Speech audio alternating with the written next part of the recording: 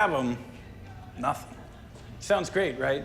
Well, turns out we actually need to feel the pain to stay alive. Otherwise, we might get our hands stuck in a wood chip or not even know it. Anyways, let's get this puppy up. More like John Doe-y. This dude's heavy. Okay, looking good. Now pay attention, Miss Toe. It's Tao. You a vegetarian, Miss Tao? No. Because, personally, I like my chicken oven roasted. Do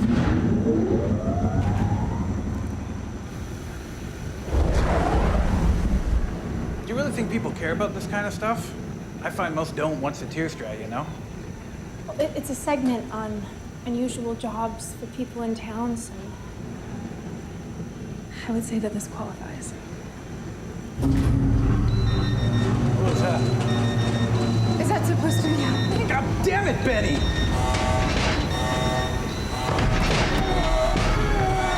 Oh my God, they're alive! Open the door! Open it! I'm trying. I gotta override the system. I gotta open the door. The flames are shooting everywhere. Ah!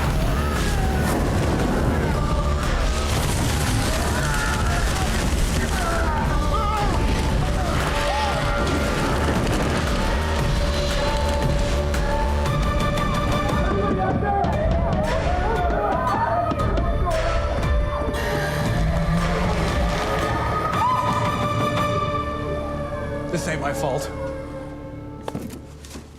Well, it sure as shit isn't my fault. When is it ever, Dad? What is that supposed to mean? Of course you're doing this. You've been running ever since you fumbled the Black Deer case. I'm doing what's best for me and Cooper. I need a fresh start. We all do. Oh, that's real nice, kid. Given everything our family has been through. Damn it. What the hell is going on? This one's really cool, Mom. Yeah. Wait, what? Haven't seen this old relic in a while. There's a reason for that. I can't. I'm with my daughter and my grandson right now, okay? I have to go. You handle it. Still using the family excuse? What are you gonna do when Cooper and I are gone, huh? It's not like you can just be honest. Oh, that's rich coming from you. Hiding all of this, taking away my grandson, quitting on me, on our town, on your sister. Are you serious? I am your boss, too. Were you even gonna bother to tell me? Oh, damn it. Yeah, I guess I forgot how easy it is to talk to you. Consider this my 2 weeks' notice. Yes. Randy did what? What does that even mean? Oh, wait, so, hold on. What? Okay, slow down. Yeah, look, I got... What? Well, where did they go? How the hell am I supposed to know? Yes. Okay, look, I'll handle it. You stay put, all right? The apocalypse start or something? What's going on? I'll get the Seeleys to watch Cooper. I need you. What is going on, Dad? I don't know exactly. Go see Randy. Find out what's got him all worked up. You are still a Mountain Bay County police officer for the next 2 weeks, right?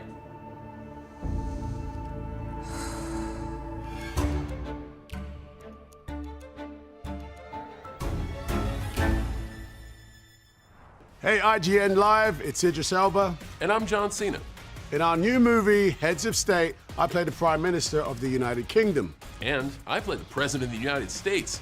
And even though our countries have united in their names, Our characters couldn't be further apart. think less special relationship and more international headache. But when the world's falling apart, they have no choice but to team up. It's chaos and action, and somehow they don't completely ruin everything. A rare win for politicians. I wonder why they didn't let me play the Prime Minister of the UK. Because your British accent is not that great. Not that great. Oi, Governor! It's actually quite spot on, isn't it? Whatever. We're excited to share the very first exclusive clip from Heads of State. Coming to Prime Video on July 2nd. Enjoy. Enjoy!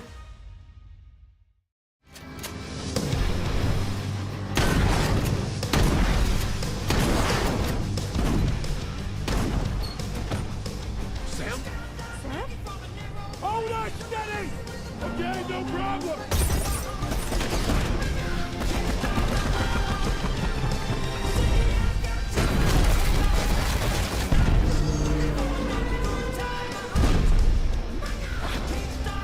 How are you alive?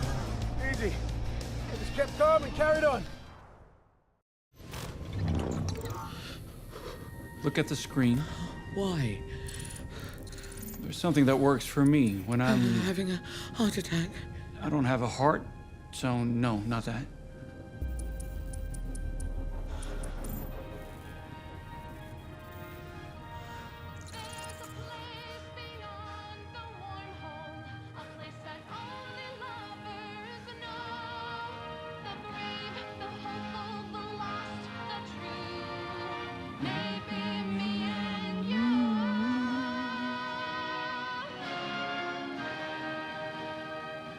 Sanctuary moon. It's a soothing episode. Hi, ign-live. I'm Mason Thames. And I'm Nico Parker. We're excited to share with you this exclusive clip of our new movie, How to Train Your Dragon, coming to theaters June 13th. Enjoy. I know this looks suspicious, but funnily enough, Oh, you're right. I'm through with the lies. I've been making outfits. So, you got me. It's time everybody knew. Just take me back. Ow! Ow! Why would you do that? That's for the lies. And that's for everything else.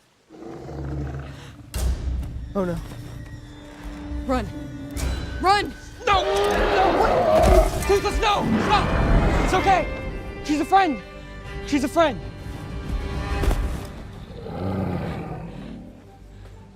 Toothless? Astrid, Toothless. The Night Fury.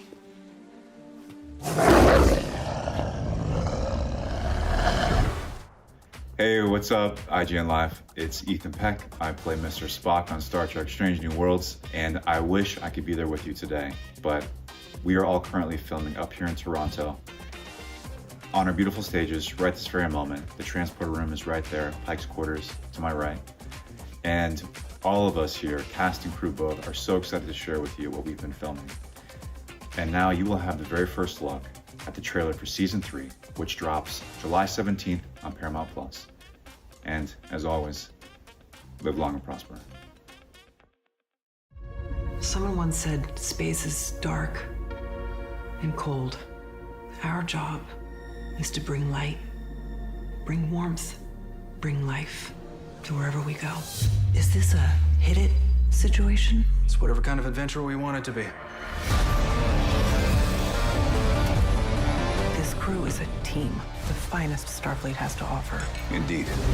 It's possible they don't know about us. They know about us. There is evil in this universe, as sure as there is good. The choices you make in that chair, they are yours to make and yours to live with. We await your orders, sir. You don't trust me with your best friend? You don't trust me with your baby brother. It's madness. We have to stop this invasion. Prepare all weapons. Get to the ship!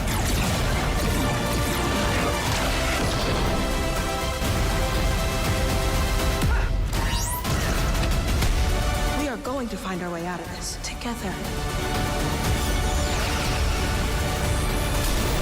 It's 1 in 1,000 we get it done right or don't blow ourselves up along the way. I like those odds. We'll just turn it off before we blow up. Give me 5. Now, down low. Why would you do that? Because you are too slow.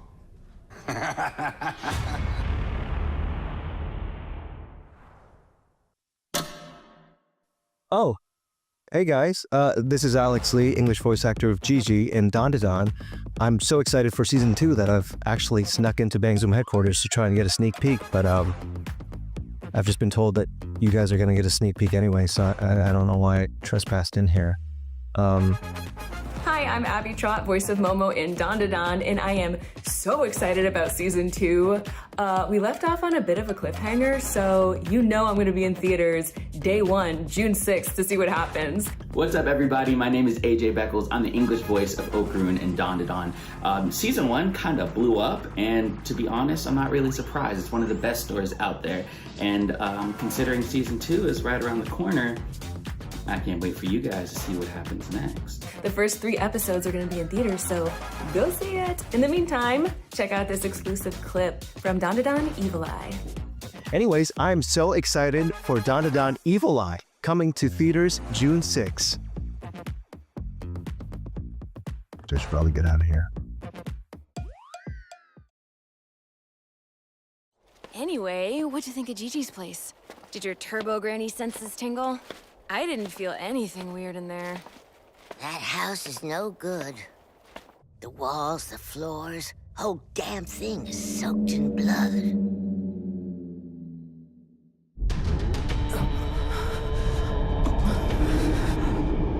Holy crap, a secret room! Should we check it out? No, of course not. We don't know what kind of danger's lurking in there. Let's wait for Miss Ayase to come back. That must be Miss Ayase. Nice timing, girl! Momo, you won't believe what we found.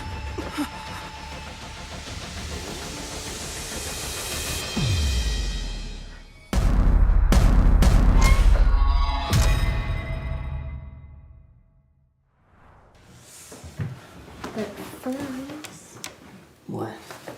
Just 2 minutes. Babe. Come on, I just spent the night in a cave. Please, please, please. Fine. All right, but you do me next. Mm-hmm. Babe, come on.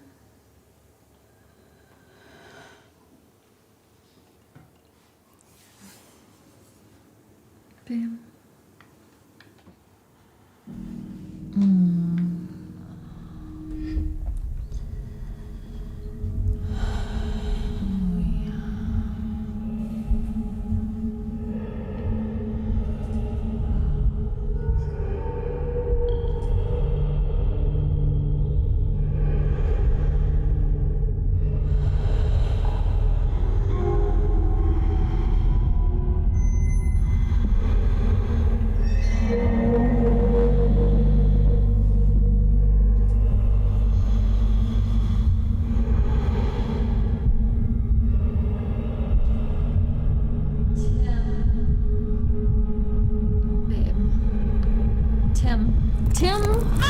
What? I'm Q. I'm Kai. We're the stars of Marshmallow, a throwback horror film where a bunch of us kids get stalked by a living nightmare at summer camp. Marshmallow is now available on streaming platforms like Amazon. Check it out to see if we survive. Here's an exclusive clip from Marshmallow. Only on IGN Live. What the hell's going on? You can hear my voice! Report to the mess hall! Okay, here. Let's go! No way! We can't trust anybody at this point.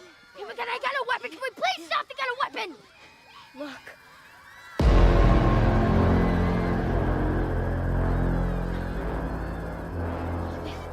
We have to go now! We should swim across the lake! No, we're not swimming, Sam!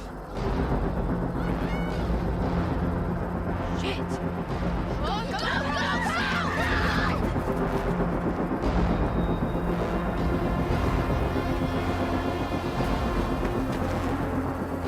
What are you doing? Stop it! Stop it right now! What? Stop!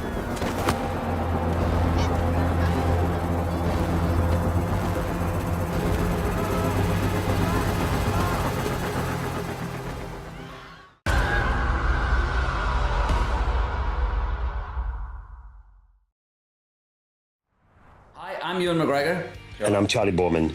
We'd love you to check out this new clip from our latest episode of Long Way Home. Exclusively streaming on Apple TV Plus. Enjoy. This is not raining. This is what not raining looks like. Oh, I love this road. Beautiful, isn't it?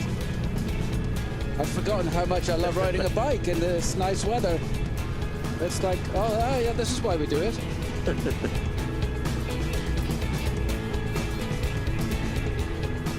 This country is one of the most forested countries I think I've ever seen. Aztec legends say that long ago, two gods gave their lives to become the sun and the moon. But they got stuck, immobile in the sky. Typical.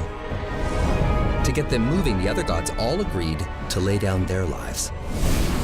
All except for one, Xolotl. He ran away, jumped in a lake, and transformed. Poor guy. He moves into a nice quiet neighborhood, and a few centuries later, 20 million other people have moved in there too. The good people of Mexico City.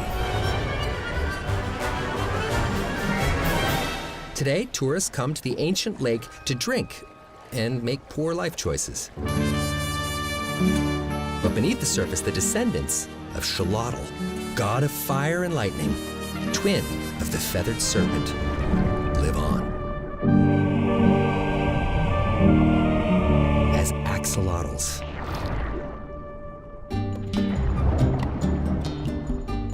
Now, I know you might think a god would turn into something cool, like a giant snake or something. But these guys, they look more like an overgrown tadpole, the size of a wiener, with gills like a frilly feather boa. And as for his hunting skills, they're... how can I put this? Underwhelming.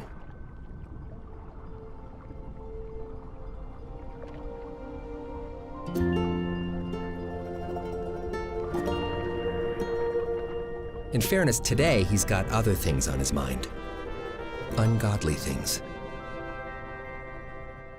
Hello everybody, it's Pete Davidson here, and I'm very excited for you guys to see a sneak preview of The Home, my new movie that I got to make with my Staten Island brother, James DeMonico, who's an absolute sick So I hope you guys enjoy it, and here's a clip.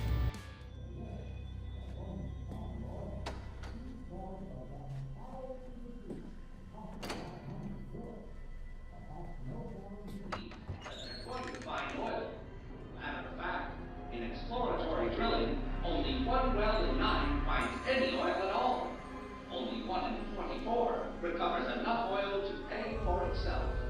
And only one in almost 1,000 makes a major discovery. Pretty big odds.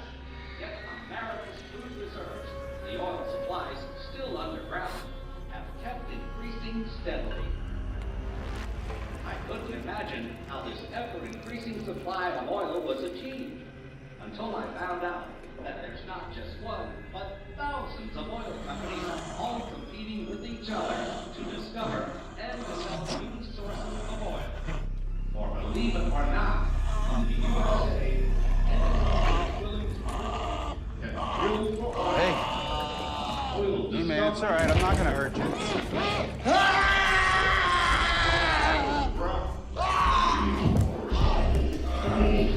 It's okay. I'm not gonna hurt you.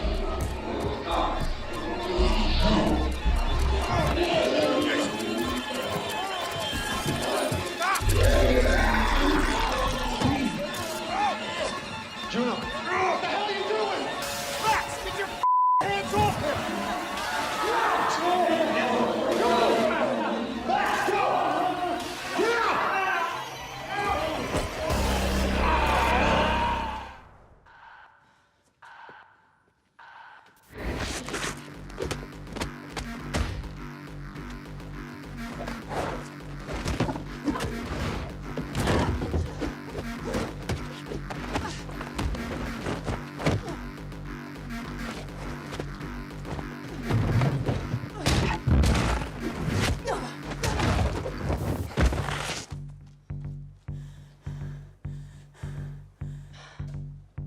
I remember the woman I gave that necklace to long time ago. And you're not her.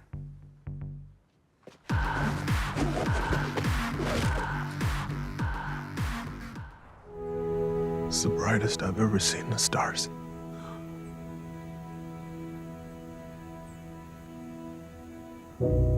Look at that. There's Aquila, the eagle. There's Cygnus, the swan.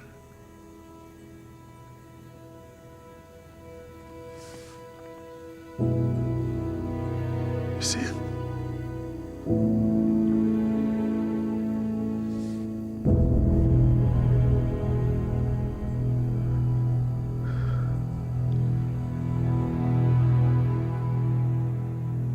And there's the North Star.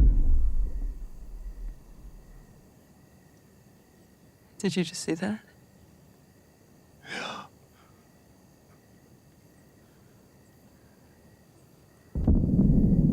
There goes Mars.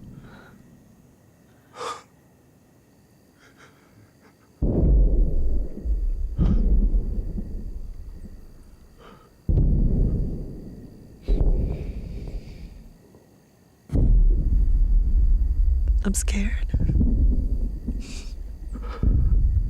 I am too.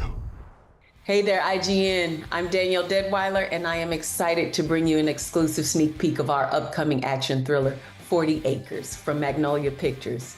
I play Haley Freeman, a former soldier in a famine-decimated future that is taking a last stand to safeguard her family's farm from a militia hell-bent on taking their 40 acres. So enjoy this clip from the film and check out our movie 40 Acres in theaters nationwide, July 2nd.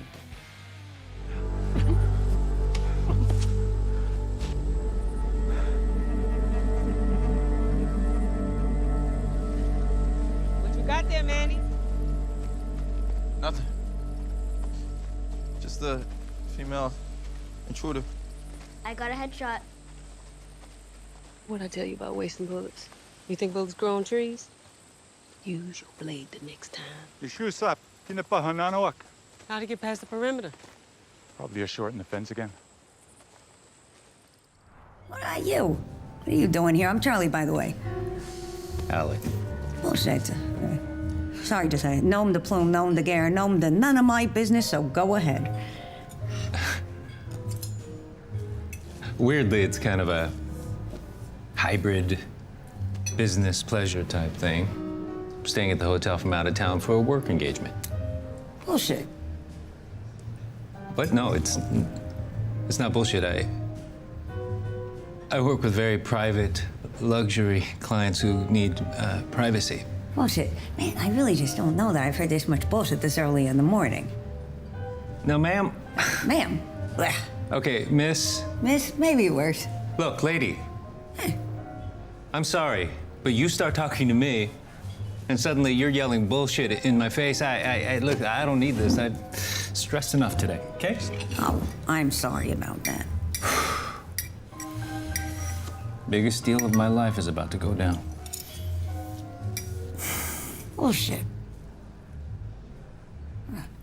Hey, man, what's going on? I mean, it's just the two of us at this bar, you know? I mean, the stakes couldn't be lower. You don't need to lie to me. Anyway, I'll just leave it alone. I'm gonna go back to my eggs, okay? What is going on? Is this like the weirdest bust of all time? Oh, no, it's just that well, you see, I have this gift. I can tell when people are lying, sort of like a human lie detector. Nice to meet you.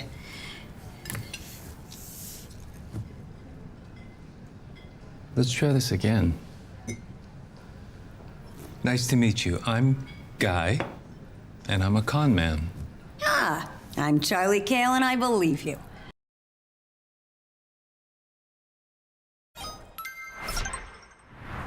That was a look at some of the most hotly anticipated upcoming movies and shows. Up next, we're shifting gears to video games we'll be playing in coming months. Specifically, video games with hyper-stylized, neon-lit, retro-futuristic, anime aesthetics. In other words, awesome looking. Up first, here's Screamer, which, dare I say, looks awesome.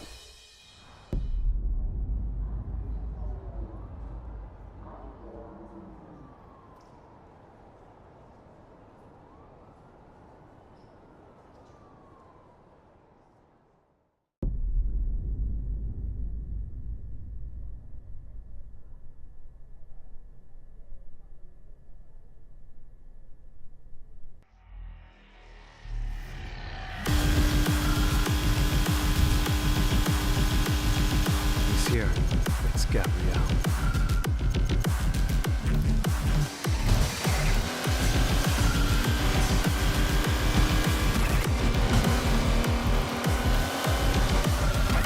Die deceiver.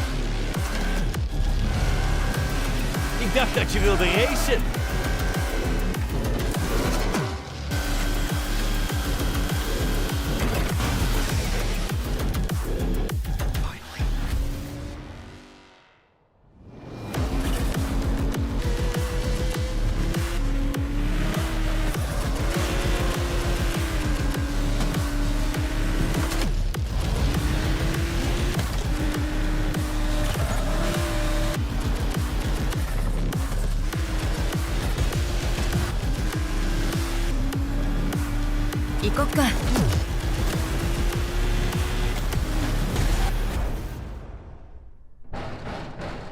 Hello?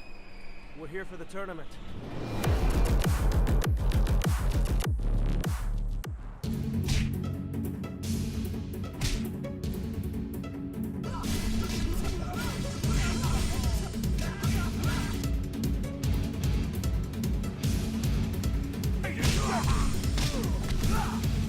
Time to get serious! Dancing flash!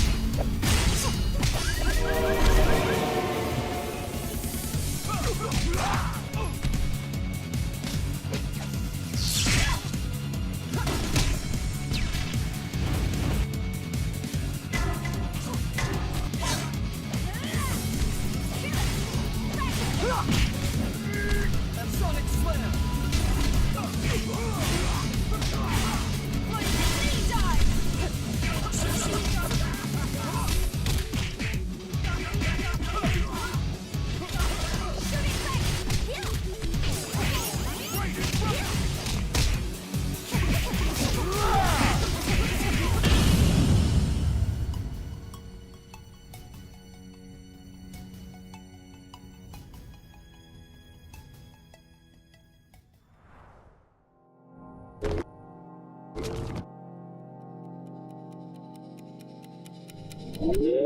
あ、こんにちは。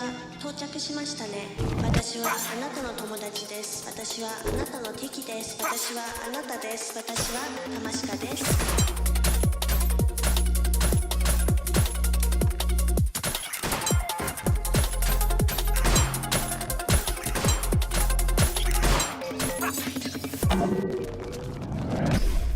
これから超越しますよ。注意してください。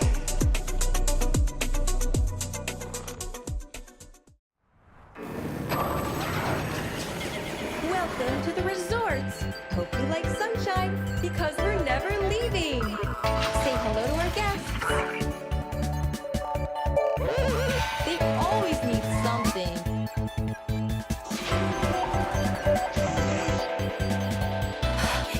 And that's where you come in.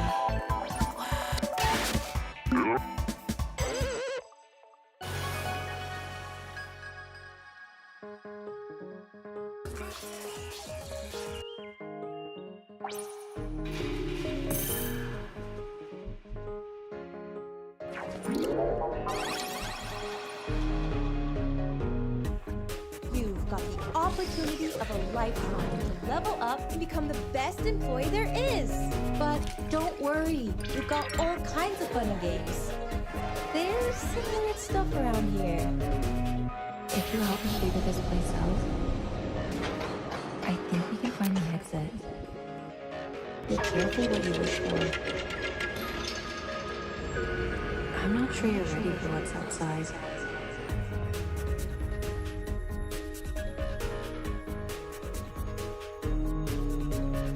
Oh, well, back to work.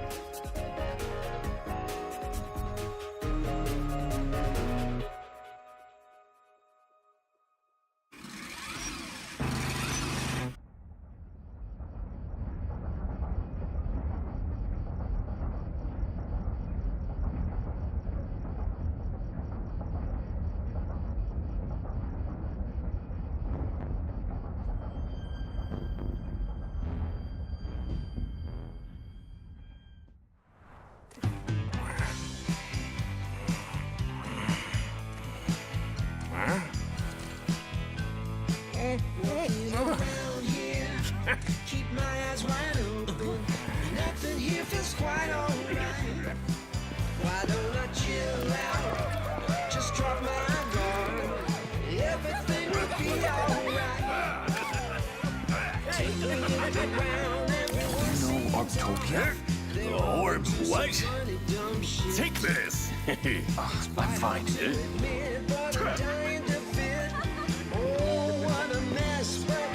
Louder! Listen, money's gotta flow. Hoarding it is for chumps. Why don't I chill out? Just drop my guard. Everything will be alright.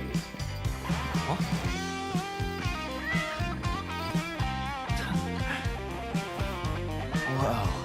You know Octopia?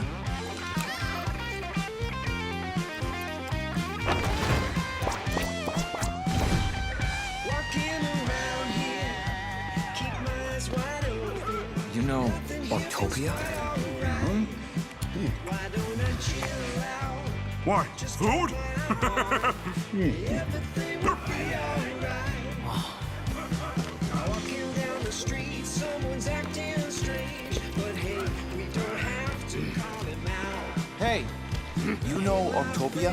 Got no better way, so I'm joining him 'cause who the hell cares? Who's asking?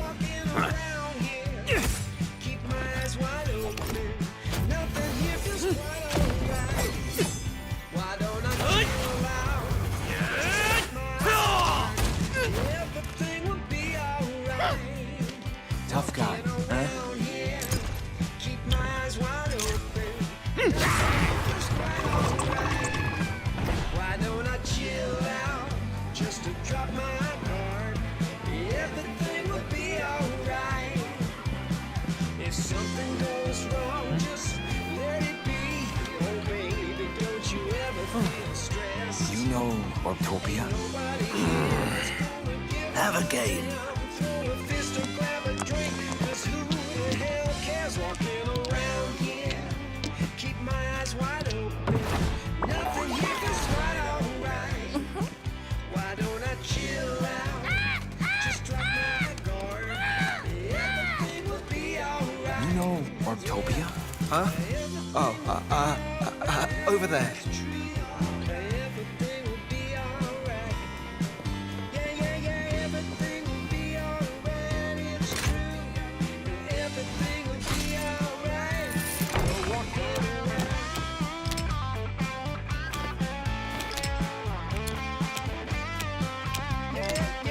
You know Octopia?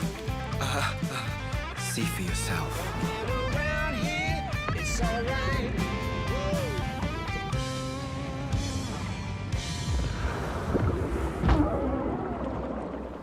Here? Octopia?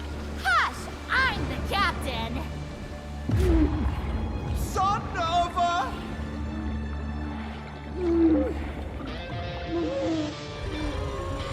This is definitely not Octopia! Where is it? What's with you and Ortopia? Who the hell knows? Shut up. Octopia! What the hell is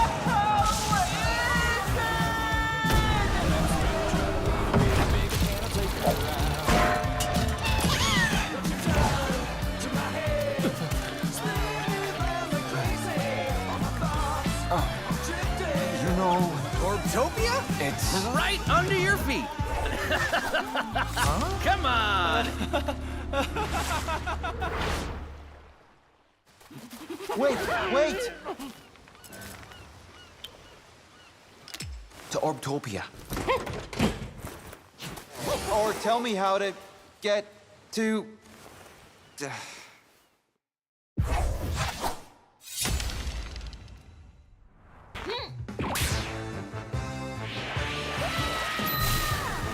Next time on Wonder Stars.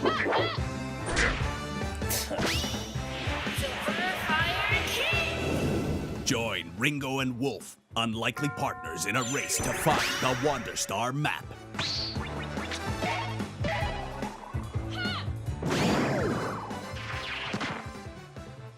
Use words to fight and unleash custom attacks in this super anime RPG.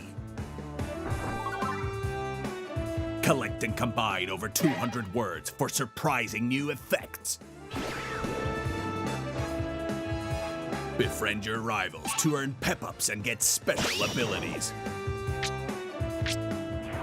Travel the universe on a roller coaster adventure filled with twists and turns. Make friends and enemies in a tale of mystery, betrayal, redemption, surfing capybaras, and delicious empanadas. Will Ringo and Wolf find all the pieces of the WanderStar map? Tune in to find out.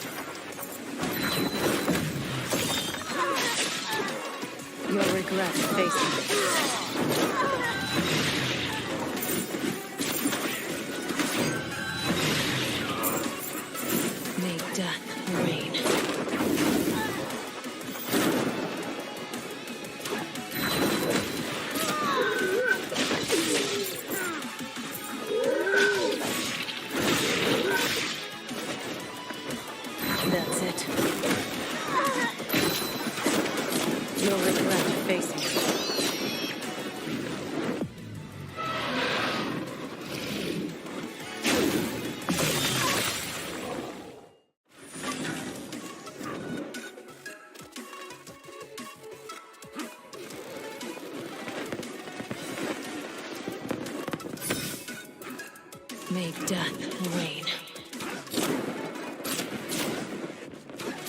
That's it. May death reign.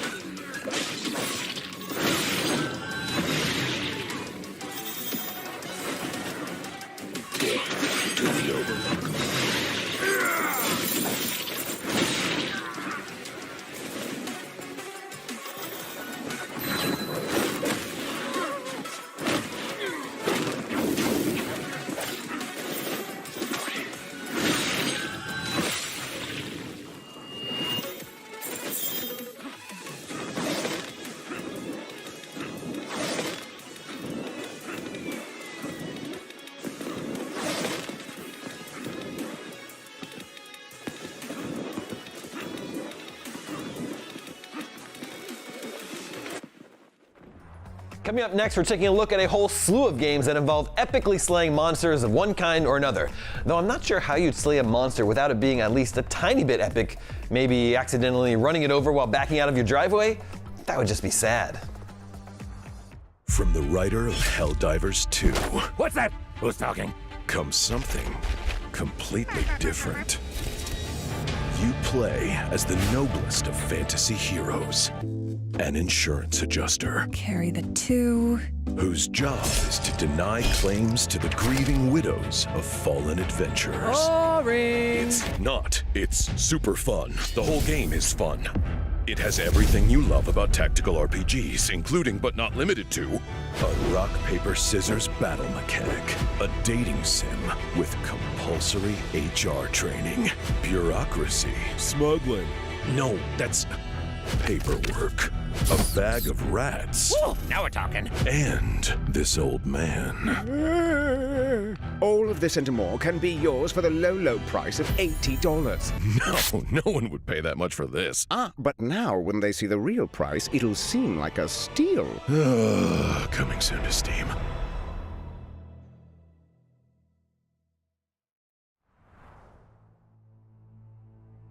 At last, the traitor's plan bore fruit. All was as foretold. And the seed of the Demon King awoke. But beyond the abyss of despair, rebellion has begun.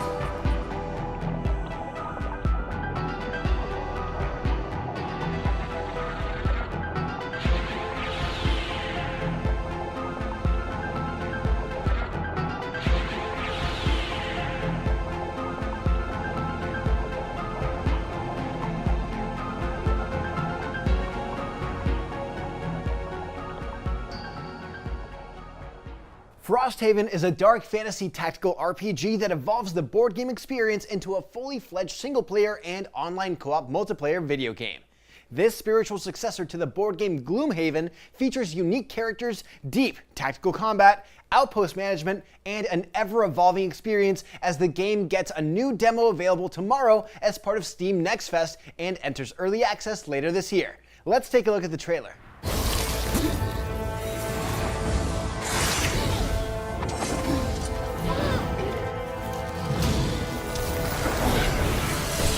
Hi everyone, I'm Hristo Petkov, the game director for Frosthaven. And I'm Julian Gollop, the CEO of Snapshot Games, but most of you know me as the creator of XCOM. We are very excited to get to show you Frosthaven, a dark fantasy tactical RPG based on the highly acclaimed board game of the same name.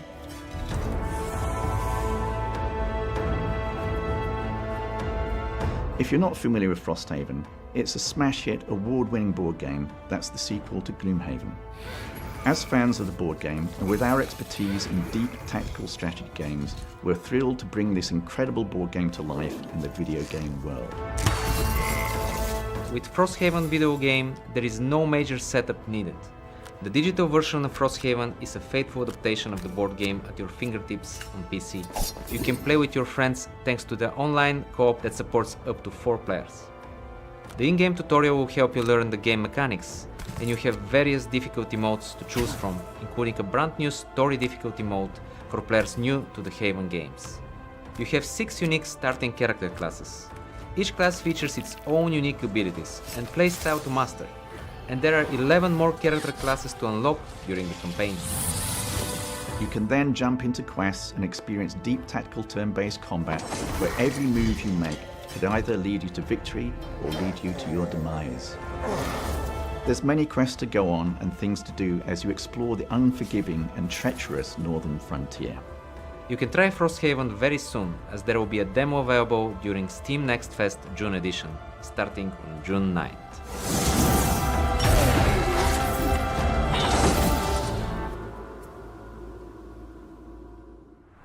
Now, if that wasn't enough game trailers for you, don't worry, because we have another full hour of them lined up for tomorrow. But there's this little thing happening between now and then called IGN Live. We'll be talking to the stars of Clair Obscur, Expedition 33, Squid Game, and Rick and Morty. Plus, getting new looks at upcoming games like Sonic Racing CrossWorlds and MindsEye. But up next, crack a Nuka-Cola and pop some Mentats, because we're checking out the latest addition to Universal Halloween Horror Nights, Fallout. Halloween Horror Nights is all about dropping fans right into the world of their favorite franchises at Universal Resorts, and gamers have a lot to look forward to this year. Here to tell us more are John Murdy and Matt Flood from Universal Studios. Thank you for joining us. Thank you. You're welcome. It's our pleasure to be here. You're both here for a very exciting Halloween Horror Nights announcement. The floor is yours. Well, we're very excited to announce that Fallout is coming to Halloween Horror Nights. That is Halloween Horror Nights on both coasts, Hollywood and Orlando, and you will get to experience the Fallout TV series brought to life in a tangible, real, walk-through haunted house experience. We cannot wait to see the fans of this brand, of the Fallout show, get to enjoy this incredible experience. Well, safe to say I'm very excited. So what makes Fallout a good fit for Amaze? A lot of what we do is fan fulfillment. We want to tap into the properties that have the most rabid, passionate fan bases, and that is certainly Fallout. And Fallout as a specific brand is so immersive. So much of the brand goes from vault to the expanse of the wasteland, and that experience of actually traveling through, journeying through this really amazing textured, there's a lot of layered story through the branding, through even the music brings these things to life. And that's stuff that we can make tangible in Halloween Horror Nights. And it can be something that you actually get to walk through and experience firsthand, that there's Lucy, there's Maximus, there's the ghoul. As you go through these environments that it's like, I recognize this, I'm in a Fallout vault. How cool is that? I'm thinking about all of the things that you can pull from the show and all the set pieces and moments. What were the sort of sights and sounds from Fallout that were most important for you to bring to life in the maze?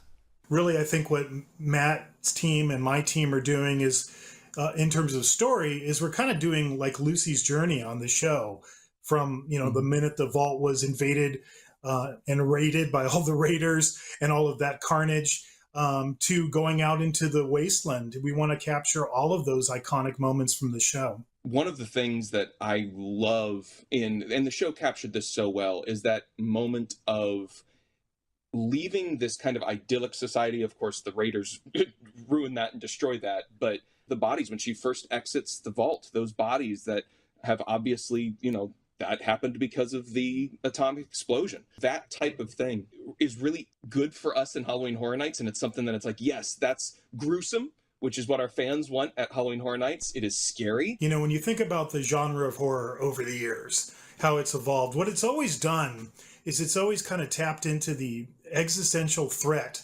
that people were dealing with at the time. And because Fallout is kind of retro-futuristic, the fact that we get to deal with the aftermath of a nuclear holocaust, that's just something we've never done on Horror Nights before. So that's just tapping into a whole different realm of horror. One of Fallout's most recognizable designs is the power armor suit. How do you approach something as iconic as the power armor? Yeah, it's huge. Let's start with that. It's massive. We work really closely with the people who are producing Fallout, and they've shared an incredible number of assets with us. So one of the things that we requested and we got were the 3D files for the power armor, which is literally hundreds of individual files. So like as we're speaking right now, Matt and I and our special effects team are going through all of that, to produce power armor full size. As John said, there was so much to pull from the show. Both coasts have found different really iconic scenes from the show to create in a very Halloween Horror Nights way. And in Orlando, we do have kind of a final battle moment, and not to reveal too much, but yes, T-60s will be a part of that battle. You talk about like you're telling the story of Fallout in the house, and I think, oh yeah, they've got to have like a writing team for a maze. What exactly goes into writing? We're looking at it. That's us. It's like, there are times where you have to design mazes for movies and shows that aren't out yet. Like, how nerve-wracking is it to kind of watch something that you're adapting that you've been working on? And, you mentioned working with, like the producers of the show. Like, what does that collaboration look like when you're actually like kind of adapting it and rewriting it for a maze? Yeah, I think the big difference is obviously when you're doing a show and in a video game as well, dialogue is the primary way you're communicating story. But for Matt and I, we have to translate that into what we call visual storytelling. So while we do use, snippets of dialogue here and there, when you're in a haunted house, it's such a chaotic, environment. People are screaming, jumping all over the place. So you really got to figure out how to communicate it with visual cues. So that's a big part of what we do. But we are both writers, and we write these massively long treatments. They're usually about I think mine average 100 pages. And it's a narrative, but it's also a full technical breakdown, start to finish. It's literally capturing every single part and piece of every single scene down to the individual audio channels. It's that detailed because we need to spell it all out for our team so they know exactly what to create. And what Horror Nights is known for is our attention to detail. What we're doing is utilizing every element to tell these stories. So when we talk about being writers, yes, there are words on the page that we're writing, but it's oftentimes describing how the lighting is going to tell a story, how the sound is going to tell a story, how this prop or how this poster, and it's all those different elements. So there's a lot of cool styles of writing that go into what we do to bring these things to life. We want to have so many different Easter eggs, that maybe certain people won't particularly notice, but the real hardcore fans of the video game and the series, they'll pick all of that stuff up. So we really want to make sure that the houses we create are layered with that. That is especially exciting to me. Are there any specific Easter eggs maybe we should be on the lookout that you can tease? Well, I'm sure Pip Boys. Oh, I need one. I'm missing it. There's so many different like fictional brands that exist. All those things in the storefronts or in littered across the side, you'll see those little things scattered around. And so if you're, second, third time through the house and maybe you get a chance to glance down and you're not totally terrified, you can see a lot of those Easter eggs existing throughout the house. I'm thinking about Fallout, and I'm thinking about like the vault, the wasteland, the little towns, the super duper mart. Was there a set piece or moment that you were most excited to adapt for this maze? For me, well, the wasteland, obviously, because it's fun to go, from the vaults where you're really in a claustrophobic environment and then to kind of open it up into the wasteland. But for me, when I think of it purely from like what Horror Nights delivers, Super Duper Mart. Yeah, that to me was like, oh, I want to be in there with all those ghouls coming at me, And again, because we put different focuses and honestly, fans are going to have to go to both coasts. I'm sorry, it's just the way it is. They're going to have to see the full Fallout experience between both coasts. I don't think you are sorry. I don't think you are sorry, Matt. I think you want us to go to both, and we will. I like that we both kind of have our own creature takes too. You know, for us in Hollywood, it's the Al Guy bear. Oh, yes. Giant radiated bear. Gentlemen, I do have one final question. Can you tease any more mazes coming to Halloween Horror Nights this year? Can you think of one, John? Hey, Matt. Well, if you think about things that started in the, as a video game, I can think of one property that our fans have been like requesting for years and years. What is it? It begins with it starts with a number.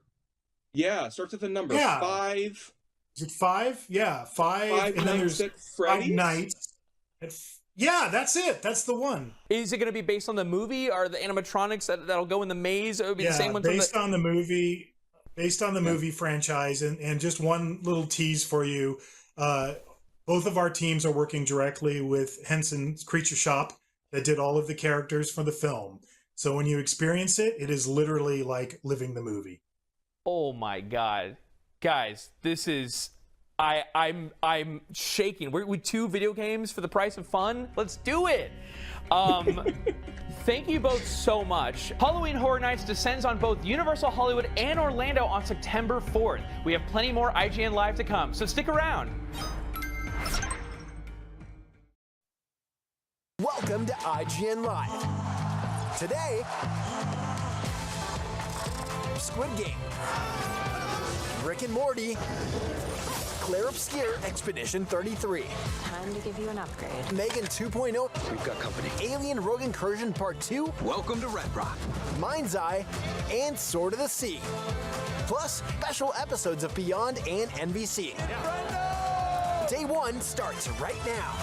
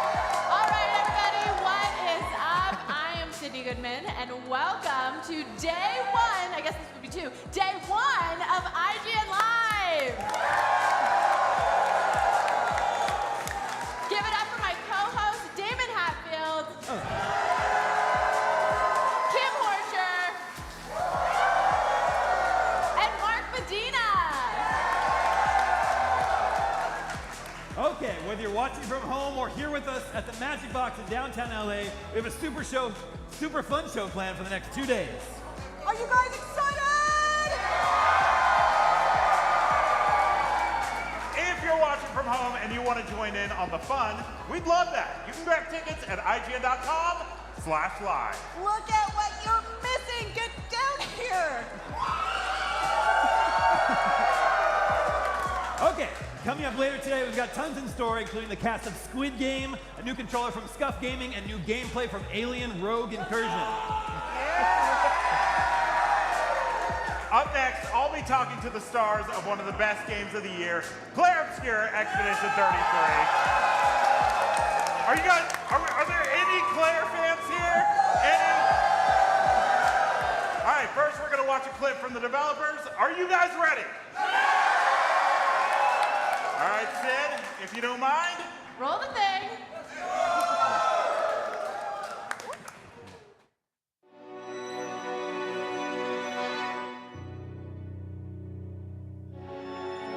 C'est un véritable cataclysme. Ce jeu est en train d'exploser tous les records.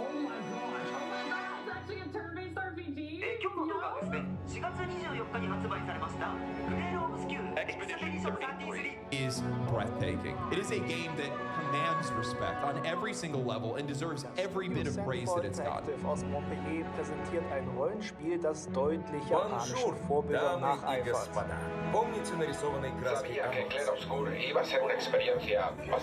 Ils sont une trentaine de personnes et surtout, c'est leur premier jeu. Nous sommes à Montpellier pour une émission spéciale le mieux noté de ce début d'année 2025. Et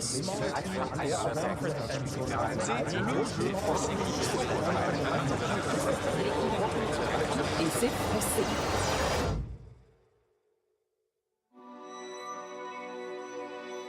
We are 2 days before the launch of the game, which feels very surreal, probably the most emotional moment of my life. Putting something out after 6 years of work, like 6 years is a very, very long time to work on something, and it's basically been my life for the last 6 years. I've been doing pretty much only this, living for this, dreaming about this, waking up every morning, working on this, like every weekend, every day, and I'm very fortunate to be able to achieve what is basically my dream and put it out in the world.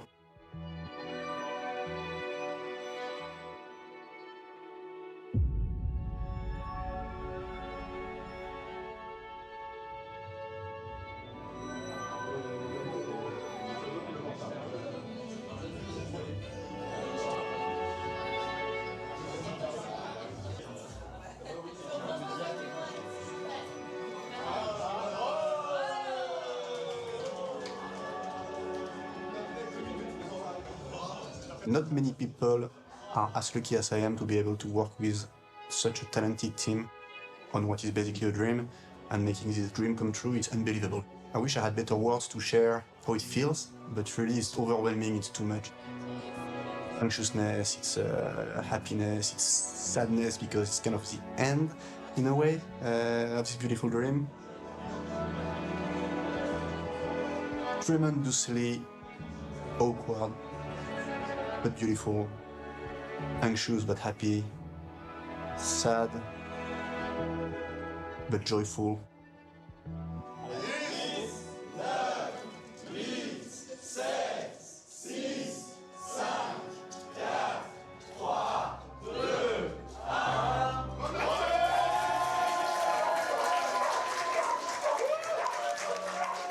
Wow. The biggest ride of my life, yeah.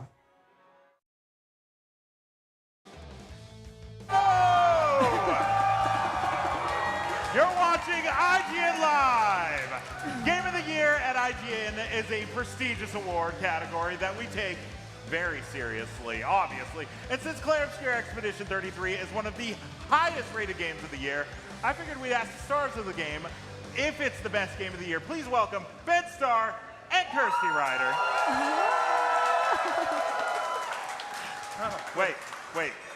I think there's supposed to be a third person here? Yeah. Wait, hold on. Is there somebody else back there? No. What?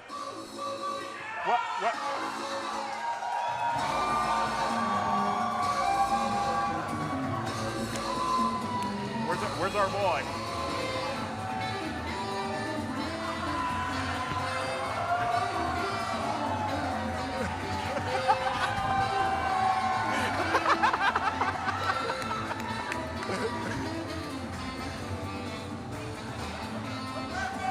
Rich Keeble, everybody! Rich Keeble. Voice of Minoko. Rich, why? Why? No regrets. Are you hot in that thing? A little. Yeah. I need everybody to see Kirsty with the glasses on. Okay, Because that's how I played the game. You ready? And it's just, it's the greatest thing you'll ever see. It's so good. All right. Let's get down to business. We're supposed to talk about the game. Okay. All right. I feel like Clair was a game that like wasn't on that many people's radar at the beginning of the year. People knew it was going to be cool. I kind of thought it might be cool. And now it's like a lot of people's Game of the Year contender. Fame, what do you think? Yeah, it's a good game, isn't it? It's good. I feel like this is a game that is like tailor-made for me. I'm a huge RPG fan, and like as a person who's been playing these types of games since I was about 8 years old, it's kind of the game that we felt like we played when we were 9 years old, 8 years old, that first time that we ever explored RPGs. Yeah. And it's amazing that it's not only nostalgic, but it feels fresh and new. And it's the fact that it's bringing a lot of people who wouldn't normally play this type of game into it. And it's been a real treat to see. Yeah. Kirsty, how's your reception been to everybody? There's someone dressed, like there are people dressed up in cosplay. Is this what you expected? Definitely not. No, not at all. I could never have expected this. We knew that it was a special game. We knew that people were really passionate about it, but I don't think anyone could have known that this would be the reception. So it's very exciting to be here. Yeah. Rich, we need a wow, wow, wow. Ladies. Ow, wow, wow. Well, yeah, I'm delighted that the game has turned out so well. I mean, it's lovely to see so many people here. I mean, we thought it was going to be good, you know, but maybe not this good. Yeah. When you signed up for it, you're like, this might be okay, you know.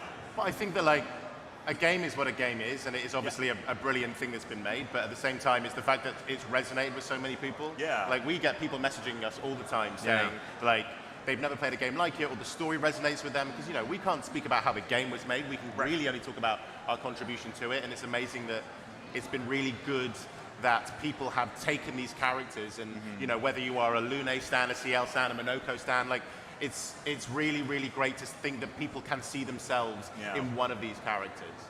So RPGs are like, you know, they're like fantasy or medieval. There's not too many like French aesthetic RPGs. What do you think like the French aesthetics lend to RPG mechanics so well? Like what, is that something you expected? Well, look at us. We're dressed like this. Yeah. It's cool as hell. Like we've all of us, like we've been to. Even Rich. Rich is so French right now. Yeah. So French. I don't know, man. I think it's just the fact that you can say whether it's French or not. It's the identity of the studio that made it. Yeah. That's what it is, and it feels like so much love and so much DNA has been put into this game. And like, shout out to the team back in France who hopefully are watching this. Shout out to Soundfall Interactive. It's great, and they gave us freedom. Like we recorded this in the UK, but it still has that real kind of sense of identity. Yeah. Kirsty, when you found out this was like a French game, did that worry you at all? Or you're like, you know what? I'll be French. That's fine. Let's do it. You mean, did it worry me because I'm so good at French? Yeah. No, it didn't worry me at all. But when I knew that I'd have to do some French swearing, that was slightly worrying. I did my best. That's all I can say. Yeah. I did my best. You guys have a lot of scenes together, Monoko and Verso. Were you guys in the studio just playing off each other? No, we weren't. But Really? I did say to Rich, there's the scene that's kind of gone around, right? It's the good. Yo, There will I be a love lot of it. fighting. I love it. And I said to you, I think people are going to clip this scene, and Yeah. it has come true. I've seen Is that the one where I've seen he's like, millions of clips of that. I'll never join you, and he's like, there's going to be a lot of fighting. Okay, I'm in. Oh, yeah, Good, yeah, good, there will be a lot of good. fighting. Yeah. That is one of the best. With so many, 2025 has been a really, really good year for games already. You've been in several. Yeah. Kazan. Yeah. What do you think Clair does differently than any other Game of the Year contender so far this year? I would say to kind of be like Switzerland a little bit in this. I think games can resonate with people like when you play them. We're not really, when we play a game, it's how it hits us at the time when we play it. And it seems that right now in this industry, a lot of people needed a game like this. And I think that it just came along at a time when people wanted something that was comforting but daring in its narrative. And actually just had, I mean, I just got to give a shout out to these guys. Like, they're absolutely incredible in this game. The entire cast is incredible, and it's thank you for kind of platforming us and letting us talk about it. Absolutely. You guys are the stars of the show. Everyone loves you.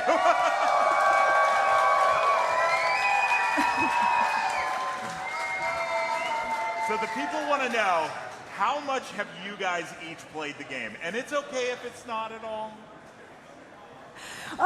Okay, I haven't yet played it. I need an Xbox first.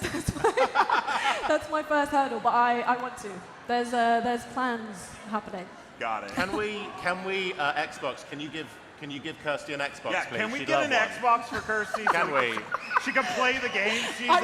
will play the game, I Does promise. anyone have one? Does anyone have one right now? And it's Can we hook one up and just get this going? How about you, Ben? Have you played it yet? Yeah, but I'm a weirdo. And I love to get my hands on it immediately. Like, I was very fortunate to, get it early. I was demanding the team that I get to play. I was going to early. ask, did they send you a code, or did you have to go to I'm desperate. I'm shameless. I'm like, let me play this thing.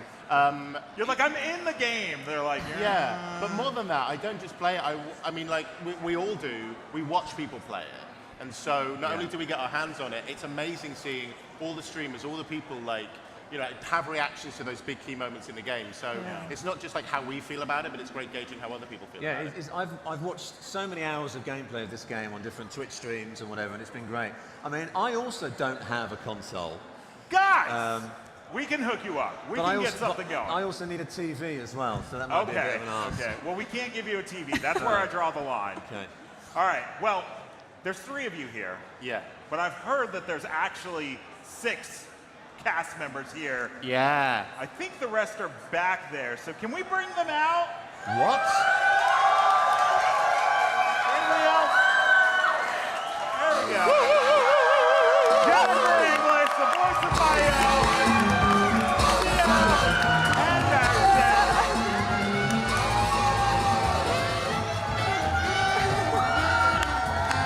Go ahead and throw them. Go ahead and throw them. All right, gang, Kirsty, Rick, thank you all so much.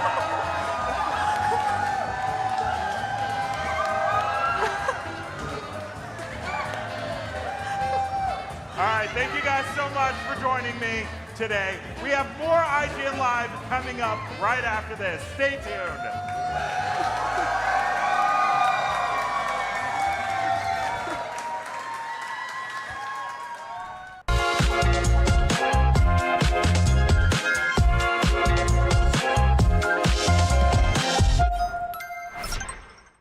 IGN Live is presented by PlayStation Days of Play. Get the PlayStation 5 digital console with the Call of Duty Black Ops 6 bundle, starting at $399.99 while supplies last. Hey you! Looking for a way to wear your fandom with pride? The IGN store is the ultimate destination for awesome merch and collectibles from the biggest games, movies, shows, and everything in between. Cruise the wasteland in style with a Vault Dweller hoodie and replica Pip-Boy. Kick back and relax to some of the best game soundtracks ever pressed on limited edition vinyl. Or level up your whole wardrobe with a massive selection of officially licensed apparel. From iconic properties like Star Wars and The Legend of Zelda to newer fan favorites like Atomfall and Expedition 33, the IGN store has you covered. You'll also find hats, jewelry, action figures, board games, model kits, art books, and even snacks. Whatever you're into, you're bound to find something. See for yourself and head to store.ign.com today. Catch up on all your favorite shows with up-to-the-minute gaming and entertainment news with Geek Media Podcasts. Welcome to a very special episode of IGN Game Scoop. Game Scoop has you covered for all things gaming and the latest game releases. Tune into Podcast Beyond for the biggest PlayStation news. Man, this is a cool looking trailer. Everything Xbox on Podcasts Unlocked. This is Steve Downs, the voice of Master Chief. Catch up with your Super Nintendos on Nintendo Voice Chat. Switched to pre-order Mania. It was chaotic last night. And get all the latest console news and rumors with Next Gen Console Watch. Now Xbox and Phil Spencer are even saying that a mid-gen refresh isn't even necessary. The Cinefix Top 100 podcast picks a movie every week to celebrate and debate. It's kind of every movie's grandpa. Geek Media Podcasts, the best podcasts from around the world. The Cinefix Top 100. A list so secretive even we don't know what movies are on it or where they rank. What do you mean you don't know? Each episode will reveal one of the movies. Did I rush it? Felt like I rushed. That was good. I liked it. Talk about why it belongs and finally find out where it ranks. Are you not entertained? Are any of the movies we've shown here even on the list? I have no idea, and it drives me crazy. Join us as we find out on Cinefix, IGN, and wherever you get your podcasts. Why so serious?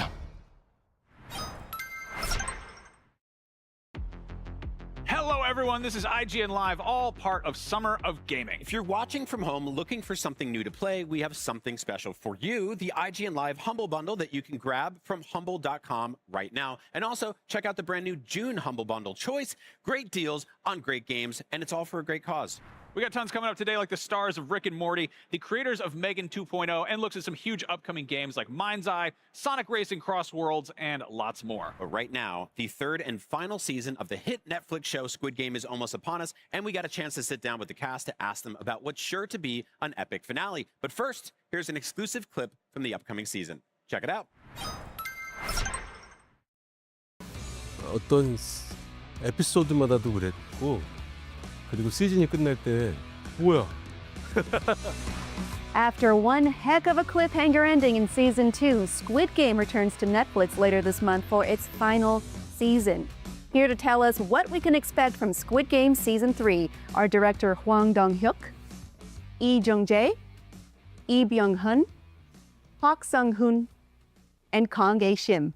Welcome. Thank you. Thank you. Thank you for joining me. We're so excited to be debuting an exclusive look at Season 3. Director Hwang, is there anything you'd like to say about the clip we're about to see? 이게 시즌 3의 아마 1화, 1화에 나오는 장면일 텐데 뭐 간단하게 말씀드리면 기훈이 그 혼자서만 그 반란 전투 끝에 살아 돌아와서 다시 정신을 차리고 자기 혼자만 살아남았다는 것을 깨닫고 좌절에 빠져서 자기도 같이 죽여달라고 막 애원을 하는 그런 장면입니다. All right, let's have a look. 왜 나만 살려둔 거야? 왜 날 안 죽였어? 대답해! 이유가 뭐야? 왜 나만 살려둔 거야? 왜? 쏘라고 이 새끼들아! 그래 쏴! 나 좀 죽여! 왜 나만 살려둔 거야? 네가 나한테 원하는 게 뭐야? 왜 너를 안 죽일 거야? 네가 이겼어. 그러니까 그냥 날 죽여.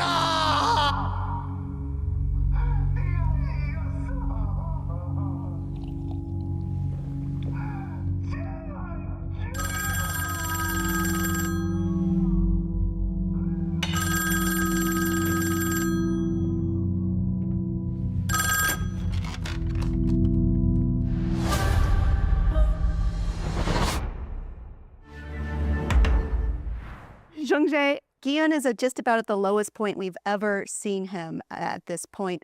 How have the events of Season 2, the finale there, changed him? 뭐 가장 큰 변화는 이제 자기가 의지하고 또 함께 했던 친구의 죽음이 가장 이제 큰 사건이었고 그 가장 큰 사건으로 인해서 기훈의 심정적인 변화가 이제 여기서부터 이제 확 바뀌게 되는 그런 기훈의 입장에서는 큰 모멘텀이 되는 그런 순간인 거죠. For the cast, can you speak to how your characters received Gion's outburst of emotion there? What's that doing to morale? 현주도 반란군에 이제 참여했다가 기훈과 같이 살아남게 된 인물인데요. 그 동료들의 죽음에 같이 마음 아파하고 속상해했을 것 같아요. 구체적인 상황은 잘 모르지만 좀 믿고 의지했던 리더였는데 그렇게 무너지는 모습을 보니까 굉장히 안타까웠죠. Previously, Director Wang referred to Gion as someone like Don Quixote, who is someone this era desperately needs.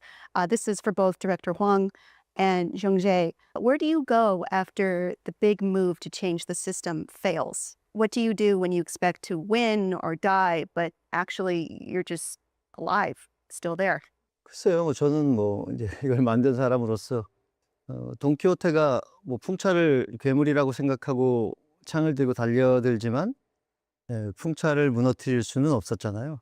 기훈도 이제 똑같은 마음이었을 거라고 생각을 해요. 이 시스템, 여기서 상징하는 게임으로 상징되는 이 시스템을 무너뜨리고 싶었지만 역부족이었음을 깨닫고 오히려 자기 때문에 친한 친구부터 많은 사람들이 죽었다는 것에 굉장한 죄책감과 좌절감에 사로잡혀서 이후에는 좀 더 아마 그 어떤 희망이나 그 용기를 잃고 좀 자기 안으로 내면으로 더 침잠하고 더 다운되는 아마 이제 그런 모습들을 아마 이 시즌 3에서는 더 많이 보여드리게 될 것 같습니다. 시즌 3의 핵심은 이제 이렇게 된 기운이 다시 어떻게 어떤 모습을 마지막에 보여주는가, 그게 아마 시즌 3의 가장 중요한 포인트인 것 같아요. Byung-hun, we learned more about Frontman's backstory in Season 2 and why he got involved in the games in the first place. What did Gi-eun's rebellion unlock for Frontman, and how is that affecting him going into Season 3? 사실 그 기훈도 자기와 같이 결국 이런 모든 과정들을 통해서 인간성에 대한 부재를 깨닫고 결국 현실을 파악하게 될 것이라는 그런 생각을 가지고 이제 계속 기운을 관찰을 하다가 결국 반란을 일으키는 기운을 보면서 좀 더 강한 어떤 깨달음을 줘야 되겠다. 어쩌면 프론트맨 자신도 정배를 죽이는 것에 있어서는 어느 정도의 흔들림이 있었을 거라고 생각을 해요. 근데 그렇게까지 강한 자극을 줘서 그래도 끝까지 기운에 어떤 깨달음을 주기 위해서 그런 판단을 그런 결정을 내렸고 그리고 이제 3에서는 결국 그런 끝까지 자신의 신념을 굽히지 않는 기운과 또 프론트맨의 이제 본격적인 대립으로 치닫게 되는 그런 과정이겠죠. Following up on that, Byung-hun, what does Frontman see in Gi-eun? What are his thoughts about him beyond what his job entails? 기운을 보면서 자기 자신을 떠올렸을 것 같아요. 일단은 여러 가지 측면에서 공통점을 발견하게 됐을 거고 당연히 자기도 오징어 게임의 우승자이고 또 기운 또한 거기서 우승을 해서 나간 우승자인데 그 모든 시스템을 붕괴시키겠다는 결심을 하고 다시 돌아온 기운을 보면서 친구에게 그런 어떤 잘못된 신념에 대한 깨달음을 분명히 가르쳐야 되겠다. 그리고 당연히 너도 결국엔 나와 같은 그런 어떤 생각을 하게 될 거야라는 생각을 가졌었는데 여전히 자기의 신념을 가지고 끝까지 그러는 모습을 보게 되고 하지만 자기 자신을 그렇게 비추어 보게 되기도 하기 때문에 한편으로는 약간 어떤 자기는 그렇게 못했는데 하는 그런 어떤 시기심 같은 마음도 분명히 있었을 거고 또 한편으로는 그렇게 인간에 대한 어떤 희망 같은 거, 세상에 대한 희망 같은 것들을 여전히 믿고 끝까지 생각하는 기훈에게 기훈의 생각이 결국엔 나중에 옳았으면 좋겠다라는 그런 어떤 바람도 있었지 않았을까라는 생각이 들어요. Sung-hoon, Hyunju performs pretty heroically in the Season 2 finale. What did it mean to you to give a trans character that moment of bravery, and what's the reception to your character been like? 일단 현주는 굉장히 이타적이고 용맹하고 그리고 배려심 있고 리더십 있는 그런 캐릭터인데요. 개인적으로 이런 캐릭터를 연기하게 돼서 영광이고 이런 용맹한 면모들을 보여주면서 어떤 사람들의 선입견과 편견을 깨부수는 그런 상징성 있는 캐릭터라고 생각이 듭니다. 그래서 금자가 현주를 바라보는 시각이 점점 변해가는 것처럼 혹시라도 지금 이 LGBTQ에게 그런 선입견을 조금이라도 갖고 계신 분들이 계시다면 그런 시각이 변화하는 그런 인물로 다가갔으면 하는 바람입니다. Shim, Gumja and Young-shik are the rare Squid Game players who know each other prior to entering the games. Now that we're in the second half of this round of games, how do you think Gumja is feeling about the odds of her and her son both making it out alive? 그냥 희망을 갖는다기보다는 그러니까 그냥 바람이죠. 우리 아들만이라도 살았으면 좋겠다는 그런 소망이죠. 희망이보다는 그런 것을 절절하게 아마 마음속으로 기도했을 것 같아요. How did you craft the ending in a way that would both surprise and satisfy fans? I know there's a lot of fan theories out there. 글쎄 항상 저도 이제 옛날에 그 미국 시리즈 같은 것들 많이 보면 항상 그 클리프행어로 다음 화를 바로 꼭 보게 만드는 그런 것들을 볼 때마다 어떻게 이렇게 끝내서 사람을 이렇게 애달게 하지 하는 생각들을 하면서 봤는데, 그래서 저도 이 작품을 계속 해오면서 뭐 시즌 1, 2 때도 그랬고 3도 특히 넷플릭스 특징은 다음 화 이어보기가 바로 있잖아요. 그래서 어떻게든지 이제 여기서 못 끊게 만들어야겠다는 생각을 저기도 모르게 했던 것 같아요. 그래서 끝날 때마다 그 대본을 쓸 때부터 이렇게 끝을 내면 시청자들이 여기서 절대로 이 화에서 못 끝낼 것이다라는 생각을 하면서 저도 모르게 계속 엔딩들을 만들어 나가는 것 같습니다. 저도 모르게 그렇게 하는 것 같아요. 자꾸 그런 엔딩이 자꾸 생각이 나고 쓰고 찍을 때마다. If you could sum up the finale of Squid Game in one word, what would it be? 어떤 에피소드마다도 그랬고, 그리고 시즌이 끝날 때 뭐야? Jung-jae, what will you carry forward from your time with the character of Gi-eun? 저도 사실 이렇게 한 작품을 오래 촬영해 본 적이 없고, 그리고 또 이렇게 오랜 기간을 통해서 관객분들과 소통을 했었던 작품도 처음인데, 그러면서 이 작품의 중요한 주제와 그 다음에 연출과 글을 쓰신 감독님의 그 어떤 이야기, 그 다음에 또 우리가 함께 살아가면서 뭐 이런 점은 좀 우리가 한번 더 고민해 봐야 되는 것이 아닌가, 혹은 이런 점은 좀 우리가 한번 그 다툼보다는 화합을 좀 더 고민해야 되는 게 아닌가. 이게 뭐 여러 가지 의미가 이야기와 주제가 담겨 있는 이 작품 안에서 많은 분들과 이렇게 이야기할 수 있는 어떤 그런 기회가 이 작품이 거의 진짜 처음이지 않았나. 그리고 물론 캐릭터들도 워낙에 많이 나오고, 또 그 캐릭터들이 가지고 있는 또 다른 각자만의 그 사연과 또 어떤 그런 뭐라고 해야 될까요? 그들만의 목적, 이런 것들이 전 세계의 많은 분들과 공감을 하는 그런 그 캐릭터들이 또 많다 보니까 그 안에서 또 다른 주제와 또 다른 이야기를 또 응원하시는 분들이 더 많아지세요. 그러니까 시즌 1 때보다 2가 더 소통이 더 많아지고, 그 다음에 이제 앞으로 이제 남은 이제 파이널에 이제 시즌 3에서 더 많은 이야기가 나올 것 같으니까, 그런 데 있어서는 참 즐거운 어떤 그런 현상이다라는 생각이 들어요. 그래서 저도 참 희한한 그 경험해 보지 못한 작품을 통해서 경험을 하고 있어서 참 제가 앞으로도 오랫동안 아마 기억에 많이 남을 것 같아요. And lastly, Byung-hun, a similar question. What will you take away from your time playing the frontman? And what are you most proud of?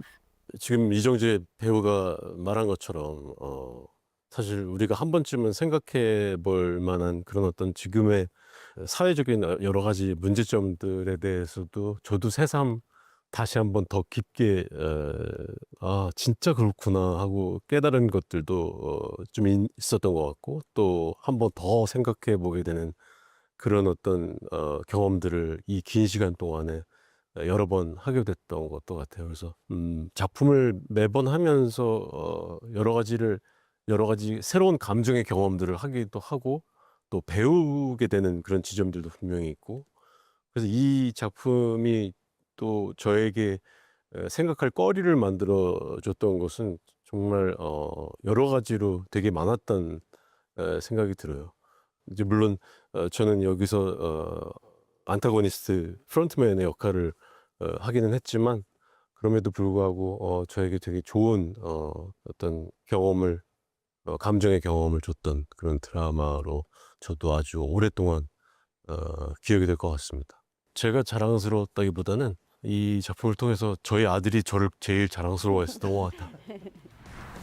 Thank you all so much for joining us. Squid Game Season 3 premieres on Netflix on June 27th. We have a lot more IGN Live coming your way. Don't go anywhere. IGN Live is presented by Lenovo Legion. Reach your impossible. The average Cinefix movie list features nearly 100 different films and approximately 25 minutes worth of wall-to-wall deep dive analysis. To simulate that pace for this 30-second ad, we're featuring 26 different films, and before you say it, no, that math does not check out. We're not math people, we're movie people. We can't even count down from 10 without ending up at, like, 96. Subscribe to IGN Movies and TV for more Cinefix movie lists. Bad at math, great at movies. Can't find that final collectible you're missing? IGN strategy guides and interactive maps are here to help. One step at a time. IGN guides are trusted by millions, easy to use, and best of all, free. IGN has the very best, most complete and accurate guides for Shadow of the Erdtree, Baldur's Gate 3, Tears of the Kingdom, and so much more. See? It's good, right? Every guide is tested and verified for you by experts. Just search for IGN when you search for guides.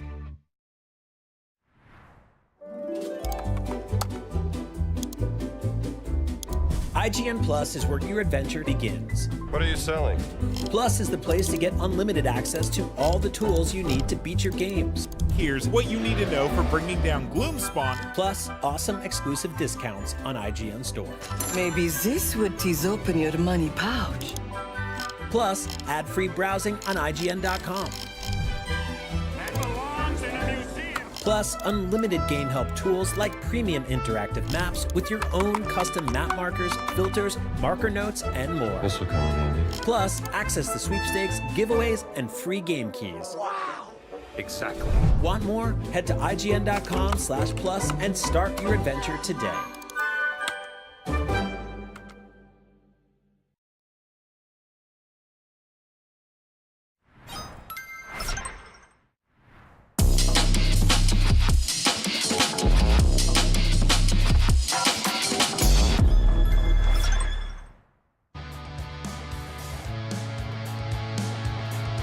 Losing at a video game is frustrating enough when it's your fault, but it's a million times worse when it's because your controller is acting up. Thankfully, Scuff Gaming has developed new anti-drift technology that'll keep your thumbsticks from doing their own thing.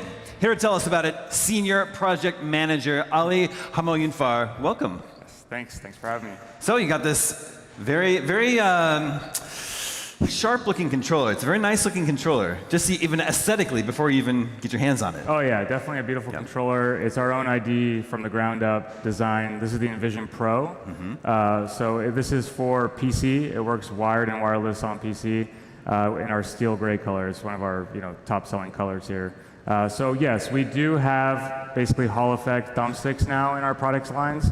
We have it in all across. So we started off with Nomad, which is our mobile line. Then earlier this year we had it on Valor Pro, which is our Xbox line.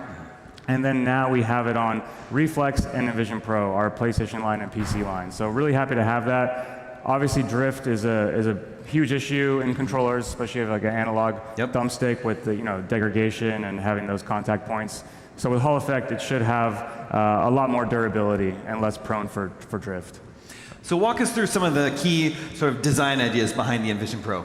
Yeah, for sure. So this is geared, like I said, heavily towards PC, but we still have a top-notch performance features on here.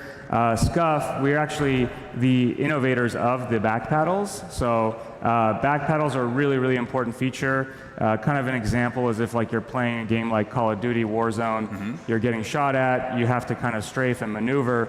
Usually you hold Y to plate up. So while you're doing that, you can't really move. Your right thumb is off the right thumbstick, so you can't really strafe and evade the gunshot. So most likely you'll get beamed and sent to the gulag. So with back paddles, you can remap those. So you can remap like Y, crouch, slide, jump, So you can basically have that same movement while plating up and jumping and sliding and evading. So that's a really cool feature that we were the originators of as well. Was there any specific player feedback that led to or influenced the creation of the Envision Pro? Yeah, for sure. So we have a really great creator and pro network. We work with a lot of pros. I take a lot of trips to visit them, and we get early feedback. You know, we definitely meet with them early on. We want to make sure that they feel part of the project, like it's theirs as well. So we get a lot of feedback, and a lot of it's implemented here. Like I said, the shape of the back paddles, the ergonomics, the rubberized grips that we have, the hair triggers, side action buttons. These are all from feedback from our pro players and creators. So how would you say these controllers enhance the gaming experience, especially for fast-paced games like a Street Fighter 6 or a Doom game? Yeah, so for Street Fighter 6, I'm a big FGC guy myself. The mechanical D-pad's really nice for a game like Street Fighter 6. You can actually feel all the clicks. So if I do like a fireball, with Ryu, you go from like 6 o'clock to 3 o'clock. You can hear and feel the 3 clicks going from 6 o'clock to 3 o'clock and then you press, punch for fireball. So the mechanical D-pads are a really, really good feature for a game like Street Fighter. And as far as Doom 2, like I said, the back paddles, the hair trigger for shooting, we have a dual trigger, so you can do full throw or hair trigger mouse clicks. For a game like Doom as well is good. So. I think you've got a private match of Black Ops 6 queued up here if you wanted to jump into it. I know it can be difficult to play and talk at the same time, but I'm going to put you on the spot. Yeah, so we have a private match here just to kind of showcase what I'm talking about. So basically, like the back pedals here, I have sprint. So one of the cool things that I do for the back pedals is I put L3 as a back pedal. Just for me, I don't want to have arthritis clicking attack sprint nonstop. But you can see I put also crouch, jump, slide. You can see kind of the movement is a lot better. My thumbs are always on the thumbsticks. So I can strafe, I'm in a gunfight, I can move, I can crouch, I can jump shot, It's basically you have that maneuverability at all times when you have a controller like the Envision Pro. Is it easy to customize the back pedals? Yeah, so you can, we have a software called IQ. It's our PC launcher. You can do a ton of things on there. You can remap the back pedals, the side action buttons. You can do the dead zone sensitivities. And the one really cool thing I'd say about this controller that our other product lines don't have are the G keys. So we have 5 G keys here. And basically this kind of serves as like a mini Stream Deck. So shout out to my Elgato family. They're part of the Corsair umbrella, so shout out to them. But like for streamers out there, say you have OBS, you want to toggle from like your face cam to the game, you can do that by press of a button. I'm a little bit more simpler. I don't stream, so I have it as like audio controls, mic mute, volume, stuff like that. I do like NVIDIA clips. But I encourage everyone to go on IQ, and you can really like do amazing customization with the G keys as well as the remappable paddles as well. So what platforms is the Envision Pro compatible with? It's PC only. So PC. Yeah, it's wired and wireless with PC.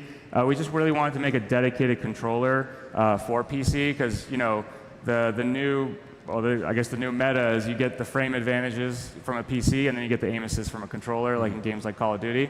So we figured we'd do a ground-up design for PC. But we do have other products for other platforms, for Xbox, PlayStation as well. So what can consumers expect from the durability and the build quality? Yeah, so like I said, we have a really good warranty as well. It's a long warranty for a year. And then with the Hall Effect thumbsticks here as well, you should have a lot more durability as far as stick drift and reliability now that there's no more contact points. It's just magnets. So. Very cool. Well, that is the Scuf Envision Pro. I think I'm going to have to get me one of those. Yeah, for sure. Thank you so much, Ali. You can find Scuf's controllers everywhere gaming accessories are sold, and you can find everything else gaming right here on IGN. Stick around.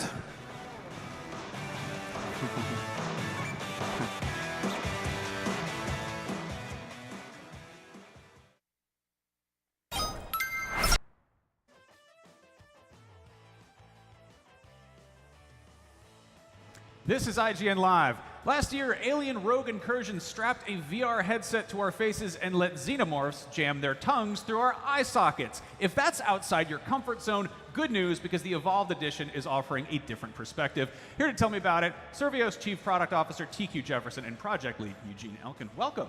Thank you. Thanks for having us. Absolutely. So VR is kind of a barrier of entry for some people, and you're taking Rogue Incursion and you're making it, a regular game that you play through a screen.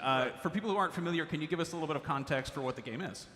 The game in general? Yeah. Sure. So Rogue Incursion is a single-player, narrative-driven action horror game with survival elements. It's in first person, so we kind of call it a shooter light. It's not twitchy like a Call of Duty or anything like that. It's more story-driven and deliberate. And you're playing a rogue colonial marine, Zula Hendricks, and she has come to this planet, Perdan LV-354, to look for a friend, her former squad mate. And what she discovers there is that the entire facility he's been working in is completely overrun with xenomorphs. Zula Hendricks just happens to be the foremost xenomorph hunter in the alien universe at this point in time, so she's more than ready to take on that challenge. And what you get is like several hours of you locked in a haunted house with great white sharks. Nice. Now, where exactly in the Alien timeline and canon does this take place? So the game takes place between the first and second films. So it's right in that time when Ellen Ripley's drifting through the middle cluster. It takes place about 6 or 7 years after Alien Isolation. Right on. We often see non-VR games get turned into VR games, but it's kind of a rarity to see the other way around. Can you talk a little bit about sort of what accommodations are made in that process? Like how does the game differ? How have you adapted it, I guess? I'm going to let Eugene talk about some of the technical aspects of it, but like one of my focuses is story and the narrative. And I actually think that we gained a few things going to PC console, and that is we have a greater freedom of telling story in the game.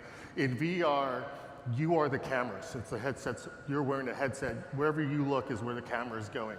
So that means you're limited in the ways that you can tell a story. You can't do a quick cutaway to see what's going on elsewhere in the facility. You can't take control of the camera because it'll make the player nauseous. So going to PC console means we can move the camera around and we can show different things that you haven't seen or maybe you couldn't see in the VR version. Yeah, being able to tell the narrative exactly how we envisioned is definitely a big part of it. Not only can we not move the camera, but now we can animate Zula. We can emote and do certain emotions, which in VR is very hard to tell a story that way. And the second, I would say, with the xenomorph, we had a lot more freedom of how we approach combat. In VR, most of the time, to make it generalized for the entire public, we didn't want to add too much quick movement because that becomes potentially nauseating to the player. Here, that restriction is gone, so now the skill check becomes a little different. It's how fast you react, how fast you move. You can move around the environment, you can dash out of danger. So it creates a very unique experience that's significantly different from VR, and yet remaining with the same feel, the way we envision the xenomorph combat to be, which is great. The other, I would say, is the graphical quality that we can reach. In VR, you're rendering the thing twice, right? One for every eye. Of course, there are some compromises have to be made, what we can do in real time at frame rate. Here, we have things like physicalized miasma, which is key aspect of the Alien franchise, right? You're walking in and they're hiding in plain sight, and as they're moving through the environment, the fog will actually separate the miasma. Same thing with the player, and it creates a really tense combat environment. Nice. Now I know that with a lot of VR games, it's sort of it needs to be more bite-sized. Like it can be overwhelming, and at the same time, little things that might be seemingly mundane in conventional gaming can be really cool. Just like picking up an object and looking at it. I guess how are you kind of finding a balance between that? Just how people engage with VR differently versus more conventional gaming. Well, for VR, more than any other medium, it's about immersion, it's about interactivity. So things like what I can touch and pick up and what I'm doing with my hands is a very important factor in terms of selling the experience and creating that sense of presence. So that's something when we're making the VR version that we're paying very close attention to. If you go into the world, I think one of the early prototypes we did was we had a hat on on a box. It's always like, hey, can I put that hat on? And someone grabbed it and they put it on. We're like, okay, people will want to do that sort of thing in VR because that's just the nature of the medium. Now, bring it to PC and console, mundane things can actually break immersion because it's just picking up a cup. It's like, well, it's just a cup. Why am I not picking up the health stim that I wanted? That sort of thing. So we need to find a balance between physicalizing the world, letting you bump into things so it feels real, but not bogging you down in picking up things that don't really matter to the moment-to-moment gameplay. Now, the cliffhanger ending of Rogue Incursion caught some people off guard. It's part one of a larger story. Can you say anything about what people can expect from part two?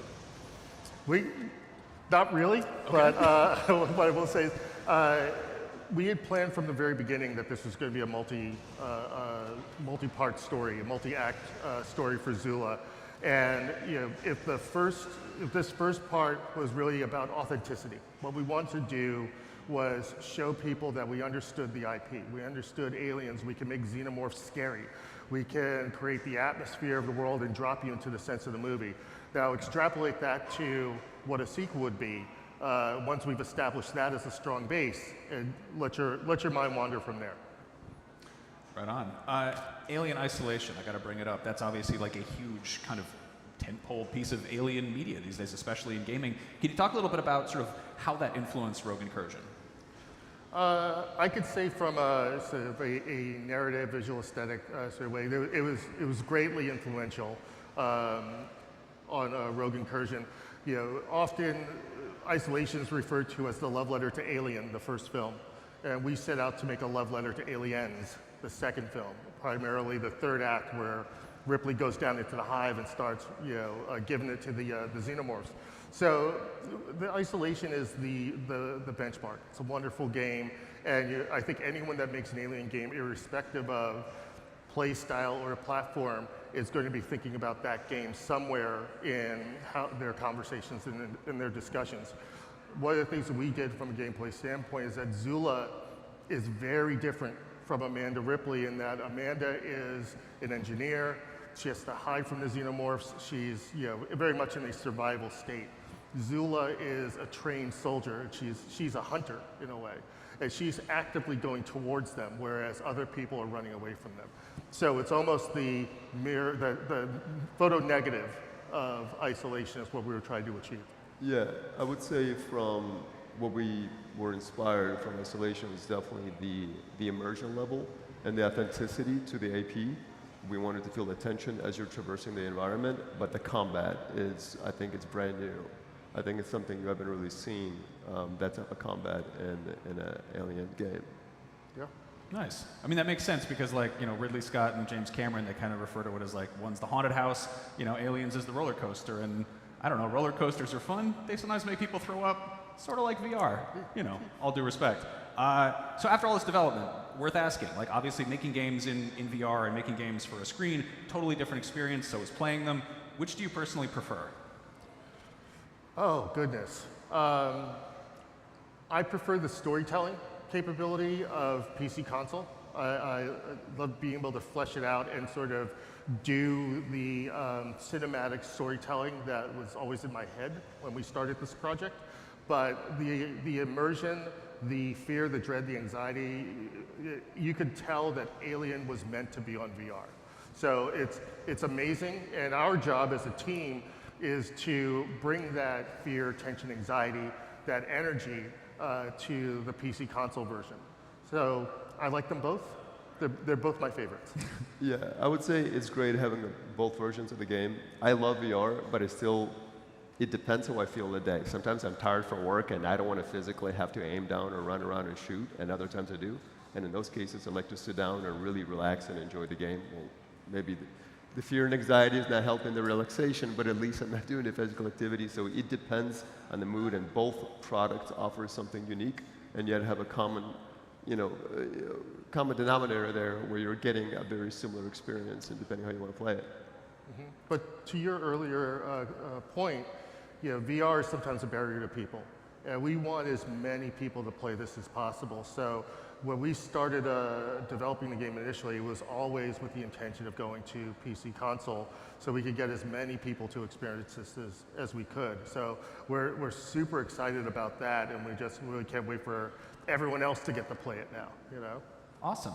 Well, thank you so much. You can experience part 1 of Alien Rogue Incursion in virtual reality on PC, PSVR 2, and MetaQuest right now. Or if you prefer to play without anything hugging your actual face, the Evolve version hits PS5 and PC on September 30th. There's more IGN Live coming up. Stick around.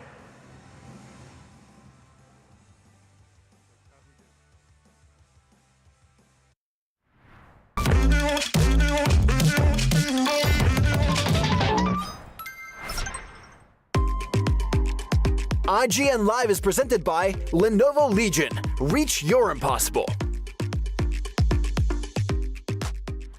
The average Cinefix movie list features nearly 100 different films and approximately 25 minutes worth of wall-to-wall deep dive analysis.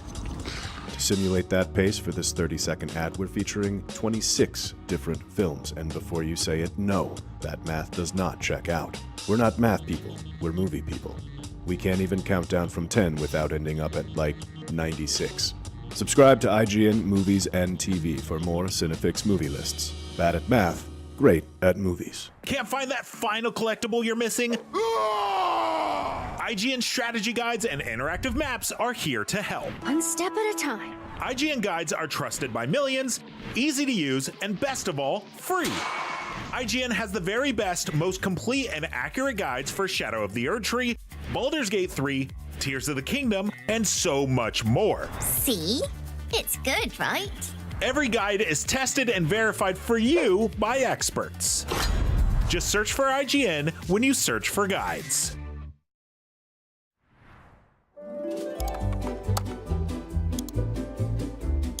IGN Plus is where your adventure begins. What are you selling? Plus is the place to get unlimited access to all the tools you need to beat your games. Here's what you need to know for bringing down Gloomspawn. Plus, awesome exclusive discounts on IGN Store. Maybe this would tease open your money pouch. Plus, ad-free browsing on IGN.com. Plus, unlimited game help tools like premium interactive maps with your own custom map markers, filters, marker notes, and more. This will come in handy. Plus, access to sweepstakes, giveaways, and free game keys. Wow! Exactly. Want more? Head to IGN.com/plus and start your adventure today.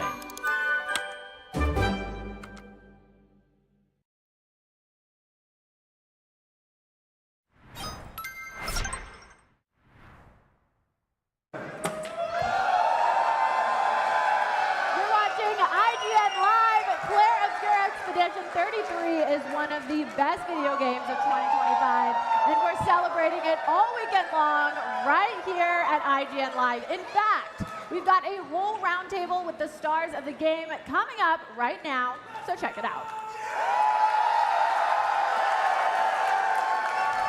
Hi, everybody. Welcome to IGN Live. I don't have a prompter, so we're just going to talk. I am here with the cast of Clair Expedition 33. Let's bring them out.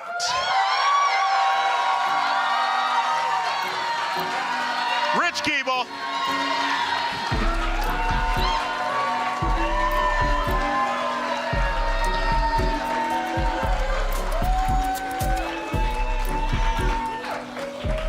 Hey guys, how are you guys doing?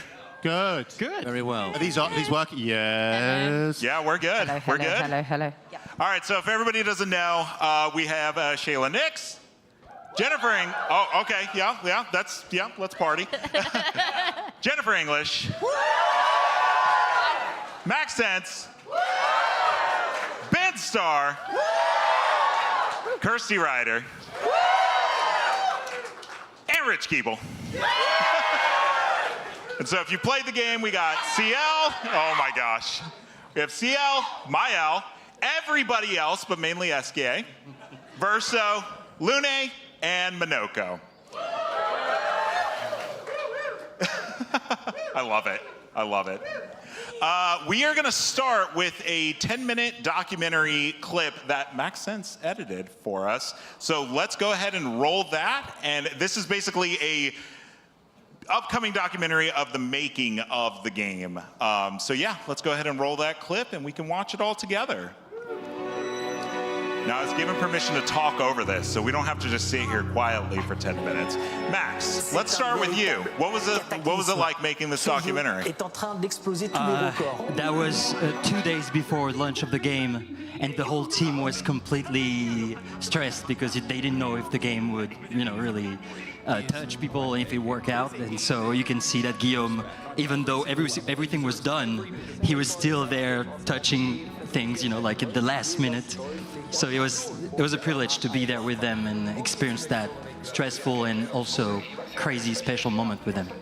Speaking of the days leading up to launch, does anybody else have did you guys have this anticipation, this game's about to come out, I hope it's good? We'll start with you, Jennifer. I'm sorting my baguette cloth. Sorry, my bad. I can't see anything. No, that's better. Yeah, we were all really excited. We weren't as stressed as these guys were, can I just say? But yeah, I don't know about you guys. I was dead nervous about it, and because we just put all of our love and heart into it, you just kind of really hope it pays off. Yeah. And thankfully, I think it did. I think people end up liking it. Shiloh, what about you? Were you checking the Twitter feeds and checking review scores, making sure people liked you? It was just unbelievable how quickly the success happened, I think. That was the most astonishing thing to me. I sort of wasn't obviously making the game for 6 years. We came in sort of a year ago. But yeah, the couple of days towards it, even a month towards it, we were gearing ourselves up for it, but it was what followed that was astonishing. Ben, what about you? You've been in a few games at this point. Does it ever get easier knowing that the audience is now playing your game? No, or the game that you're in? It really doesn't. Because you can do everything you do, in the studio or whatever, and then it stops being yours. It becomes everyone else's. You can kind of give what it is that you want to give to the role or to the game, and then it becomes something else, and you don't know what it's going to become, because there are so many different circumstances to the release of a game. It's the environment, it's the, what is the climate at the time that it comes out? What is it that people want, and how do they want to play it? And I felt personally there was a huge amount of pressure because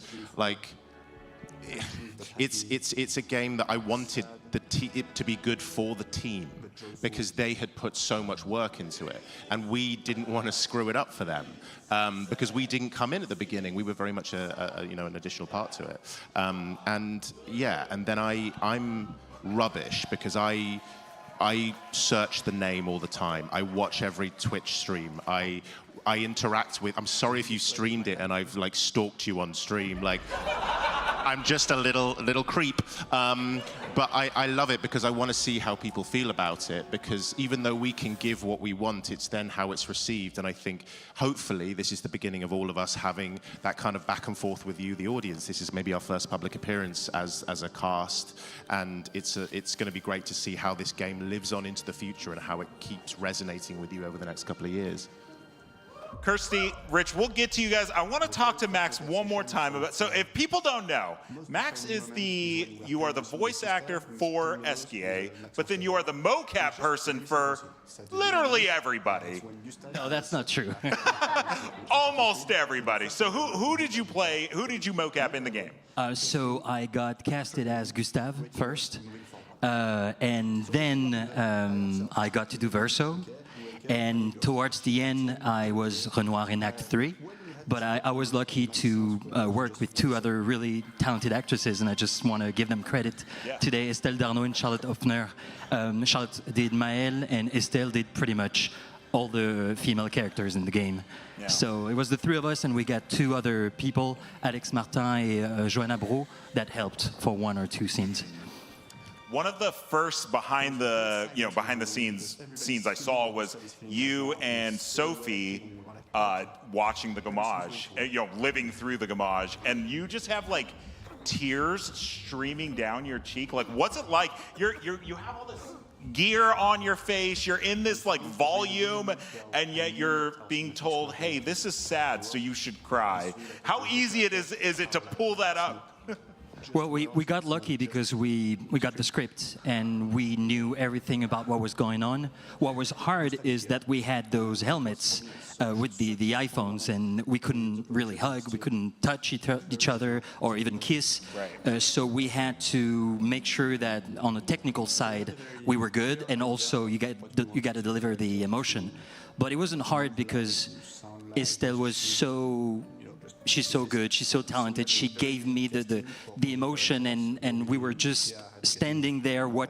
Guillaume gave us a point, and he's like, this is the paintress. Look at her, here's what's going on. And at some point when I'll give you the go, you can turn around and you're gonna see Sophie disappear. Yeah. And I didn't know what was going on. I knew something was going on with Sophie and Estelle because she's right here. Yep. And I could feel, because she was holding my hand, I could feel that she would start to squish my hand a little bit tighter. And when I turn around, I see her and I see the emotion. You're going to see it on screen. And the hardest part, I think, was to hold the tears. Yeah. Because I kept on thinking, I think Sophie wouldn't want to see Gustave. She would want him to stay strong and then go on the expedition. So, yeah, it was just everything has to happen in your head.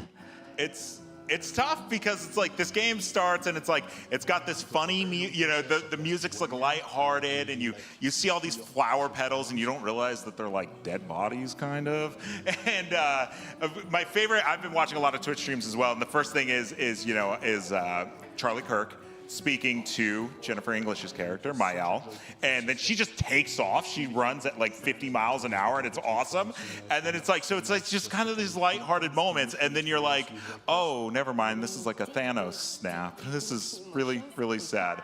I wanted to speak to Jennifer about, were you ever in the booth with Charlie or Andy Serkis? No, no, they're my imaginary friends. They made you act. They made me act on my own. No, I don't know about you guys. I get so lonely in the booth. It's so rare. Yeah, thank you all. I appreciate your sympathy. No, you have to pretend. So it's very rare in video games that you get a playmate. So I think it's happened to me once or twice that I've had another actor in the room, and so it's a real honor that people think that they were in the room with us, like that's us doing our jobs properly. So yay, thank you. Nailed it. But yeah, it's really hard. It's really hard. We talk about it a lot. Like video game acting is like the Olympics of acting. Like if you can do good acting in video games, and there are some bad acting in video games. Luckily, not in this one. Name them. Final Fantasy 16. What's the worst? No. What's the worst game you've ever been in? Go. There's some that's not on my CV, and you will never know.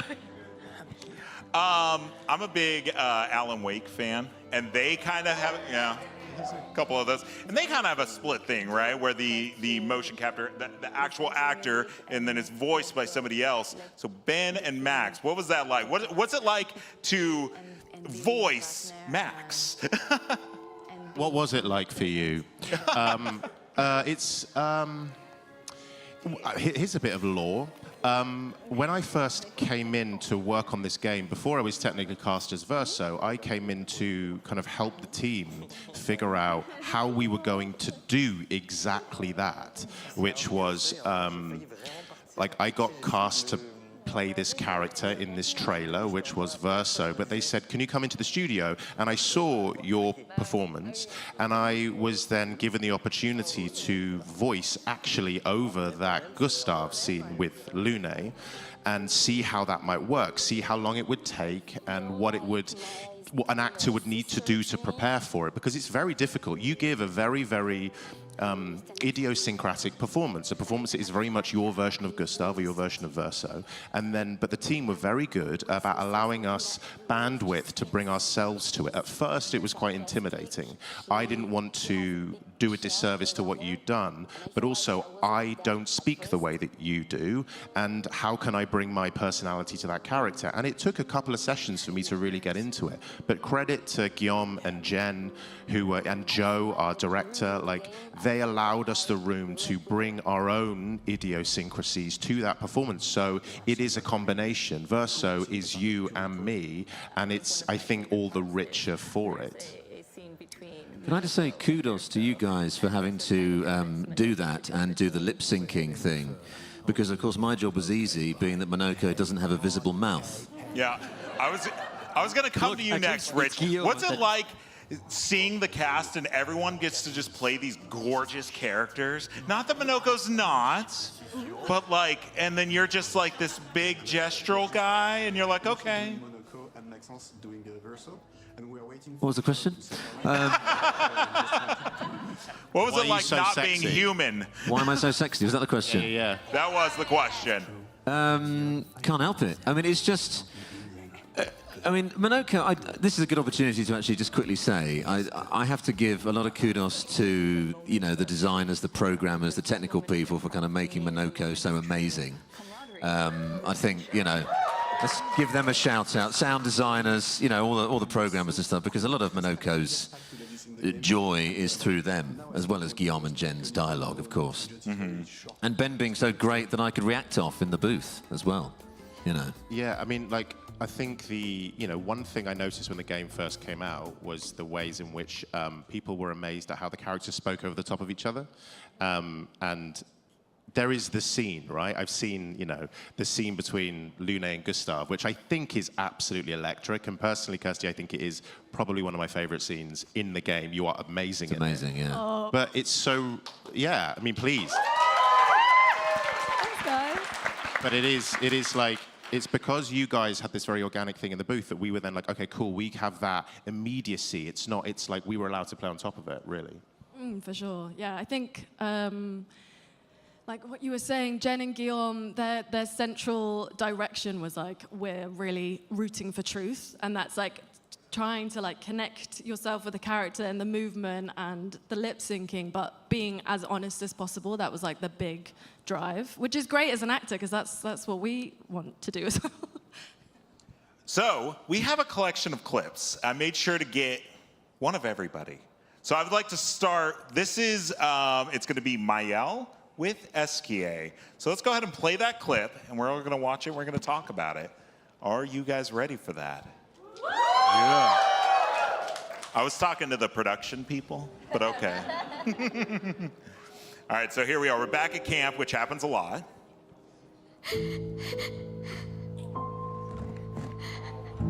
Why are you doing this? Why are you doing this? I'm sorry. I hope you played the game. I warned them before. So Jen, I just wanted to say, like, you're having to basically, you're saying you're alone. Have you been able to see scenes like this and see, you're essentially hugging Maxence? Mark, I am obsessed with this game. We have been playing, like my girlfriend and I are playing until 3 in the morning most nights. Yes, we've been playing it. Oh, look. It's so cute. It's horrible. It's beautiful. Oh, I love Maëlle and Esquier's relationship. It's one of my favorite things. Yeah. It's a hard game to watch. It really is, because it's like always sad, and I don't know. I can't remember exactly what's happening here, because don't worry about it.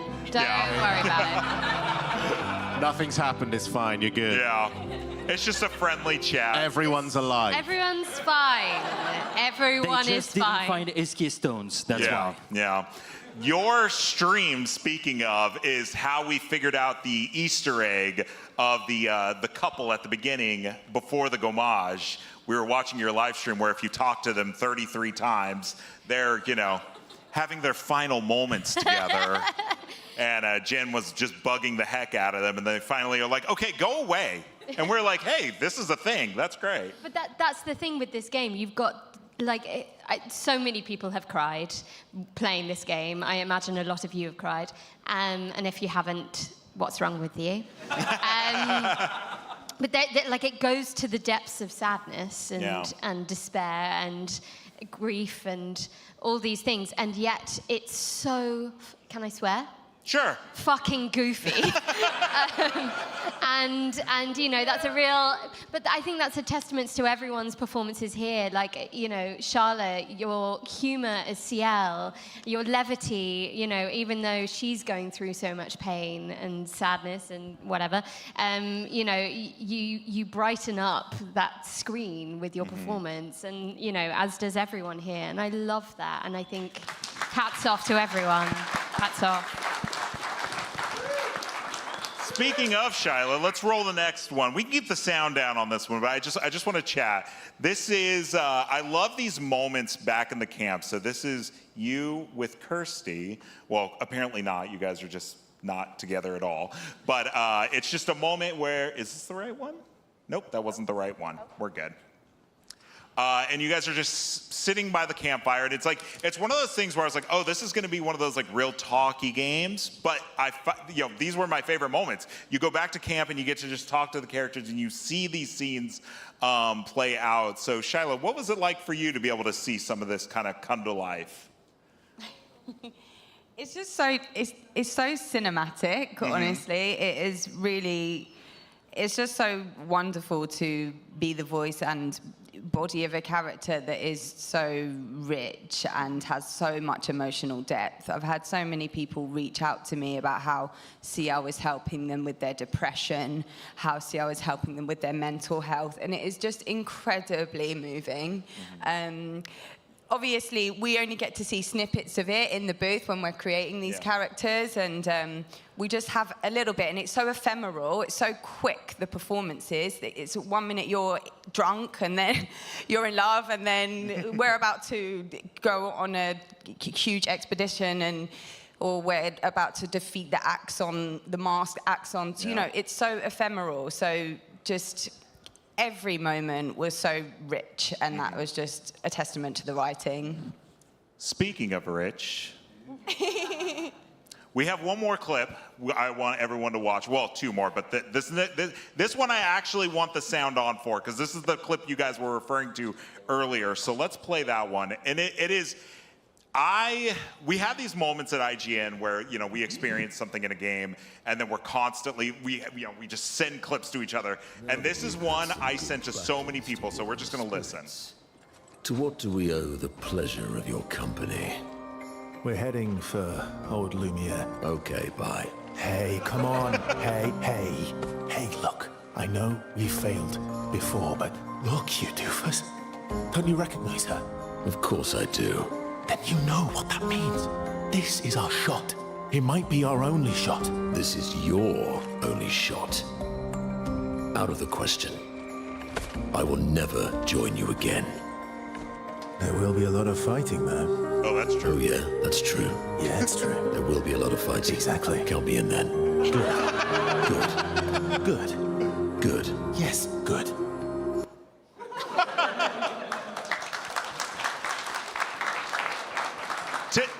To now know that you guys did not film that together is incredible. Do you guys have somebody just like playing off of you, at least I hope? Well, I think you did yours already, hadn't you? Did you do yours first? Yeah, I did. So you're welcome. Yeah. Exactly.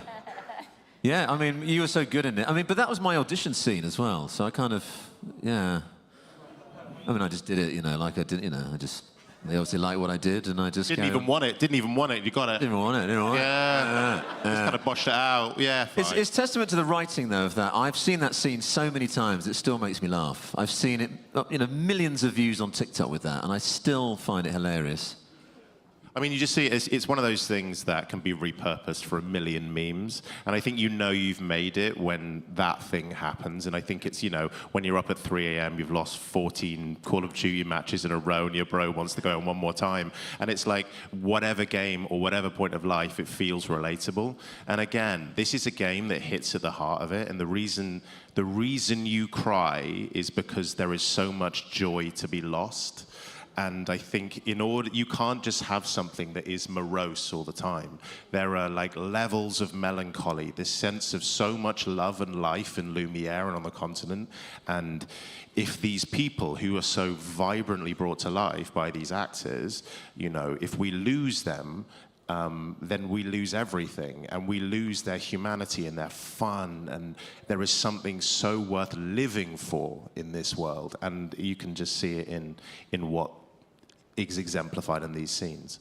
Yeah, I Good. remember.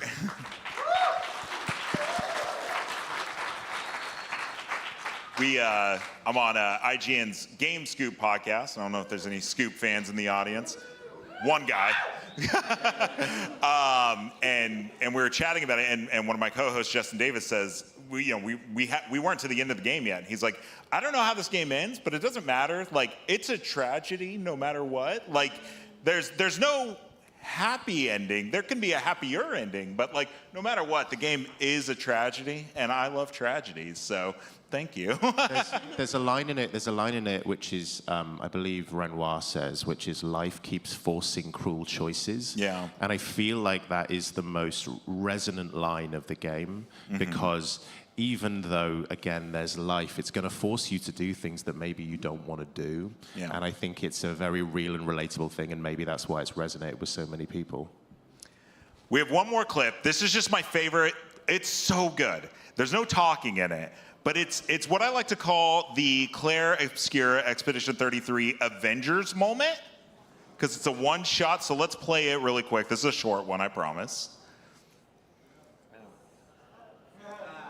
Everyone knows this one.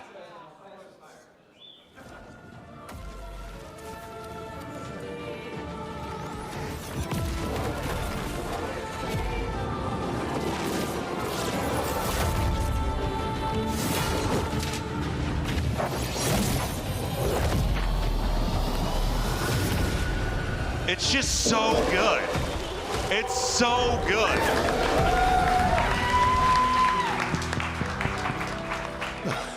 I didn't see Minoko, but we'll assume he was there. Fun fact, Kirsty actually did all the mocap for that, didn't you? Yes, it was Yeah, me. you were you. It was great. It was really good. Yeah, really, really good. So, okay, are we doing Q&A? Because I don't hear anything, so maybe we are not. Yes? We are? Okay. Oh, no, we're not. Okay. I'm hearing conflicting things. Okay, then I think we're done. Thank you guys so much for watching.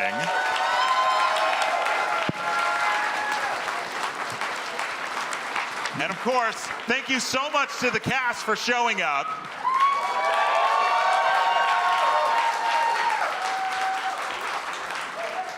And just for the cameras, just in case they need it, stay tuned for more IGN Live after this.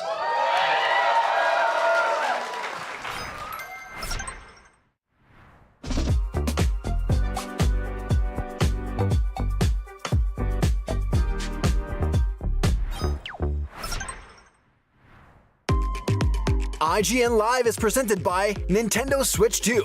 All together, anytime, anywhere.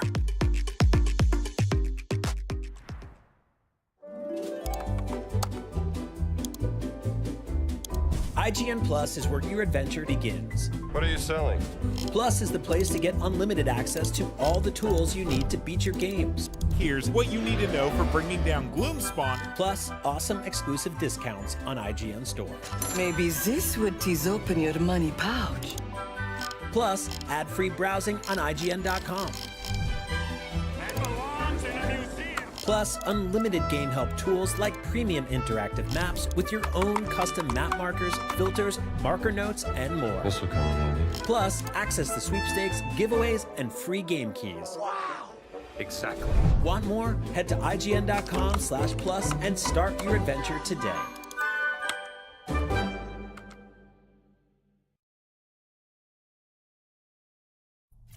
Hey you!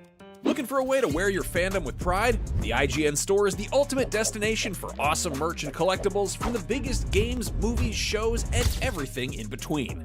Cruise the wasteland in style with a Vault Dweller hoodie and replica Pip-Boy. Kick back and relax to some of the best game soundtracks ever pressed on limited edition vinyl. Or level up your whole wardrobe with a massive selection of officially licensed apparel. From iconic properties like Star Wars and The Legend of Zelda to newer fan favorites like Atomfall and Expedition 33, the IGN store has you covered. You'll also find hats, jewelry, action figures, board games, model kits, art books, and even snacks. Whatever you're into, you're bound to find something. See for yourself and head to store.ign.com today. IGN Playlist is the best way to track your game collection. Now you can even import your entire Steam library to Playlist, making it easier than ever to review games, show off your collection to the world, and finally chip away at that massive backlog you keep meaning to get to. IGN Playlist, check it out.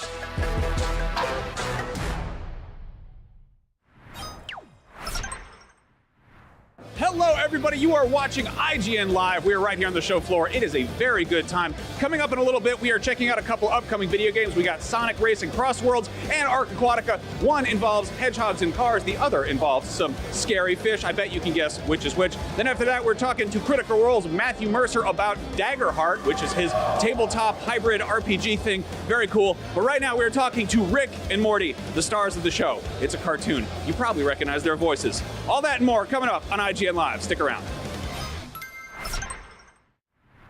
Hey, IGN, I'm Scarlett Johansson. And I'm Mahershala Ali.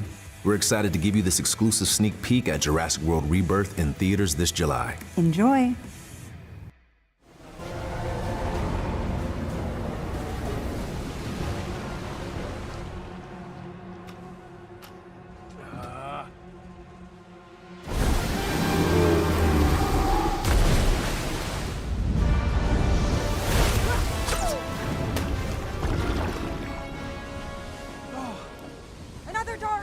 Okay. Come on.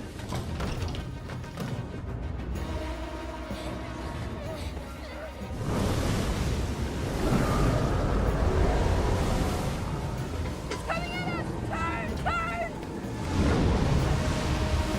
Quick! It's in range! Come on!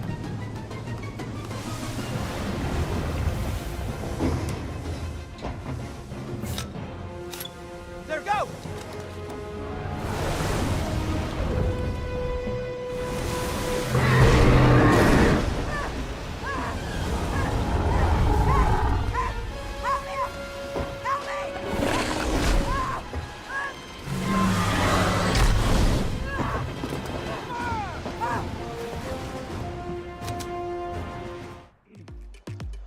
Rick and Morty have traversed outer space, traveled through time, and jumped to other dimensions. And now they're going to the furthest reaches of the imagination. They're right here at IGN Live. Everyone, please join me in welcoming Ian Cardoni and Harry Belden, who voiced Rick and Morty!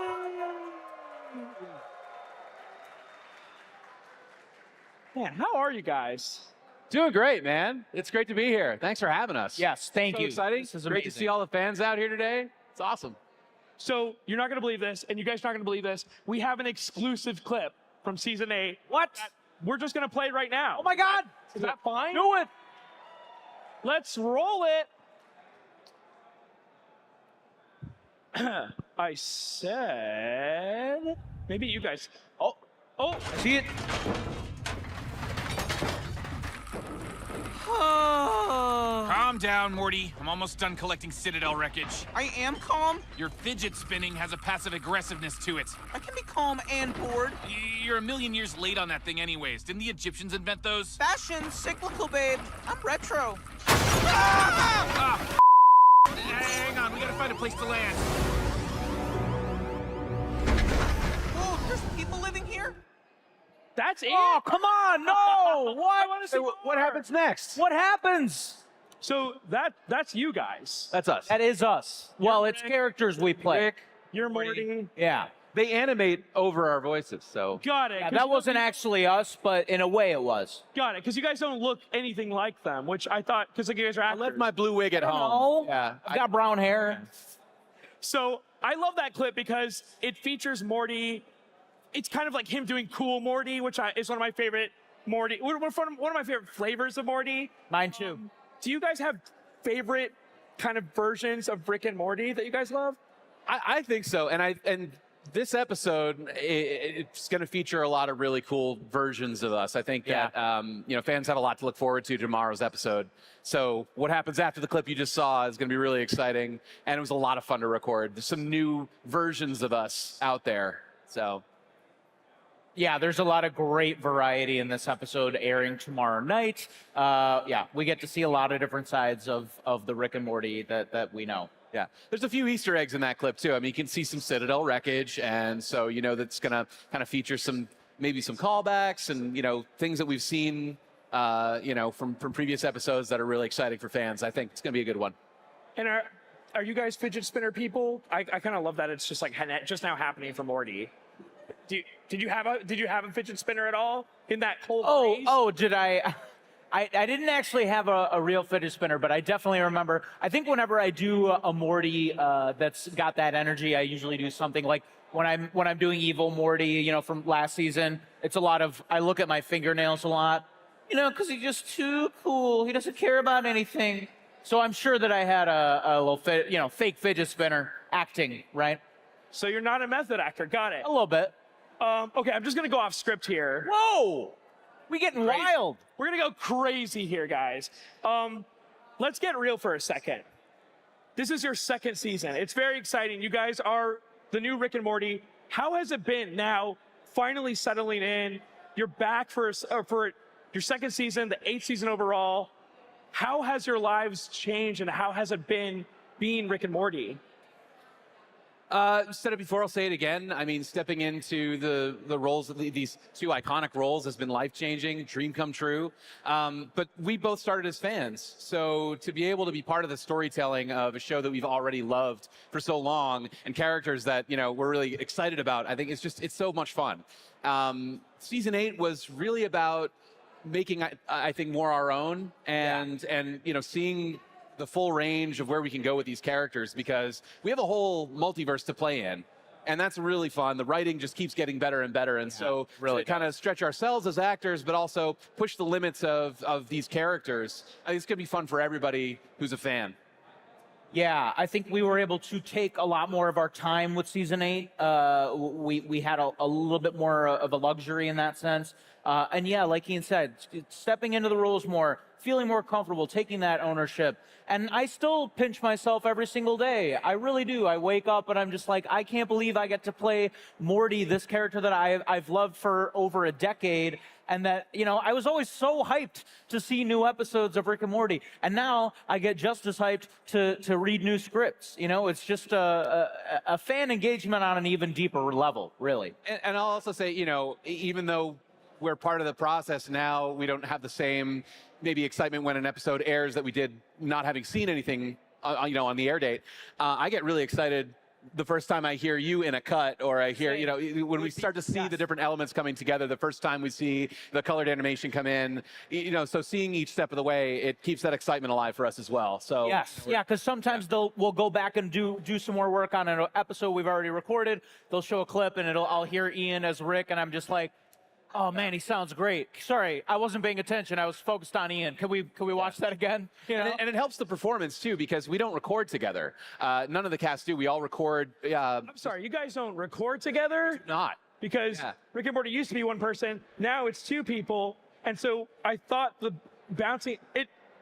I'm glad we could fool you, because we have not yet done a recording session. We have an amazing team behind us every time we're in the booth. We have our directors, our showrunners, producers, engineers, everybody supporting us. But we're not actually with our fellow castmates. This is the only time we ever get to literally act together.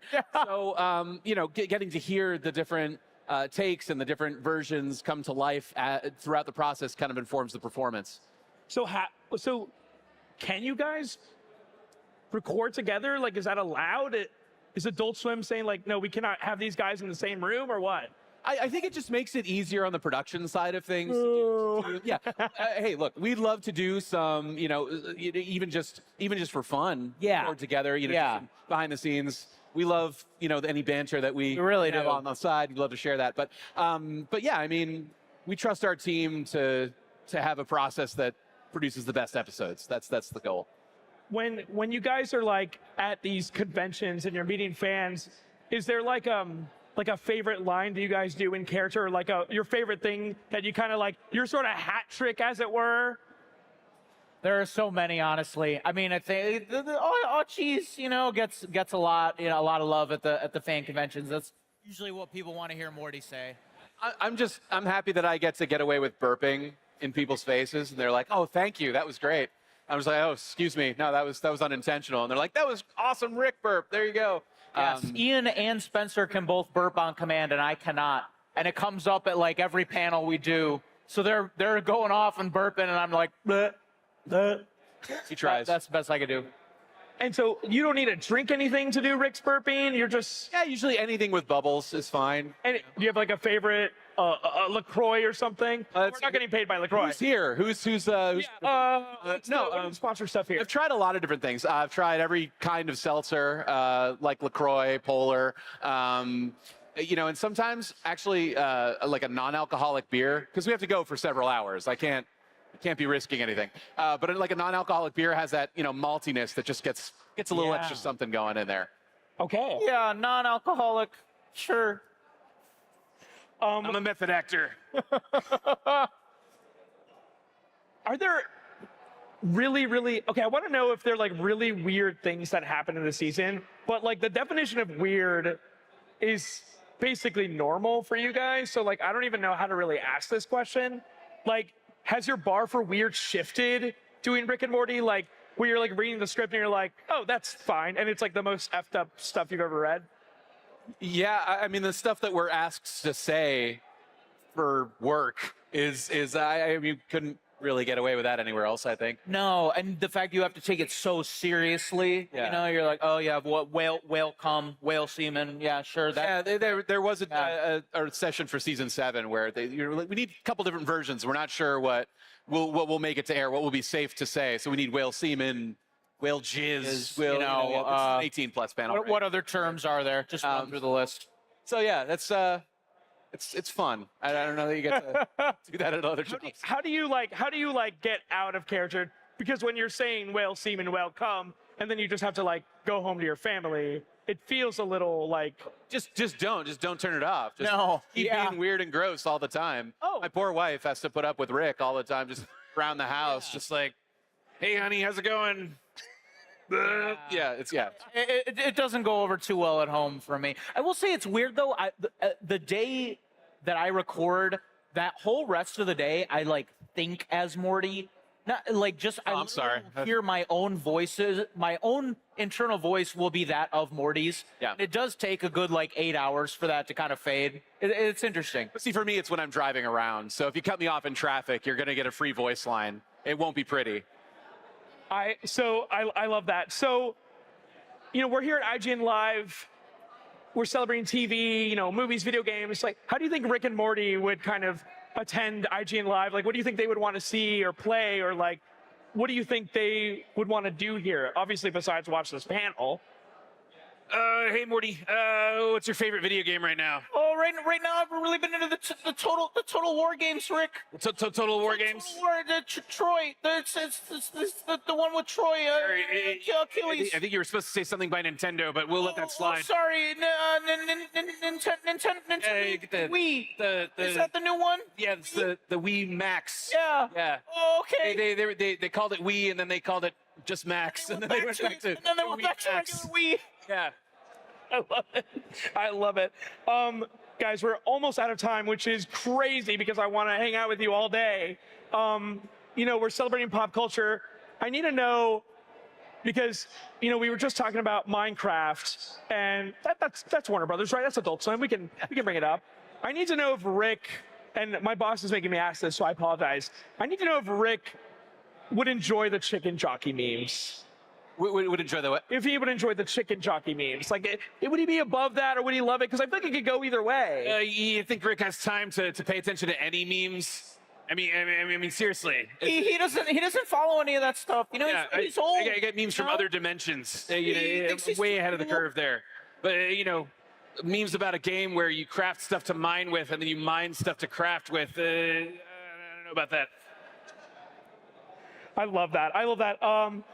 Ian, Harry, thank you so much. Guys, give it up for Ian Cardoni and Harry Belding. Thank you. Guys. Thank you, Jeffrey. Thank you. New episodes of Rick and Morty are airing Sunday nights on Adult Swim. But if you want to pass the time till then, stick around for lots more IGN Live. Guys, give it up one more time! Wow.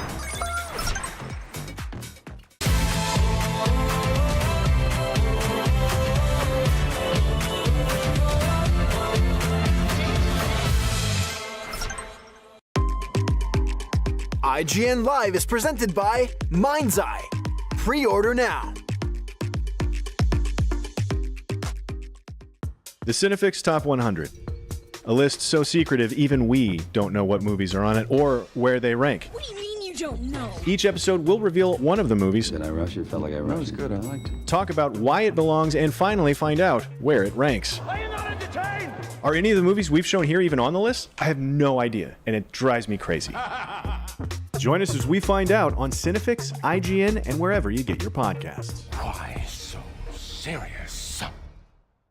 Catch up on all your favorite shows with up-to-the-minute gaming and entertainment news with Geek Media Podcasts. Welcome to a very special episode of IGN Game Scoop. Game Scoop has you covered for all things gaming and the latest game releases. Tune into Podcast Beyond for the biggest PlayStation news. Man, this is a cool looking trailer. Everything Xbox on Podcasts Unlocked. This is Steve Downs, the voice of Master Chief. Catch up with your Super Nintendos on Nintendo Voice Chat. Switch to pre-order Mania. It was chaotic last night. And get all the latest console news and rumors with Next Gen Console Watch. Now Xbox and Phil Spencer are even saying that a mid-gen refresh isn't even necessary. The Cinefix Top 100 podcast picks a movie every week to celebrate and debate. It's kind of every movie's grandpa. Geek Media Podcasts, the best podcasts from around the world. IGN Playlist is the best way to track your game collection. Now you can even import your entire Steam library to Playlist, making it easier than ever to review games, show off your collection to the world, and finally chip away at that massive backlog you keep meaning to get to. IGN Playlist, check it out. Can't find that final collectible you're missing? IGN guides are trusted by millions, easy to use, and best of all, free. IGN has the very best, most complete and accurate guides for Shadow of the Erdtree, Baldur's Gate 3, Tears of the Kingdom, and so much more. It's good, right? Every guide is tested and verified for you by experts. Just search for IGN when you search for guides.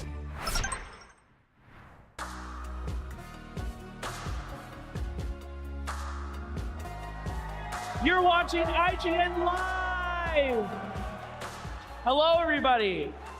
For centuries, gamers have been asking the same question. If Sonic the Hedgehog is the fastest thing alive, why would he need a car? And for centuries, other gamers have answered with the obvious, because cars are cool. Here to tell us about the Blue Blur's latest foray into motorsports in Sonic Racing CrossWorlds, please welcome Head of Team Sonic, Takashi Iizuka, and Senior Director Austin Keys, who will be translating. Okay, so we all know Sonic Racing CrossWorlds, but for those of us who don't, could you tell us in a very quick couple sentences, Sonic style, what is Sonic Racing CrossWorlds? Sonic Racing CrossWorlds ちょっと説明していただけますか。聞こえない。Sonic Racing CrossWorlds 説明数秒ソニックレーシングクロスワールドはセガオールスターズから始まる、ソニックのカートレーシングシリーズ、これで4作目になるんですけども、今までの集大成とそれとトラベルリングっていう新しい2周目に違う世界にワープするっていう新しいフューチャーを入れたレーシングソニックのレーシングシリーズの集大成。So this is a game that's built kind of off the Sonic All-Star Racing kind of formula. We wanted to have a large group of characters all racing together, but we also wanted to add in the travel ring, which is a new feature for this game. So on the first lap around, you're going to be racing in where you think you're racing, and the second lap, you're going to go through the travel ring to somewhere new. I love that. So we actually have exclusive gameplay that we're going to put up on the screen right here for you guys. This is never before seen. And we're watching Shadow race through. Can you tell us about some of the new features that we're seeing here? こっちのゲーム画像で何か、今どうなってるのか説明していただけますか。今どうなってるかちょっと説明していただこう。今はこれはシャドウのゲームプレイで、今回は地上だけじゃなくてソニックレーシングのトランスフォームドのように空とか海とか3つの場所を移動できるので、今のここは海のホバースタイルを使ったステージになります。So what we're seeing now is that we're racing in a very similar style to the All-Star Formula. It's not just on the road, we're also racing in the air, and what you saw was boating, racing through the water, using like the hover style for the machines.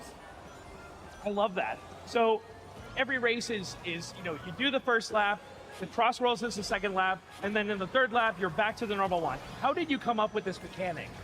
やっぱりカートレースって3ラップで勝負を決めるのが普通だと思うんですけど、やっぱり同じコースを3回やるのって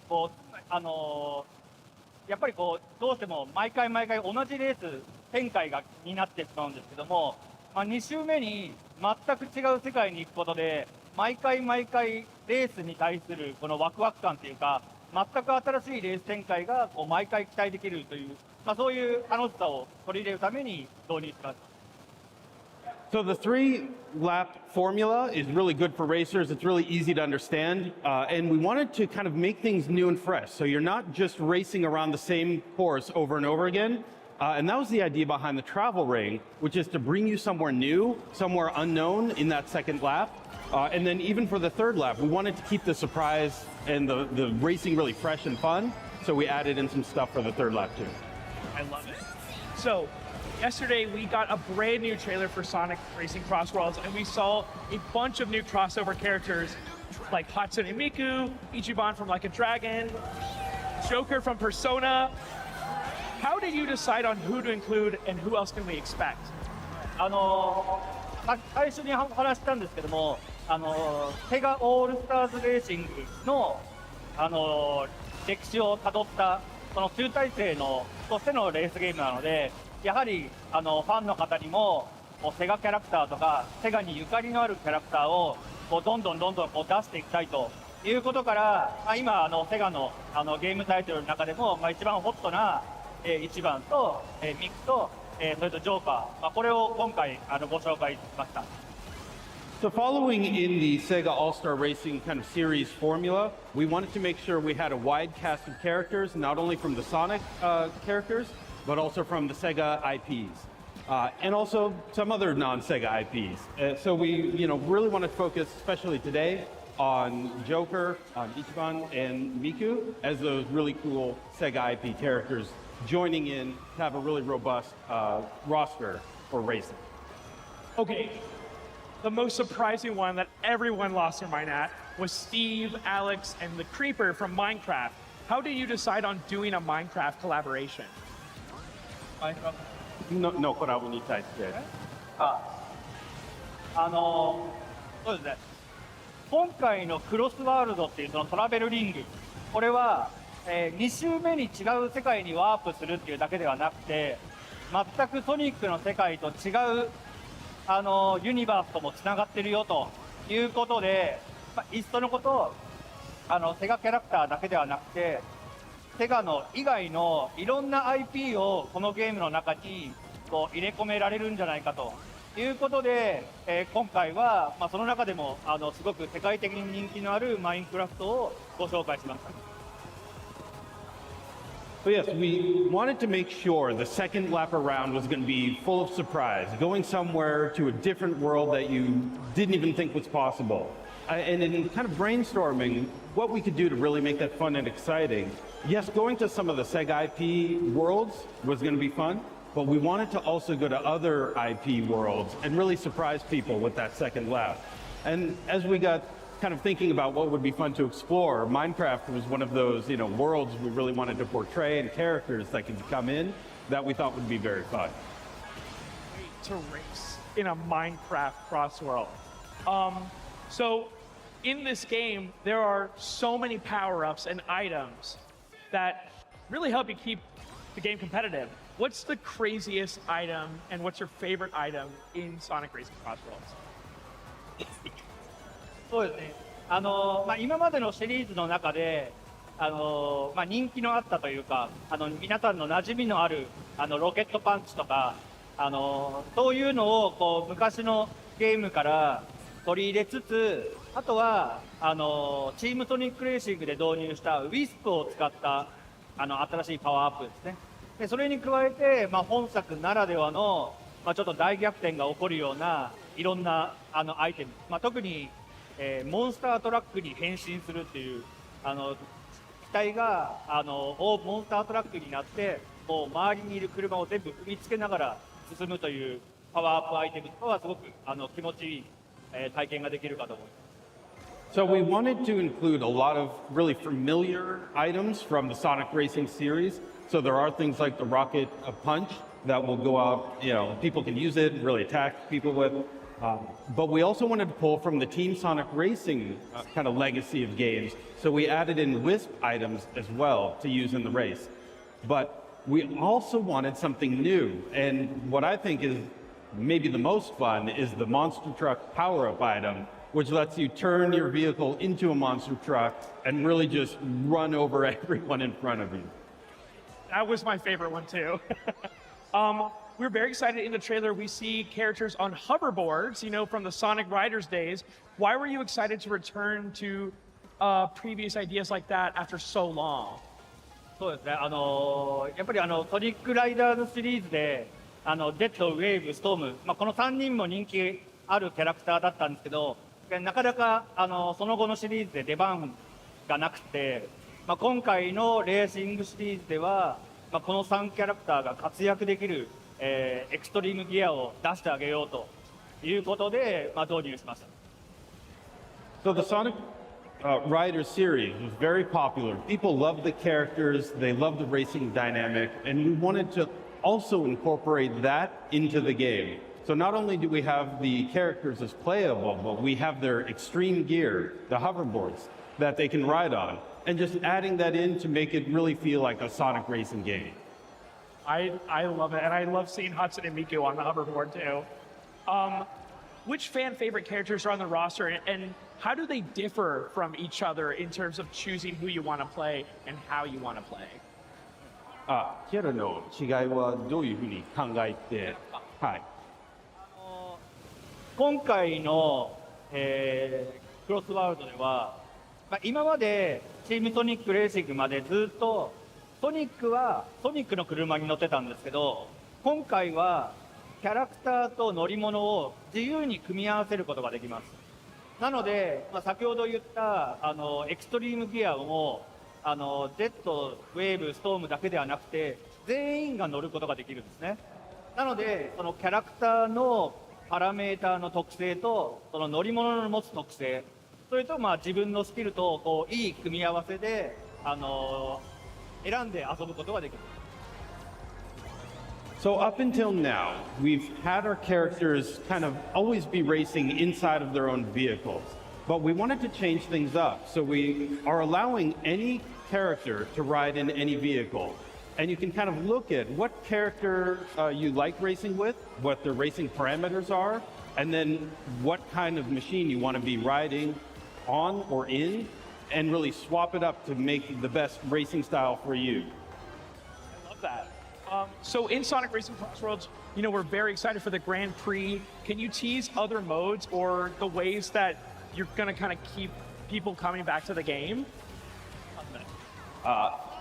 どういうゲームフィーチャーで繰り返しプレイさせられるか。先ほどもお話ししましたように、まずトラベルリングっていうのが、2周目に全く違う世界にダンプするので、毎回毎回違ったレース展開が楽しめるのはもちろんですけども、今回は12人のオンライン、クロスプラットフォームのマッチメイキングが、実現してますので、いろんなプレイステーションから Xbox からスイッチから、PC までいろんなプラットフォームのお友達と一緒にレースを、オンラインですることができますので、毎回毎回そのエキサイティングなレース展開が期待できると思います。So we have incorporated the travel ring as the second lap that's really a surprise and somewhere different to go to make sure the race is fun. but we also wanted to have 12 players play against each other online to really mix the things up and make sure no matter what platform you're on, you can match up with other people, whether it's on PlayStation, PC, Xbox, Switch. You can go in there online, play with tons of different people, and really get these dynamic and interesting races going. I'm very excited to play this on my new Switch too. I'm very excited for your post-launch plans. You know, we're very excited for like any potential season pass or events or DLC in the works. Like, is there anything you can say about that? 今回は発売から我々開発の方もずっとイベントを開催したりフェスタを開催したりオンラインで皆さんが楽しく遊べるようなことをずっと継続的にやっていきたいと考えています。でそのためにシーズンパスっていう1年間のパスを発売しまして、そこにマインクラフトとかセガ以外の IP の追加コンテンツをどんどん1年間通じて提供していきたいと思っています。 So yes, we will release this game and we want people to play and have fun, but we also want them to play and have fun for a long time. So we're already planning events to happen online and we're also planning a season pass to make sure when people come in and play, they're getting lots of fun new content. And inside of the season pass, you'll find Minecraft and other non-Sega IP will be popping up there. I'm so excited. We're just about out of time, but I'm very excited. We finally got a release date yesterday. Can you tell everybody the release date and the platforms that it's coming on before we go? 発売日とプラットフォームを説明。発売日は、9月25日ですね。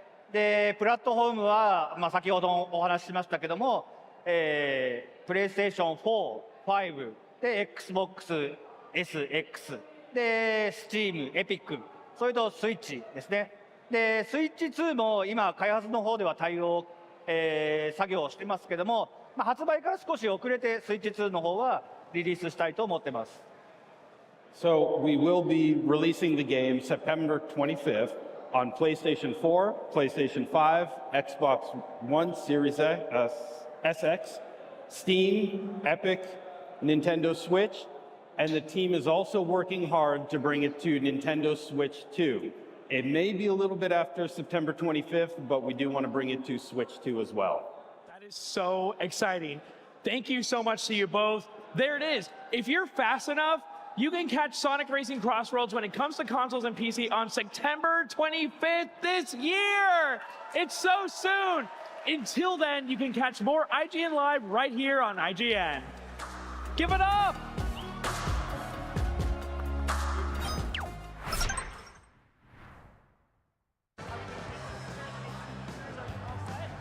You're watching IGN Live. I'm excited to welcome our guest, Matt Cole, lead game designer at Siren Studio, developer of the Aquatica expansion map coming to Ark Survival Evolved. Ark is the definitive dino survival title published by Snail Games, and Matt is here to talk about Ark's 10-year anniversary. Welcome. Hey, everyone. Matt, thank you so much for joining me at IGN Live. Can you believe it's been 10 years since Ark Survival Evolved? What were your thoughts when you first jumped in to play Ark Survival Evolved back in 2015? It's been an amazing 10 years. When I first jumped in, it was an amazingly beautiful game. I wasn't with the company yet. I just thought it was so beautiful, so gorgeous. Turn around and instantly die to a T-Rex. From that moment on, I was hooked. Well, Snail Games is celebrating a decade of the Ark franchise. What are you most excited for fans of the series to experience in the upcoming expansion, Aquatica? In Aquatica, we're trying something a little different. Aquatica is fully underwater, or for the most part. So a lot of the gameplay is revolved around 3D dimensions, right? So you're gonna have dinosaurs above you, in front of you, below you, behind you, everywhere. So we're really excited to have the players just fight all around them, never be secure. Now, I hear that we have a special surprise for the audience. What are we about to see? We've prepared an exclusive gameplay trailer that we're about to show. All right, let's take a look at the trailer.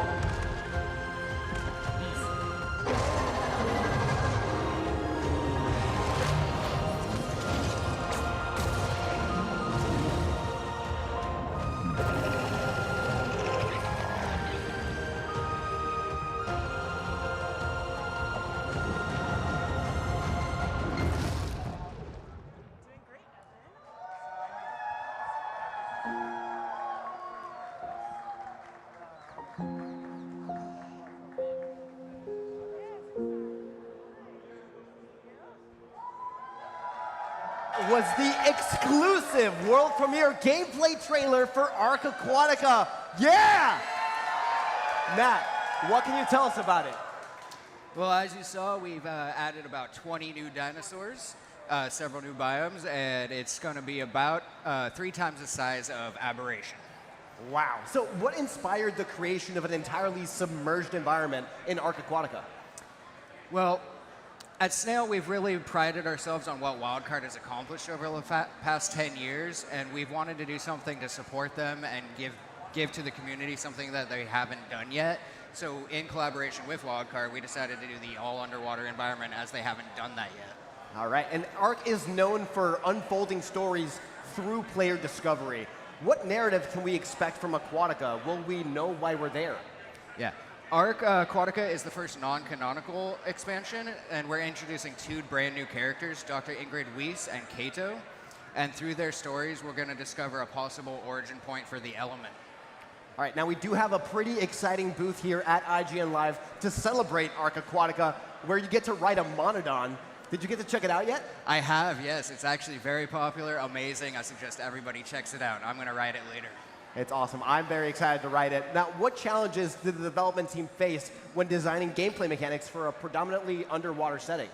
Well, as you can imagine, the main challenges are fighting thalassophobia, claustrophobia, fear of the water, and that type of thing. So we've really gone out of our way to make sure that while the world is dangerous, it is also livable, and it invites players to be there. Now, there are 20 new dinos and multiple new biomes introduced in Aquatica. Which ones are your favorite and why? My favorites come in a variety. The first one is the Mud Puppy. It is a companion shoulder tame that you ride on your shoulders. You saw it in the trailer a minute ago. It is very goofy, very derpy, and it will spit some mud balls at some enemies for you. Another one is the Monodon, which we have in the booth. And then my favorite biome is probably our Crystal Caverns, which is, as you can imagine, kind of like a geode underwater, and it's just very gorgeous to be in. Now, that is the 10-year anniversary of Ark, but it doesn't show any signs of slowing down. What can fans expect in the future of the franchise? Well, we're having Aquatica soon. Later this year, Wildcard is doing excellent work. They're coming with Lost Colony. We just had the 5.5 update for ASA a couple days ago. Wildcard is cooking up something really special with Ark 2 soon. And there's going to be a special surprise near the end of the year from Wildcard. Amazing. Matt, thank you so much for joining me today. Ark Aquatica, the underwater map expansion, is coming soon to Steam for Ark Survival Evolved. Thank you for watching, and for more on the Ark series, keep it locked to IGN. Let's get some t-shirts.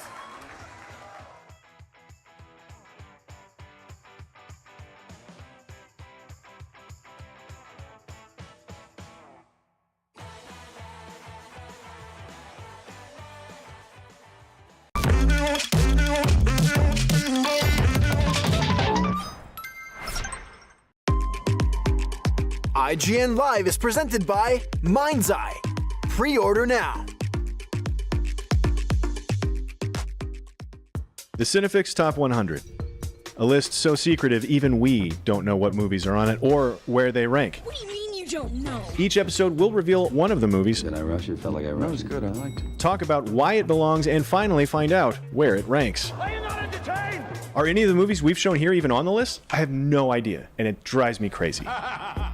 Join us as we find out on Cinefix, IGN, and wherever you get your podcasts. Why so serious? Catch up on all your favorite shows with up-to-the-minute gaming and entertainment news with Geek Media Podcasts. Welcome to a very special episode of IGN Game Scoop. Game Scoop has you covered for all things gaming and the latest game releases. Tune into Podcast Beyond for the biggest PlayStation news. Man, this is a cool looking trailer. Everything Xbox on Podcasts Unlocked. This is Steve Downs, the voice of Master Chief. Catch up with your Super Nintendos on Nintendo Voice Chat. Switch to pre-order Mania. It was chaotic last night. And get all the latest console news and rumors with Next Gen Console Watch. Now Xbox and Phil Spencer are even saying that a mid-gen refresh isn't even necessary. The Cinefix Top 100 podcast picks a movie every week to celebrate and debate. It's kind of every movie's grandpa. Geek Media Podcasts, the best podcasts from around the world. IGN Playlist is the best way to track your game collection. Now you can even import your entire Steam library to Playlist, making it easier than ever to review games, show off your collection to the world, and finally chip away at that massive backlog you keep meaning to get to. IGN Playlist, check it out. Can't find that final collectible you're missing? IGN guides are trusted by millions, easy to use, and best of all, free. IGN has the very best, most complete and accurate guides for Shadow of the Erdtree, Baldur's Gate 3, Tears of the Kingdom, and so much more. It's good, right? Every guide is tested and verified for you by experts. Just search for IGN when you search for guides.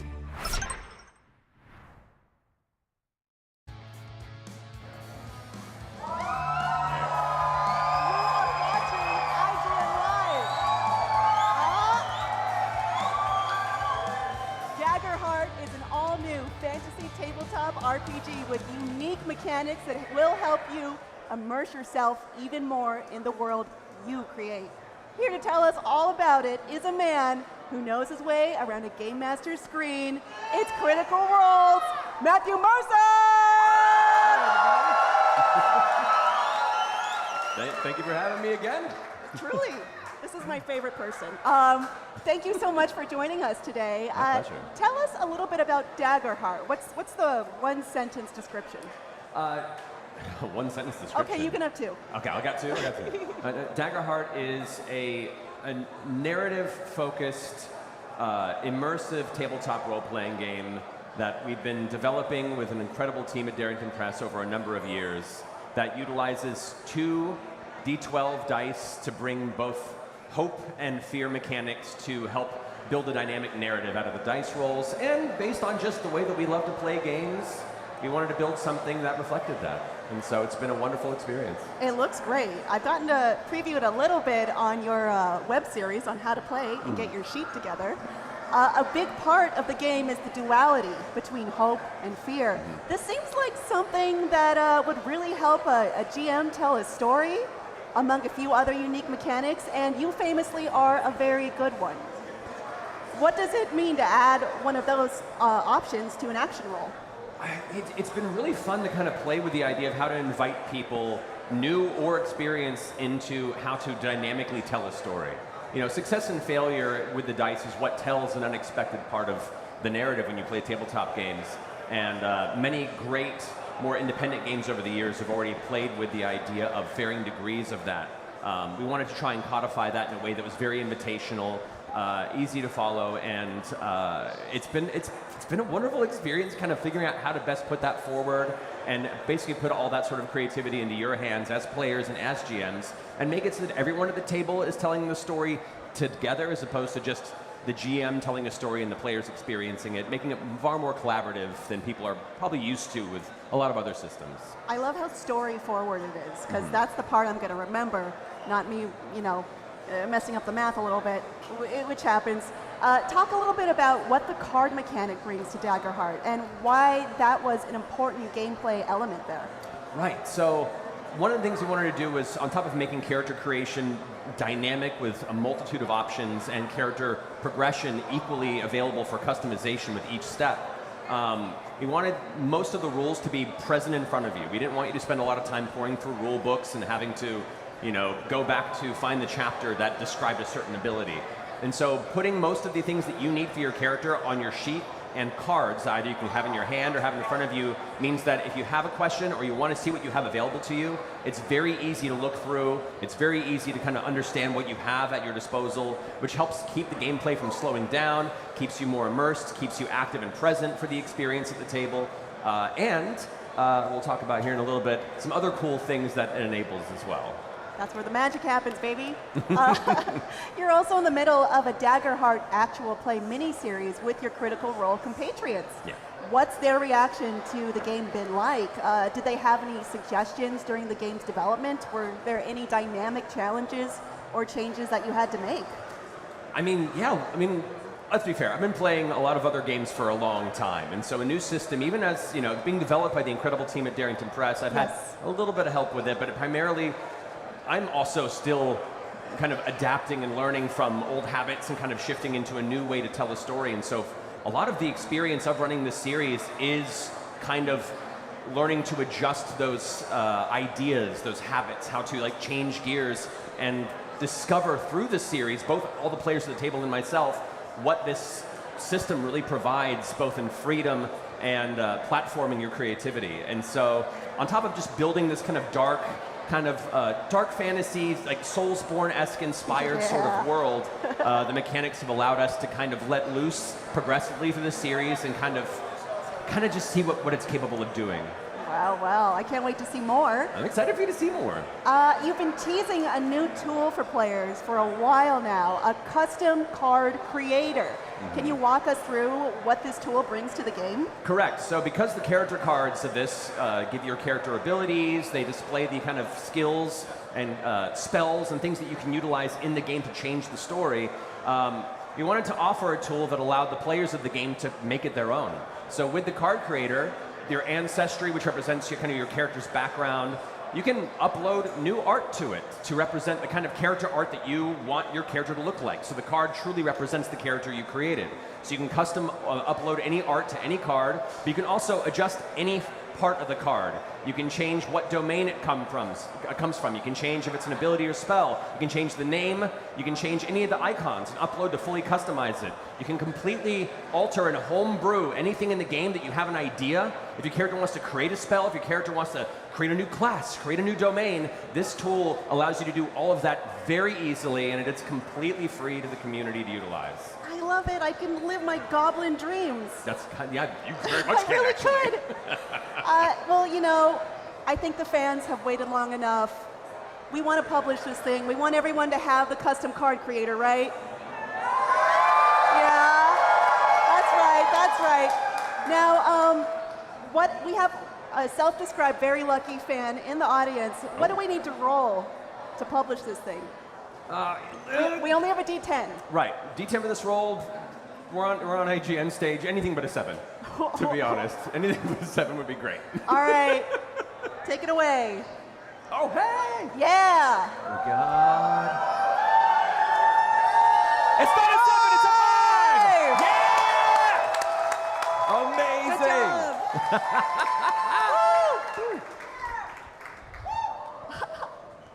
It's not a 7. I'm so happy. It's yours now. All right, it's published. Go make your custom cards in Daggerheart. Be free! Make your dreams! Well, thank you so much, Matt. This has been incredible. I love that this is coming out, and we have it available for everyone now. You can check out it yourself at, We have a digital copy. It is digitally available right now. We are currently sold out in the Critical Role store, but we have currently, very soon, additional distribution of it will be available. So keep tabs on social platforms for those updates. But indeed, it's digitally available now and will be available outside of your local friendly game store very soon. But look at your local game stores if you want a copy of Daggerheart, and we'll have updates soon. I'm very excited. Thank you so much. You can check out the card creator for yourself at daggerheart.com, and you can grab a copy of the game digitally or physically at all fine purveyors of tabletop amusements. There's much more IGN Live coming right after this. Thank you.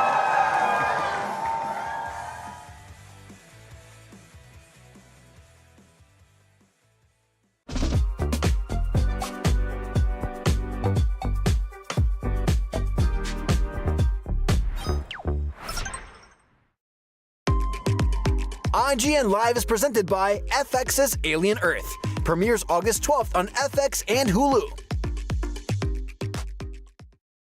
The average Cinefix movie list features nearly 100 different films and approximately 25 minutes worth of wall-to-wall deep dive analysis. To simulate that pace for this 30-second ad, we're featuring 26 different films, and before you say it, no, that math does not check out. We're not math people, we're movie people. We can't even count down from 10 without ending up at, like, 96. Subscribe to IGN Movies and TV for more Cinefix movie lists. Bad at math, great at movies. Can't find that final collectible you're missing? IGN strategy guides and interactive maps are here to help. One step at a time. IGN guides are trusted by millions, easy to use, and best of all, free. IGN has the very best, most complete and accurate guides for Shadow of the Erdtree, Baldur's Gate 3, Tears of the Kingdom, and so much more. See? It's good, right? Every guide is tested and verified for you by experts. Just search for IGN when you search for guides.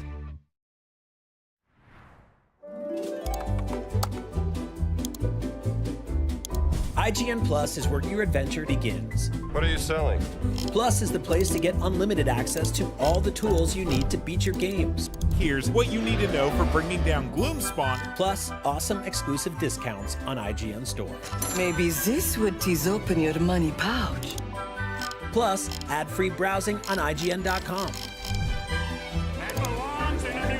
Plus, unlimited game help tools like premium interactive maps with your own custom map markers, filters, marker notes, and more. This will come in handy. Plus, access to sweepstakes, giveaways, and free game keys. Wow! Exactly. Want more? Head to IGN.com/plus and start your adventure today.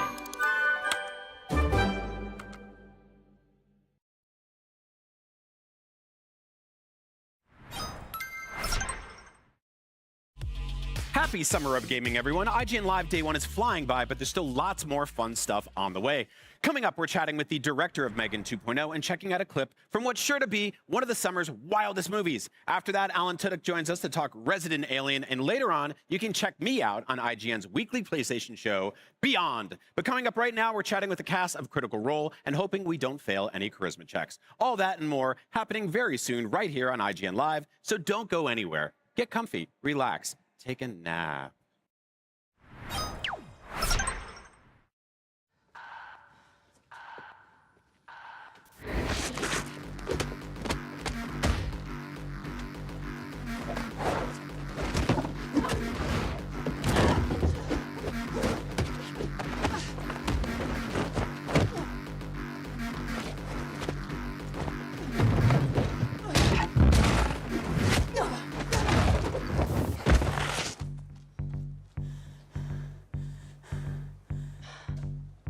I remember the woman I gave that necklace to a long time ago.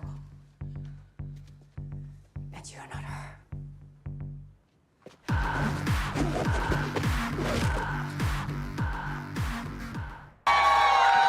What's up, everybody? Who is excited for Critical Role's 10-year anniversary panel? Welcome to IGN Live, and please join me in welcoming the cast of Critical Role, starting with Matthew Mercer.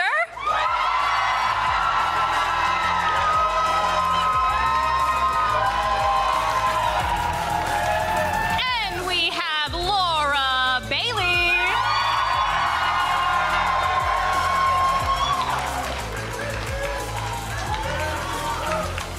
Liam O'Brien, please join us on the stage.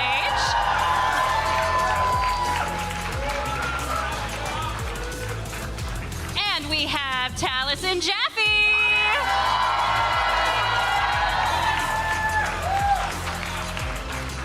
Next up, we have the one and only Marisha Ray.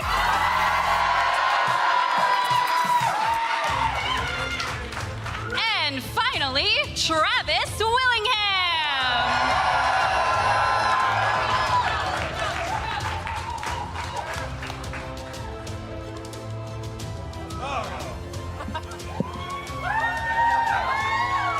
Oh, you guys, 10 years. 10 years. 10 years. 10 years. What was the moment where all of you realized that this was going to be in your lives for just the foreseeable future? Well, I mean, like outside of the company and chaos of this, I think a few months into just playing at home, we knew we'd be playing for forever. But what would we consider the moment we went, uh-oh? Is it once Sam Riegel stopped treating it like a side gig?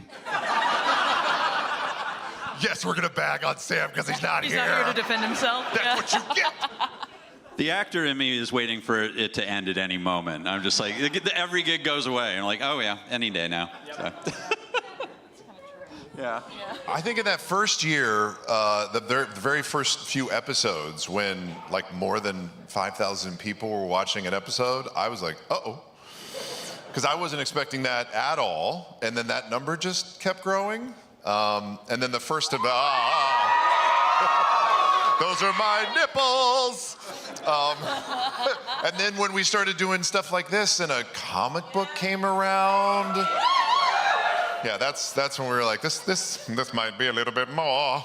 That's a valid point. I feel like it was like some of our first convention appearances, because especially in those early days of Twitch, we didn't fully understand the difference between concurrent viewers and total viewers.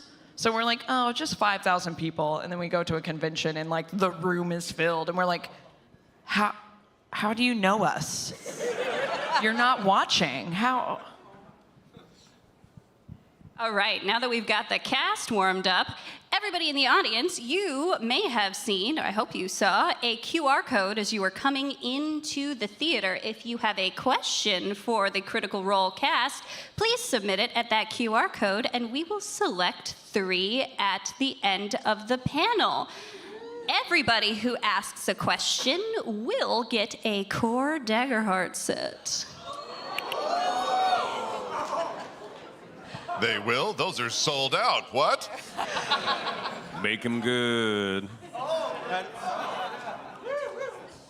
All right, y'all. I'm sure this question. Hold on, I gotta ask a question. Is it, wait, everybody that asks a question or everybody whose question we answer? So there will be 3 people. If we can't get to everybody's question, they'll still get a core set, because like our timing's not their fault. Laura, on the assist, that was incredible, because they needed to know that. You know, I kind of do merch here, so I'm used to these kind of things. These guys are always here to support me. All right, y'all, this one's gonna be hard. We're starting on the hard-hitting questions because, again, 10 years, longer friendships. What is the hardest you have laughed throughout the last 10 years, throughout all the hijinks, all of the shenanigans? What has been the moment that got you the most? Oh, that like surprised us? Or that made you laugh the hardest? Oh. It might have been you. It might have been you. Jumping off a 1,000-foot cliff to your death. I think I had to actively restrain my face from laughing because Ashley kept hitting me going, stop laughing! She's dead! That's not funny! Like, it is! Dead! Spoilers. They told us that we couldn't say bad stuff right before we came on here, and all the stuff that's made me laugh the most is deeply inappropriate. Is shiver and is that inappropriate? Yeah. No, not at all. I mean, look. Quiff is a nonsense word that has no true definition. That's so true. I think that is entirely viable. Yeah. And then what was the most recent one that was under the same umbrella category? Spread your legs. Spread your legs and fly. Spread your legs and stretch your wings. You know what I was going for. We all knew what you were going for. We know where you got. The resignation to it happened. I'm letting it hit me. It will live forever. There's nothing I could do about it. I'm also deeply fond of just a random, not in character moment where I went to eat trail mix at our table and this one just jerked my forearm into my mouth.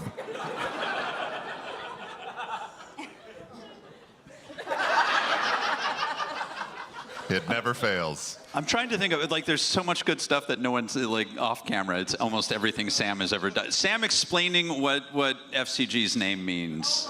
And then explaining who his siblings were. Build. It was such a burn. It was amazing. Robbie Damon almost died hearing that explanation. Actually, shout out to Robbie Damon towards the end of campaign 3. He had a single response to Sam where he just said, no.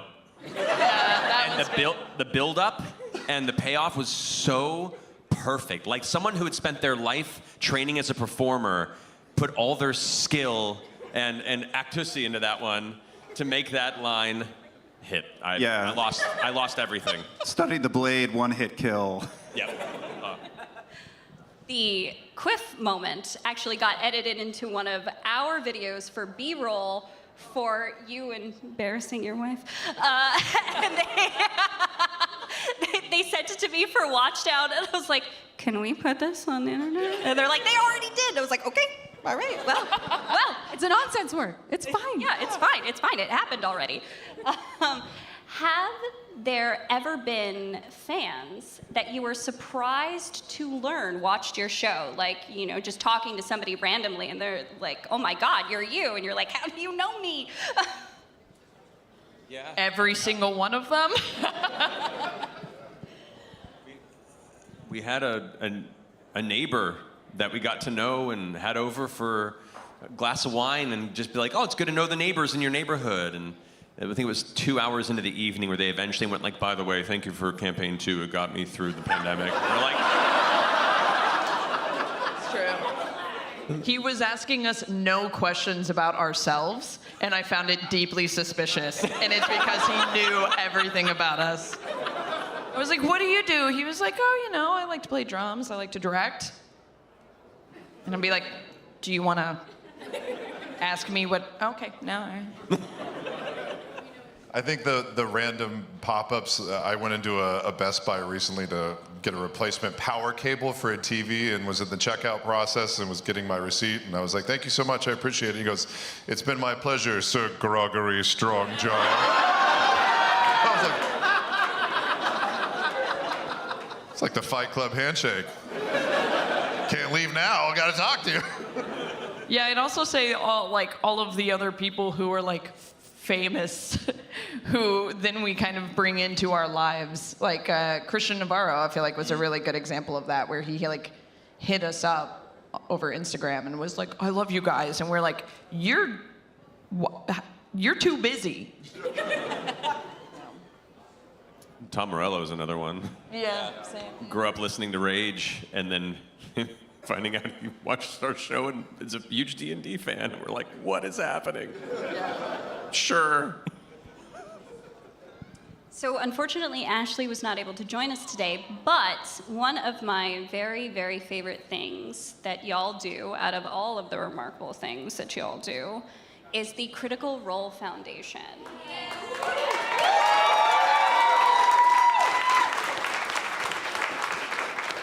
You have had 5 great years helping out so many people in so many different ways. How would you say the foundation has evolved since its original inception? I mean, the breadth of partners, like charity partners that we've met over the years, has continued to grow in incredible ways. Seeing the impact that this community has had in the world. Like, it was one of those, we started with charity when we were streaming way at the very beginning. And so when we had our own company and our own momentum, it was important to continue that. And we learned very quickly how hard it is to make a charity. The paperwork and time and investment is its own endeavor. But over the years, watching just the community support all these amazing charity partners and all these wonderful endeavors and all these wonderful people that come to help and make it happen has been the thing I'm probably most proud of. Sorry. The thing fair, super fair. No, for me, it's the thing I'm most proud of. And It wasn't weird until you did that. Meaning I'm proud of so many things that we've done. I'm not discounting the animated series and everything else. You're allowed to have a favorite kid, just don't say it out loud. Man. That's bad parenting. I'm done. You know, Taliesin, it's great that you interjected with that, because this is a choose your darling question.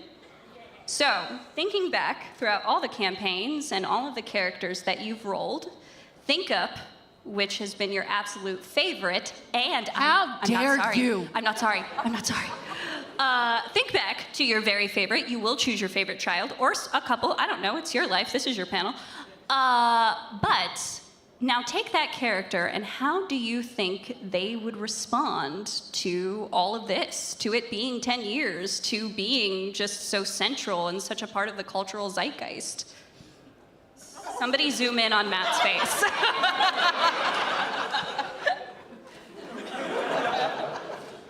You know, for Grog, I'm still alive? Yes! Easy. Oh, okay, well, look. I mean, 10 years is like nothing, right? I mean, we could go on for like ever. You know, because I have so much more that I want to do and so much more that I want to say. And these guys are pretty wonderful, so I'm glad to be here with them.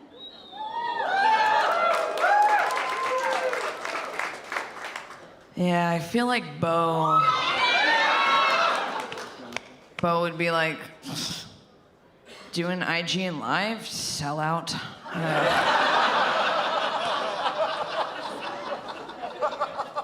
I'm cheating. All my characters are smug, so it's kind of going to be, it's the same answer all the way across. But, I mean, since we're all going there, I think Caduceus would just be, I mean, this feels inevitable, really. Good things just, when left to their own, will keep going and grow. And it's just as long as it stays good and pure.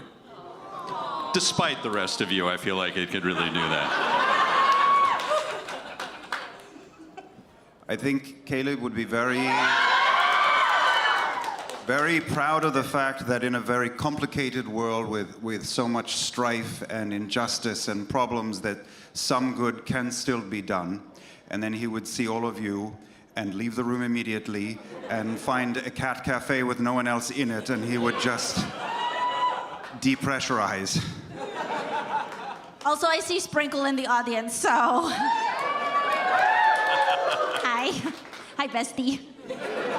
Do you need an EMT?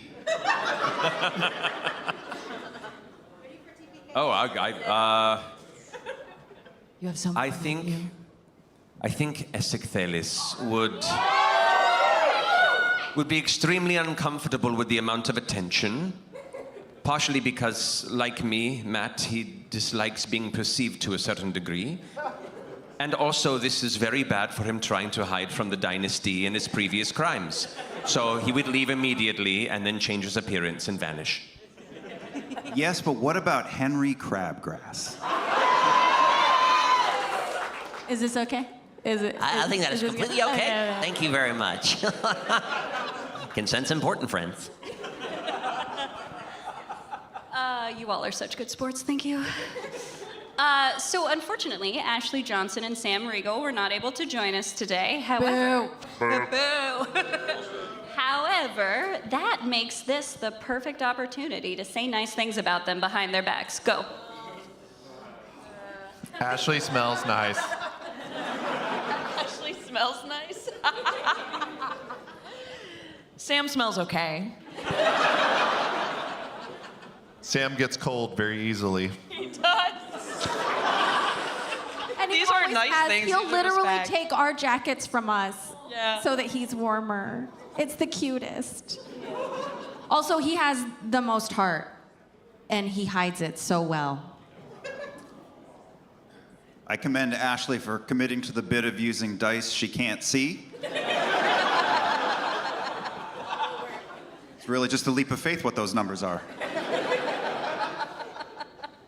See, Ashley is one of those people that is so absurdly, innately talented, but under no circumstances will she believe that and tout it, to where all of us have to say it loudly on a stage when she's not present. But she is so wonderful and so sweet. Sam's fine. Yeah. Ashley's low-key the funniest person that I know. Because she doesn't try to be funny, and that's what makes it funnier. And we have Sam Riegel in our cast, but... No, it's an interesting point. Ashley's sense of humor, and really kind of her personality when you get to the core of it, it's very Twin Peaks. It's very just odd and off-center in a way that you're not expecting, and when it catches you, you're like... Yeah. What? She'll do something weird, especially like in our VO sessions. She'll like do something weird, and then we'll all stare at her, and she goes, I don't know. And then it's like, it's just so funny.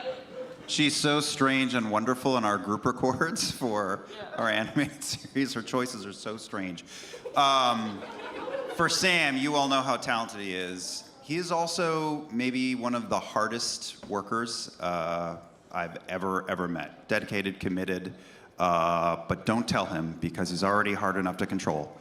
I'm convinced he has a twin, and his just commitment to the bit of just pretending that there isn't a second. The prestige. Oh, yeah. So this one might be difficult because in the same way that you guys have been doing charity since your inception, you have also listened to the fans all throughout your run. How have fans, either directly or indirectly, influenced the world of Exandria as you have gone through your stories? I feel like they had to have. I mean, there's so many, especially when we first started and, when we were doing it live. And after, we would do the stream, I would go on social media and see immediate fan art of what had happened. And it was mind-blowing. And it did, because I feel like it was kind of cyclical and it would affect the way that I saw things when I saw somebody else's visual of it. So, yeah. Looking at me? Okay, I'll go next. I mean, it's hard not to. Many of us grew up as fans, and so experiencing the love of being part of fandom and then somehow accidentally creating one, being invested in that has been really, really fulfilling. But the fan art's been incredible. Hearing people's stories in person and conventions about how they've made Exandria their own has been amazing. Listening to the parts of the world that people haven't seen yet and want to explore is really inspiring for how I want to build things in the future. And a lot of people in the community that ended up coming in professionally and then collaborating with us and stuff we're doing with Darrington. And yeah, I mean, at a certain point, we're all fans of what we do, and people who are fans of each other, we become fans of theirs, and we get to make things that we're all fans of. It's absurd. None of this makes sense. If you're really lazy at making a backstory like I am, you just wait until the first couple of episodes go by, and then all the theories and speculation out there, you just cherry pick the ones you want. Oh, that's a great idea. That's definitely mine. Oh, yeah, what a great mystery. You were right.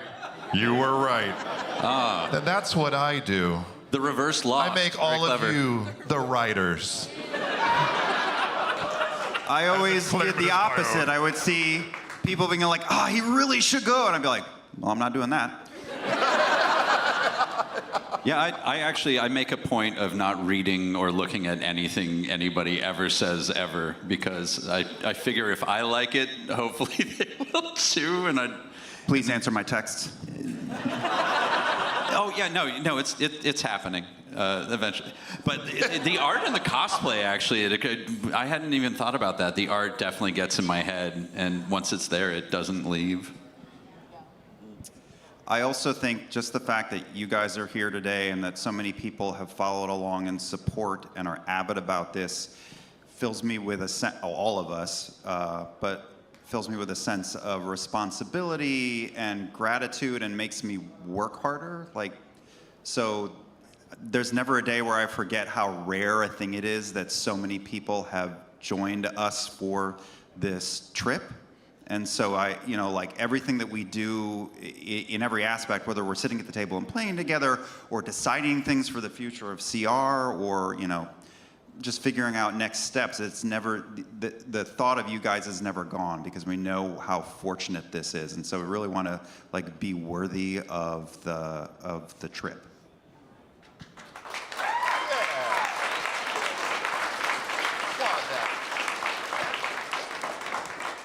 So last year when y'all joined us for IGN Live, we couldn't talk about anything, so this is a very refreshing change of pace. However, I do love that dance of question. We can't answer that. Everybody look at Travis and Matt and make sure it's okay to say what we're saying. Is it? No? No? Just kidding. Just kidding. That didn't happen.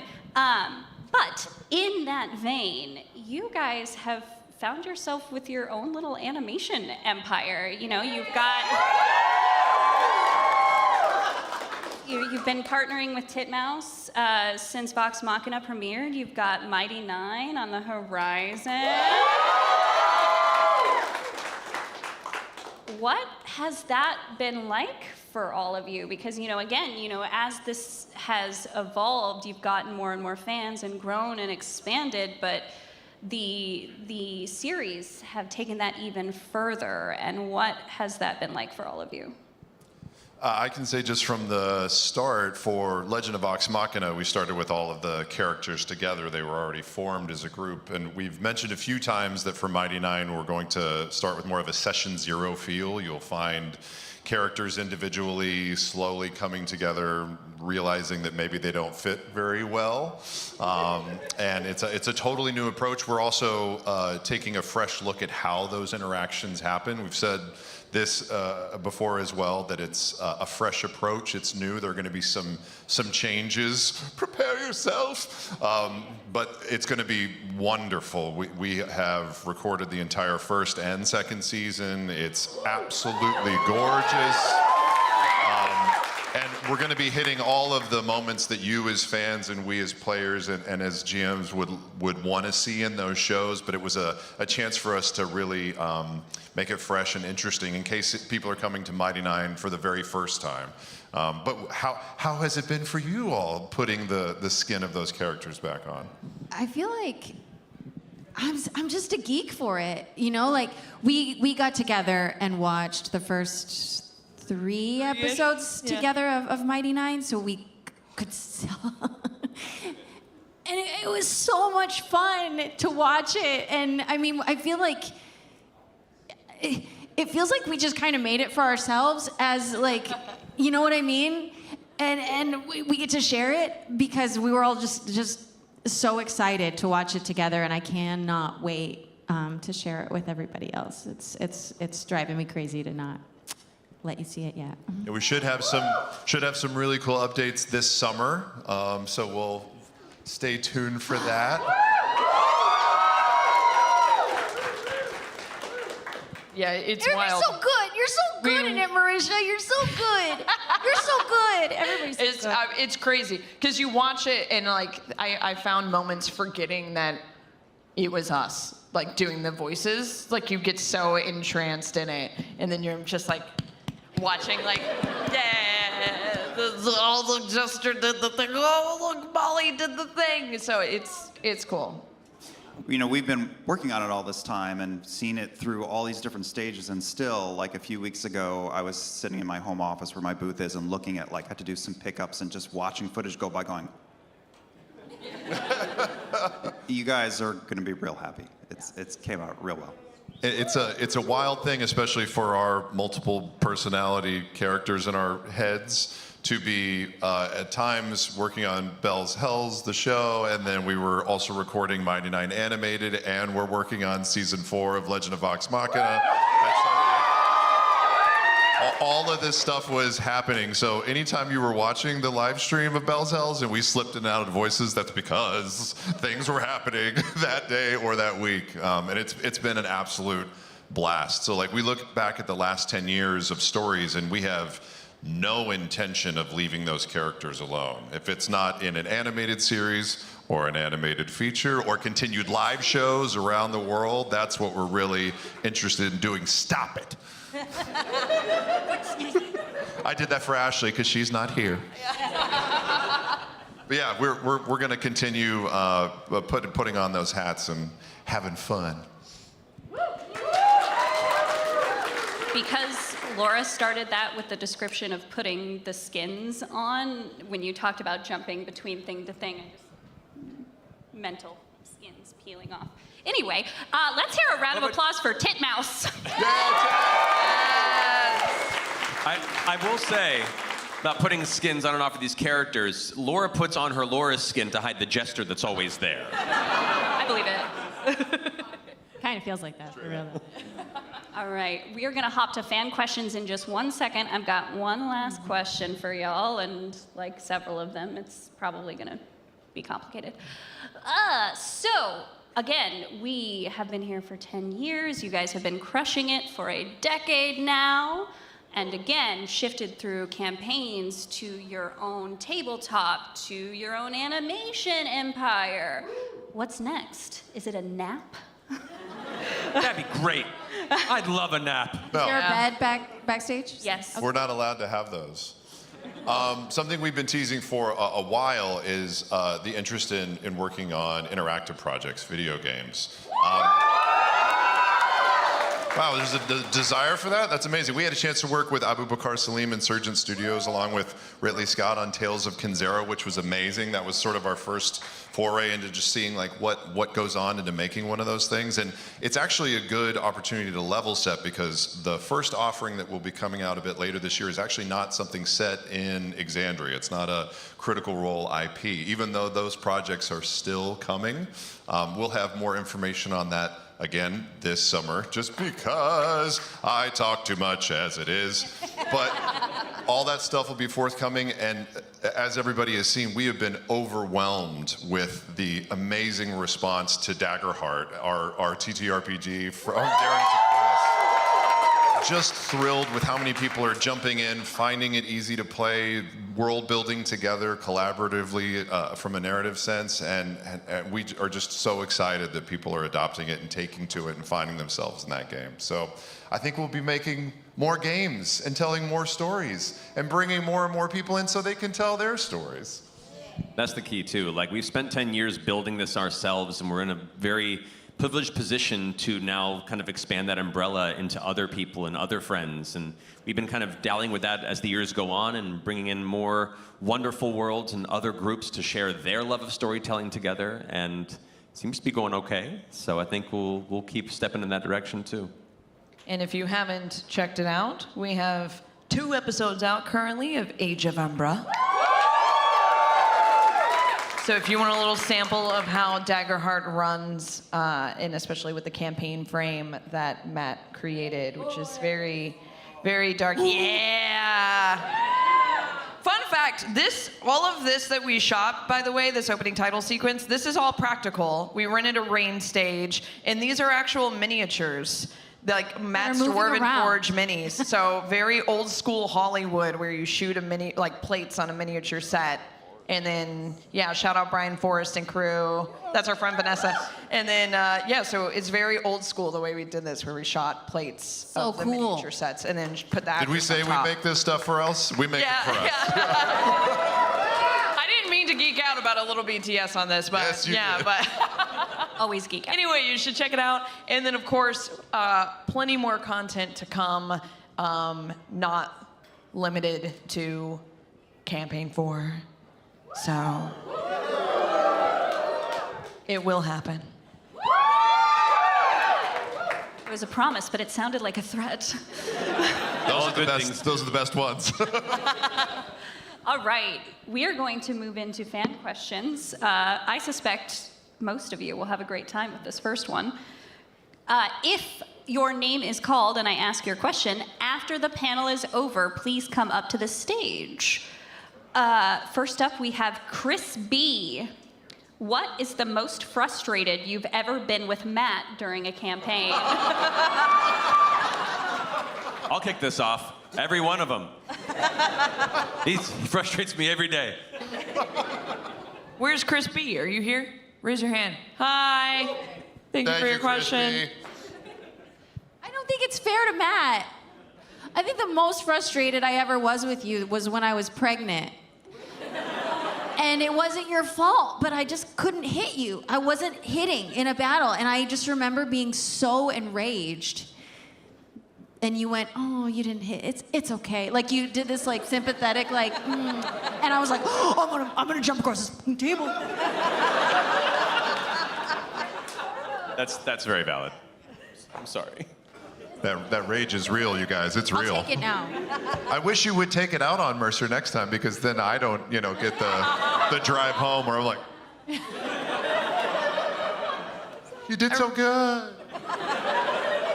I remember in Campaign 1, we were kind of in this like lull of the campaign, kind of in the middle, and we were a little conflicted on what to do. Like, we didn't know, where do we go? Who's the bad guy? What are we supposed to do next? And I remember you being like, I swear to you, just wait.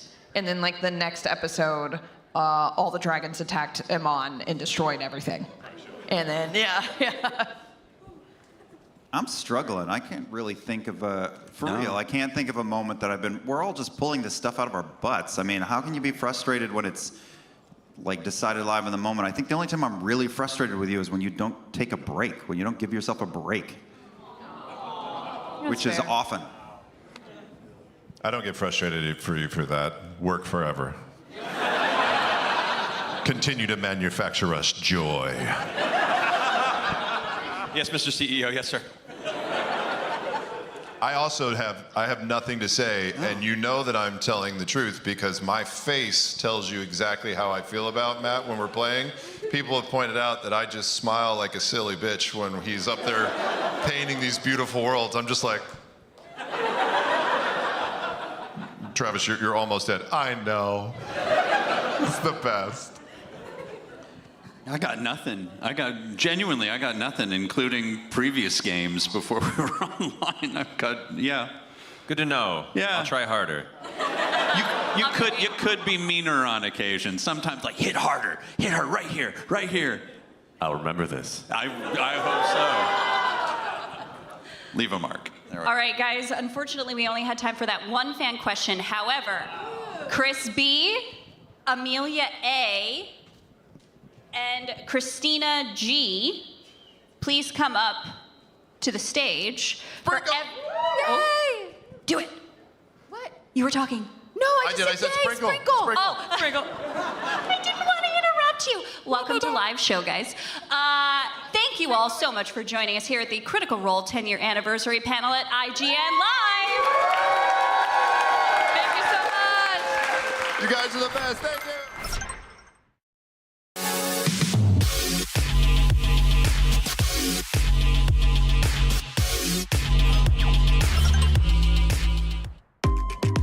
IGN Live is presented by Nintendo Switch 2. All together, anytime, anywhere. The average Cinefix movie list features nearly 100 different films and approximately 25 minutes worth of wall-to-wall deep dive analysis. To simulate that pace for this 30-second ad, we're featuring 26 different films, and before you say it, no, that math does not check out. We're not math people, we're movie people. We can't even count down from 10 without ending up at, like, 96.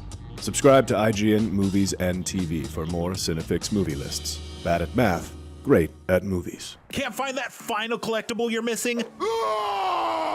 IGN strategy guides and interactive maps are here to help. One step at a time. IGN guides are trusted by millions, easy to use, and best of all, free. IGN has the very best, most complete and accurate guides for Shadow of the Erdtree, Baldur's Gate 3, Tears of the Kingdom, and so much more. See? It's good, right?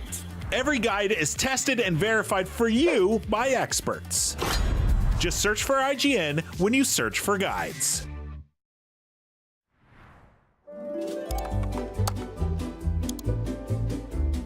IGN Plus is where your adventure begins. What are you selling?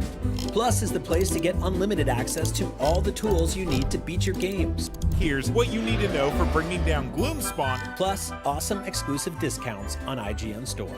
Maybe this would tease open your money pouch.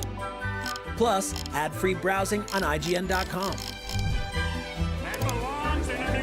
Plus, unlimited game help tools like premium interactive maps with your own custom map markers, filters, marker notes, and more. This will come in handy. Plus, access to sweepstakes, giveaways, and free game keys. Wow! Exactly. Want more? Head to IGN.com/plus and start your adventure today.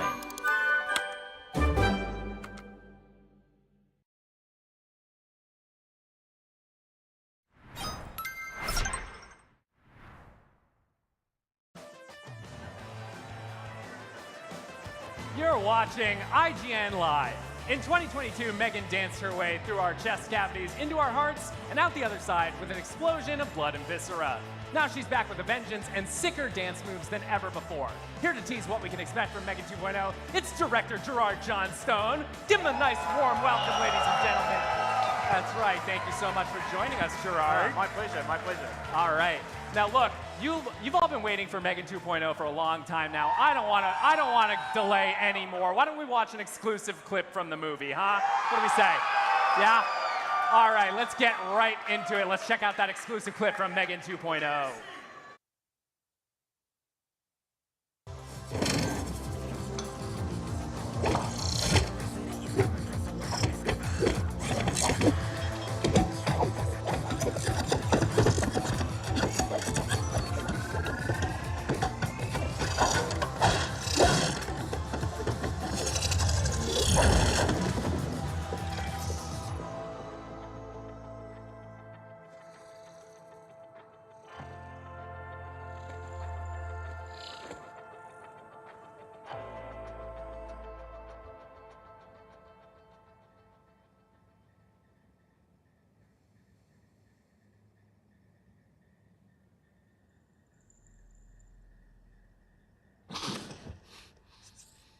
Just wanted to say great job on those actuators.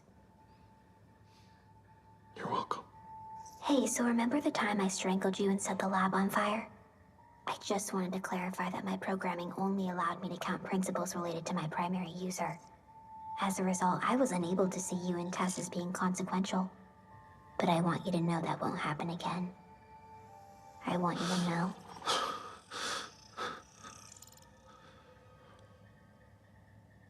I see you. Thank you.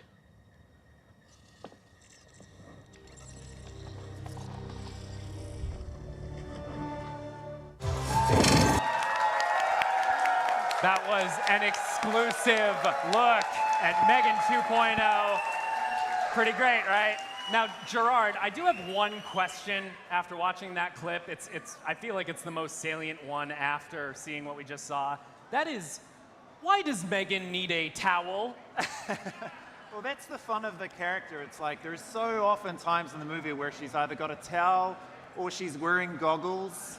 And it's like, and I know that people will be saying, why does she need that? It's like, because she can.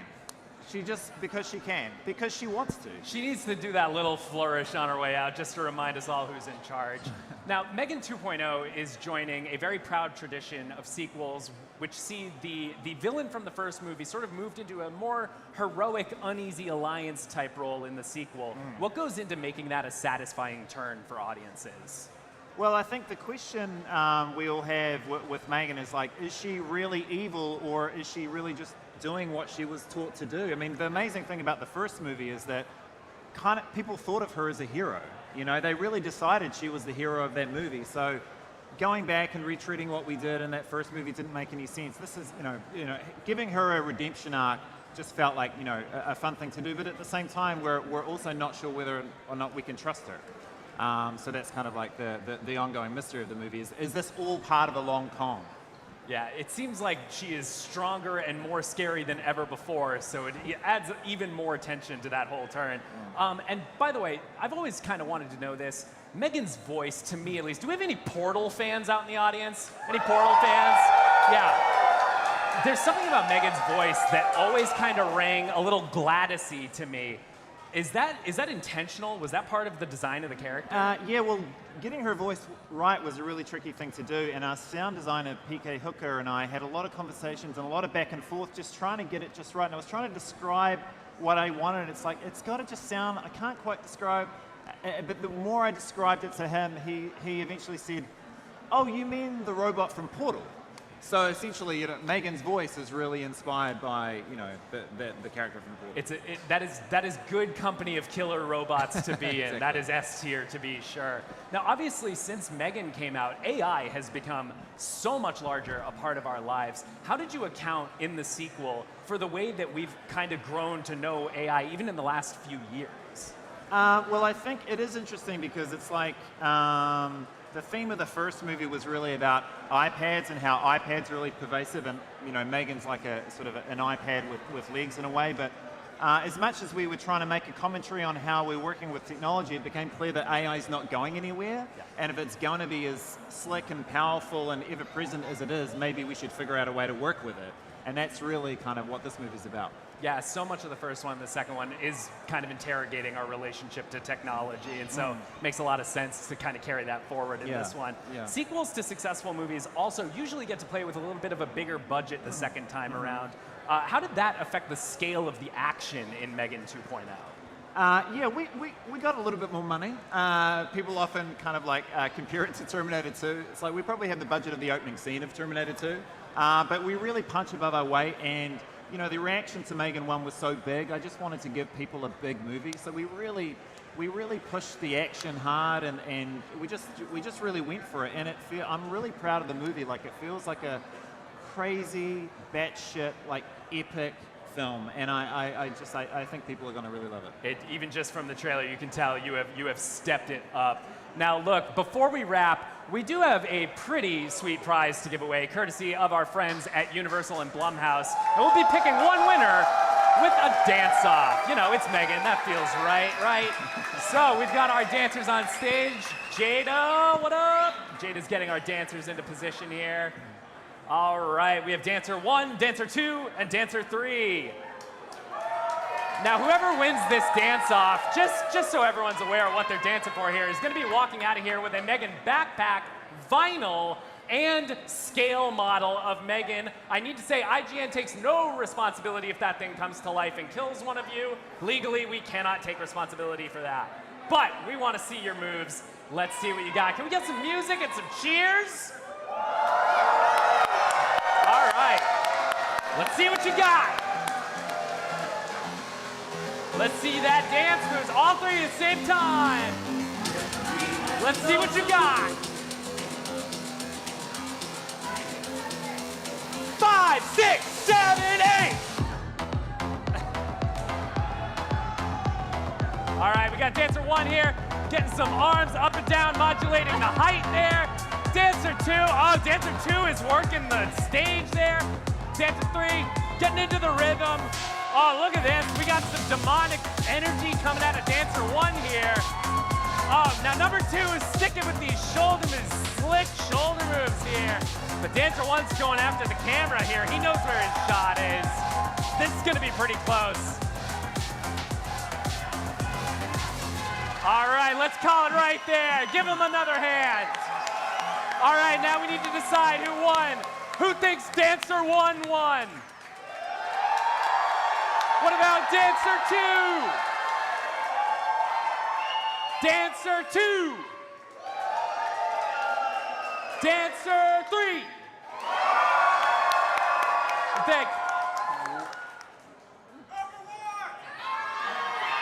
I think we're going to give that to number 1. Number 1. Congratulations. You're walking off with a whole lot of cool M3GAN stuff. We got some stuff for you guys as well, though. Gerard, thank you so much for joining us at IGN Live. You can catch M3GAN 2.0 on June 27th, only in theaters. Until then, there is a lot more IGN Live coming your way. Stick around.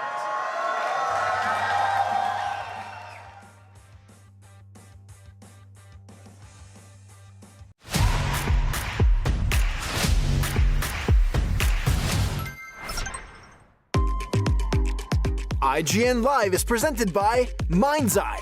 Pre-order now. The average Cinefix movie list features nearly 100 different films and approximately 25 minutes worth of wall-to-wall deep dive analysis. To simulate that pace for this 30-second ad, we're featuring 26 different films, and before you say it, no, that math does not check out. We're not math people, we're movie people. We can't even count down from 10 without ending up at, like, 96.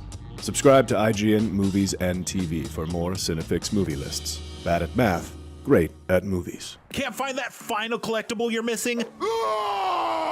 IGN strategy guides and interactive maps are here to help. One step at a time. IGN guides are trusted by millions, easy to use, and best of all, free.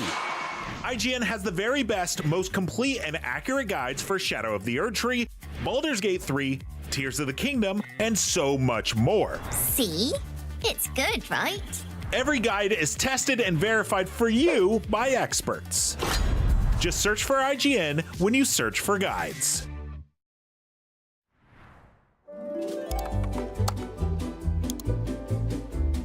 IGN Plus is where your adventure begins. What are you selling? Plus is the place to get unlimited access to all the tools you need to beat your games. Here's what you need to know for bringing down Gloomspawn. Plus, awesome exclusive discounts on IGN Store. Maybe this would tease open your money pouch. Plus, ad-free browsing on IGN.com. Plus, unlimited game help tools like premium interactive maps with your own custom map markers, filters, marker notes, and more. This will come in handy. Plus, access to sweepstakes, giveaways, and free game keys. Wow. Exactly. Want more? Head to IGN.com/plus and start your adventure today.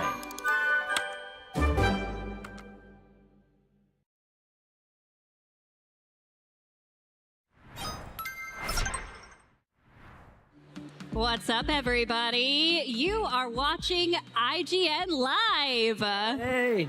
Wow. Right on. The hit show Resident Alien asked the question, what if evil aliens from outer space were living among us? And right now, looking at the crowd, I believe it. Here to tell me all about the show is the star and creator of Resident Alien. We have Alan Tudyk and Chris Sheridan. Hi, you guys. You two have had such an eventful few days. We had the season 4 premiere. You're here. How are we feeling now that 4 is out? Well, the premiere is out at least. I can't hear a word you're saying. Oh, well, we should fix that. How are we feeling now that the show is out? Now that the premiere is out, yeah. Premiere, yeah. We premiered last night. Yeah. How are you feeling? I feel great. I mean, it's a long road. I've been working on the season since July. So to have it finally out there for people to watch is very exciting. I love it. Did you always plan on 4 seasons, or did it evolve as it went along? I mean, you always hope for as many as they'll give you. Definitely. I think in this climate, having 4 seasons is a huge victory. So we're thrilled every year we get a chance to do it again because we have so much fun working together, the whole cast. And the show's working, and I think it has a good message. So I've told them already I would do it forever if they give us a chance. So we'll see what happens. Alan, how about you? Yeah, I mean, we started so long ago. The first season, I mean, from the pilot, I was in love with this thing. It's a dramedy, so it's 1 hour, but there's a lot of comedy in it. And because I'm an alien, I can kind of do anything and make it say, well, he's an alien. That's why he does that. So you can kind of see this thing behind it. I'm dancing like a freak. There's no reason for me to dance like that. No reason. There's no music playing in that scene. I'm just doing that. And I don't think there's any other show where I could just do that. So yeah, as long as we can do it. So you got to direct 2 episodes this season. How was that? It was hard. Guys, directing is hard. As an actor, you just have to know your own, journey. As a director, you have to know every character's journey. But the plus side is, you get to work, or I got to work with everybody who puts a show together. And there are so many people. You can say, I mean, there's a thing called prop. There's many things, but there's this one thing called prop show and tell, right? Show and tell, yeah. So every prop that's used in the show, in our show, and in every show that you see on TV, somebody has gone around, the director and all the people who in the production who make it. They pick up every prop. Here's the toothbrush. Is this going to work? No. First of all, this is blue, not red. We said red. And I need one with a gum sensitizer on the end. I don't know what that is. Oh, I've seen them. They've got them at this place. You got to get one. And it needs to be wider. Okay, next. This is the bell they ring on the bike in that one scene. Oh, yeah. Ring, ring. Do you have something louder? That's not loud enough. Do you have something that's slower? I mean, everything gets chosen by a group of people, and it is a collaborative effort. The actors just show up at the end and dance for some reason. Shout out to Cruz, right? Like, none of this would happen without them. Just the best teams, just doing all of the thankless work. Thanks to all of you guys. Yes. Yeah.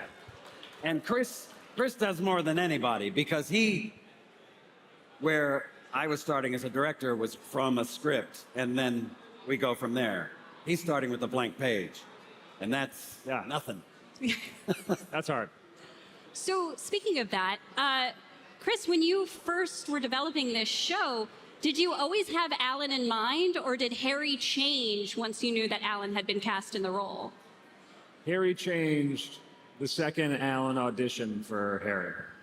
I had in my head what I thought the character was, and then we had 100 actors before we found Alan come in and try to get the role. And they're incredible actors, and it was never good enough. And then I started questioning the writing, and I think maybe I wrote it wrong. And then Alan came in and did his thing, and immediately we knew that's what the character was. So this is so much, it's all Alan. Like, all the little things Alan has added to it, the thought Alan has put into this character is what really has created this character. I remember in season 1, the first time Harry was in bed, and he pulled his covers up like this, and he was like this. And I realized it's because the alien has 3 fingers. So even in Harry's human form, Alan made the choice to hold it with just 3. I was like, only Alan Tudyk could come up with stuff like that. Incredible.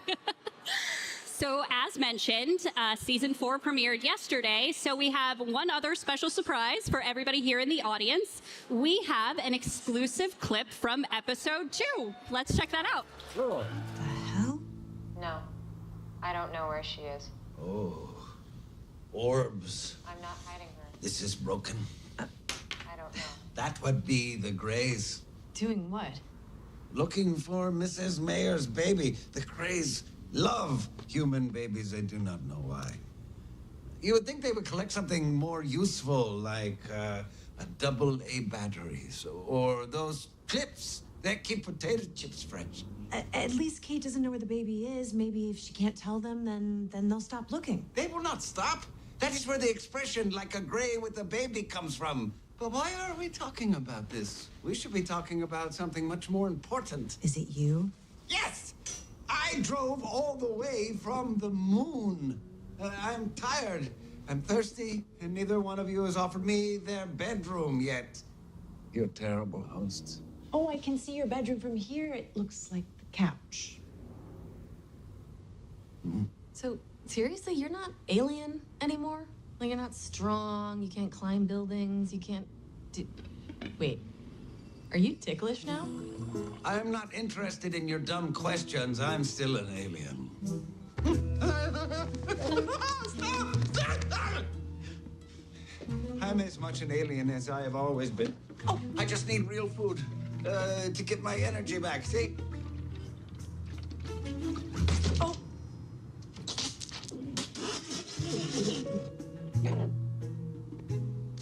I still love milk just as much as I always have.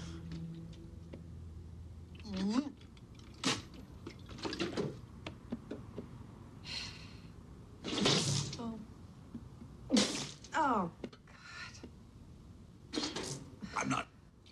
I feel good now. I'm gonna head back to my cabin to kill Demented. no. Hey, he will kick your ass. Just sit down and we'll figure out a plan. You need to get out of my way, or you will feel my alien wrath. I understand. You want me to sleep out here on the couch to protect you two. Accept. It's a good cut. That's great. Yeah. Alan, I feel like we have to talk about the art of the spit take here. Right. Because that's how I feel whenever I ingest milk, so... What job do you get to do spit takes? I mean, that's a classic. And I love those kinds of jokes. Yeah, I'm surprised there's just so much milk in there. Just keeps coming out. It just keeps coming. Yeah. How many takes did you guys have to do for that, or was that one and done? There were a few. The big thing that helped that scene was Alice Wetterland, who plays Darcy, who has the red hair. She said, You can spit it on me. That helped. That does. Because once you see it hit her, you get a sense of how nasty it is. You've got something to cut to, and you know, it's not just the action; it's the reaction. Right. So you have so many different animatronic, I guess, is the way I want to phrase that. Like, you've got the alien, which, you know, as you mentioned, just sort of acts kind of funny, and you can do whatever you want, but you've kind of got the same sort of monotonous tone, and then you've played so many robots as well. So, like, how does the way you play Harry in your alien form versus, like, the way you would play Alien number 4 in Superman, how do you, like, differentiate those beyond just tonal changes? That's a great question. It informed it. I guess I had done K2SO, but when I did Sunny for iRobot, I worked with a voice coach there, and we had decided that he spoke correctly, however you would, what was considered correctly. So good enunciation, good vowel sounds, what you learn in theater school, basically.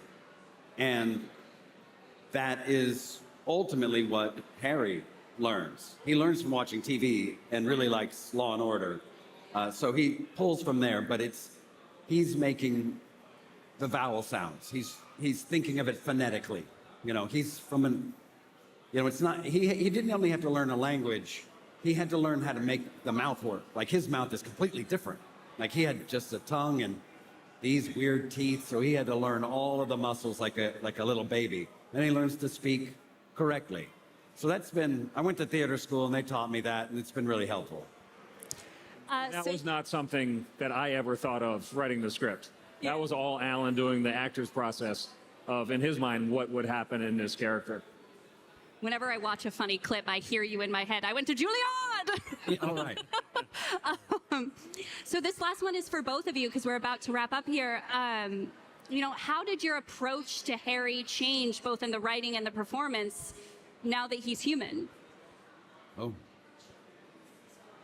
Yeah, with the writing, the point was to take Harry to the next level of his observation of humanity and his growth into humanity. And one of the best ways to do that, I thought, was to sort of take the training wheels off and put him in a situation where he doesn't have his alien energy to fall back on. So from a writing standpoint, it was trying to write him a little more vulnerable and a little bit more open to emotions, and realizing that more is happening to him than had happened previously. And then the rest of it, again, like, you have this concept in the writing, and it's a bit of a soup, but it's just the ingredients first. And you sort of throw it at Alan, and it goes through that machine, and then the brilliance comes out of that, where he takes that and then he figures it out. And he figures out what feels real and what feels organic to the character. And he did an incredible job all season, doing all the different levels of that in different characters again as well. So it was a little easier almost. I mean, there's adjustment, but I could access more emotion, whereas with Harry, it's like there's a layer that you have to get through to. His emotions are colored by an alien experience, so they're simpler. He's childlike in that way.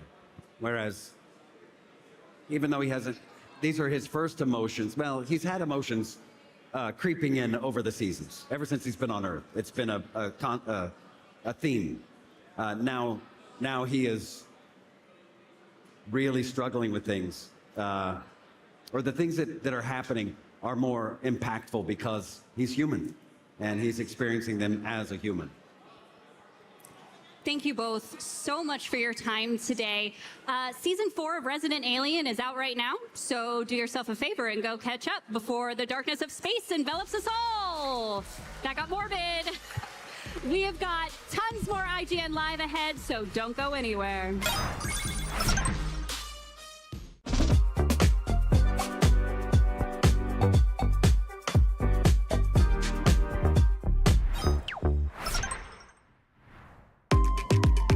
IGN Live is presented by FX's Alien Earth. Premieres August 12th on FX and Hulu.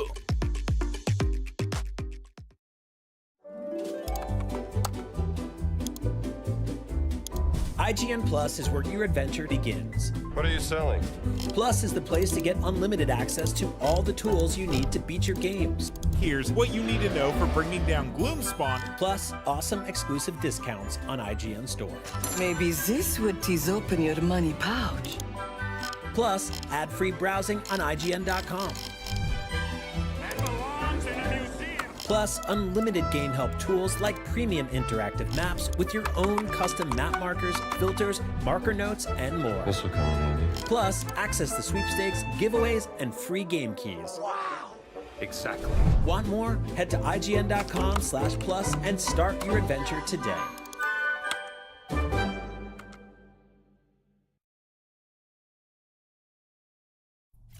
Hey you! Looking for a way to wear your fandom with pride? The IGN store is the ultimate destination for awesome merch and collectibles from the biggest games, movies, shows, and everything in between. Cruise the wasteland in style with a Vault Dweller hoodie and replica Pip-Boy. Kick back and relax to some of the best game soundtracks ever pressed on limited edition vinyl. Or level up your whole wardrobe with a massive selection of officially licensed apparel. From iconic properties like Star Wars and The Legend of Zelda to newer fan favorites like Atomfall and Expedition 33, the IGN store has you covered. You'll also find hats, jewelry, action figures, board games, model kits, art books, and even snacks. Whatever you're into, you're bound to find something. See for yourself and head to store.ign.com today. IGN Playlist is the best way to track your game collection. Now you can even import your entire Steam library to Playlist, making it easier than ever to review games, show off your collection to the world, and finally chip away at that massive backlog you keep meaning to get to. IGN Playlist, check it out.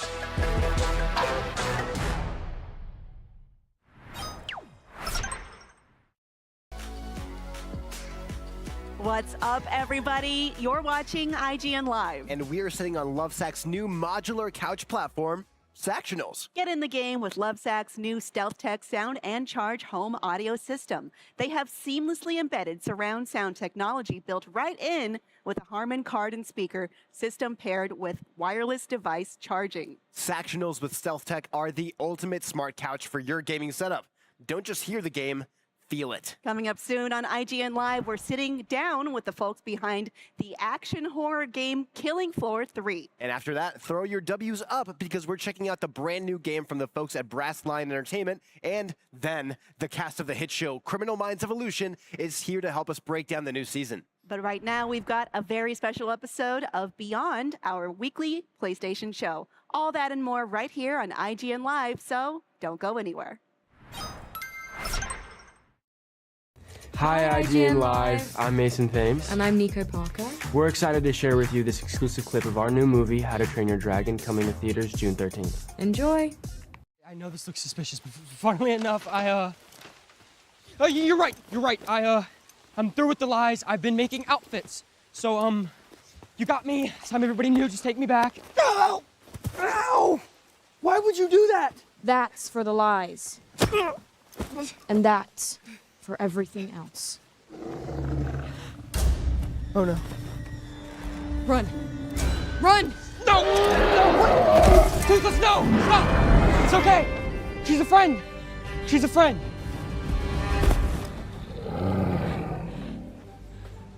Toothless? Bastard, Toothless. The Night Fury.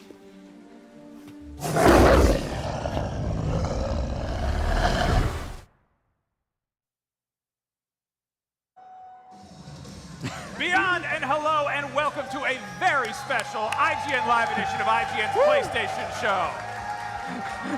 I'm your host, Max Scoville, and joining me today are my good friends, Brian Altano and Jada Griffin. What's up, everybody? Beyond! Beyond! Oh, man. So, this is actually our 900th episode of Beyond. What? So crazy. And when I say R, I mean like IGNs. I think I've been on like a third of those maybe. Yeah. But I've done more than Greg Miller, and that's what counts. That's all that matters. Shout out to Greg Miller. Yeah, no, Hey! I agree. Anyway, there's something we're going to celebrate today that's even more special. This November is the 3-year anniversary of the 10-year anniversary. What? Of the launch of the PlayStation 4. That's not a thing. I mean, that's just 13 years, Yeah, Max. that's 13 years. It's been 3 years since it was 10 years. 10 years is more impressive. Let me have this. Okay, fine. Okay. So in honor of this momentous and not at all arbitrary occasion, we're going to play a game that celebrates the last generation of PlayStation, a game that I like to call Wheel of PS Fortune. Yeah! And I don't want you guys to like... Wheel. No, we're going to get sued. Don't do it. Are we going to get sued if we do that? Okay. I don't want to chance it. You know, that could just go sideways. We're just going to... Pat Sajak is going to punch you in the face. He's been known to do that. I don't want to roll the dice or spin the wheel or whatever. But here's how it's going to work.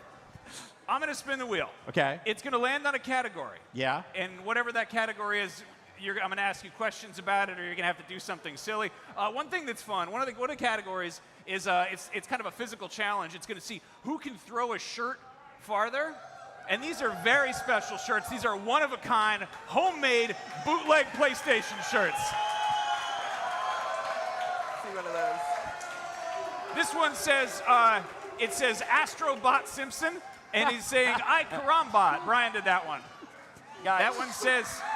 Shadow of the colonoscopy? Yep, Shadow of the colonoscopy. Shadow of the colonoscopy. And this is celebrating all sorts of places. It says Jack and Clank, but it has a picture of Knack and Astrobot. So really just covering our bases there. Somebody, I want to point out, somebody really liked that Shadow of the colonoscopy. Like, they were laughing so hard. Give it up for colonoscopy. Why are we always doing Stay Last year it healthy, was y'all. give it up for ibuprofen. Anyway, because we're going to be asking, very serious trivia questions, I'm going to need you guys to try to keep it a little bit quiet. I know that's not a fun thing to do and you want to yell. There will be time for yelling when somebody says the wrong answer or the right answer. How it's going to work, though, is if whoever buzzes in first gets a chance to answer the question. And if they get it right, they get 1 point. And if they get it wrong, the other person has a chance to answer. And if they get it right, they get 900 points. Yeah! What? And if they get it wrong, they lose a point. Sounds fair to me. It doesn't make any sense, and I'm not actually sure if anyone's going to be keeping score. I'm not going to do it because I don't like math, but we'll pick a winner somehow. Do we want to test if our buzzers work? Does it work? What is that noise? Can you hear it? I think I have yours. You got to trade. Each buzzer, Jada's buzzer says, Jada. Jada. The idea was so you can tell who buzzed in, but I don't know if that's going to work. Anyway, whoever wins is going to get a huge pile of prizes, which they can then distribute to everybody in the room. Just throw it out in the crowd and just do it at random.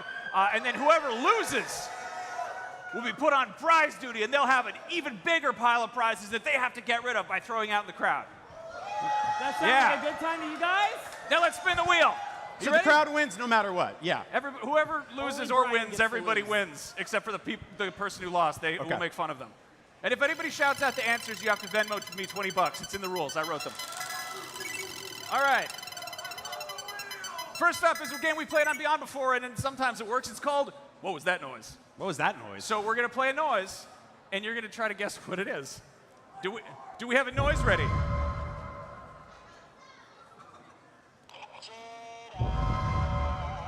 Jada? I'm going to say it is knocking on the door in Resident Evil. That is incorrect. Dang.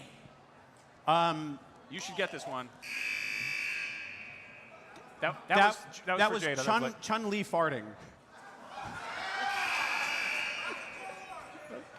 That was also incorrect. I don't think you need to say that. That was the noise of getting detected in Far Cry 5. Whoa, dang. You should definitely know that. I should know that. Because you're a loud mess at those games. Jada, you probably never heard it because you're actually stealthy. I don't know. I am very stealthy. They Anyway, never see me coming. more wheel time. All right. This is called Rated E for ESRB. And what's going to happen here is I'm going to read a description from one of the ESRB content warning pages where they tell your mom all the stuff that's bad in the video games. But I'm not going to tell you the name of the game, so you have to guess which game this description is from.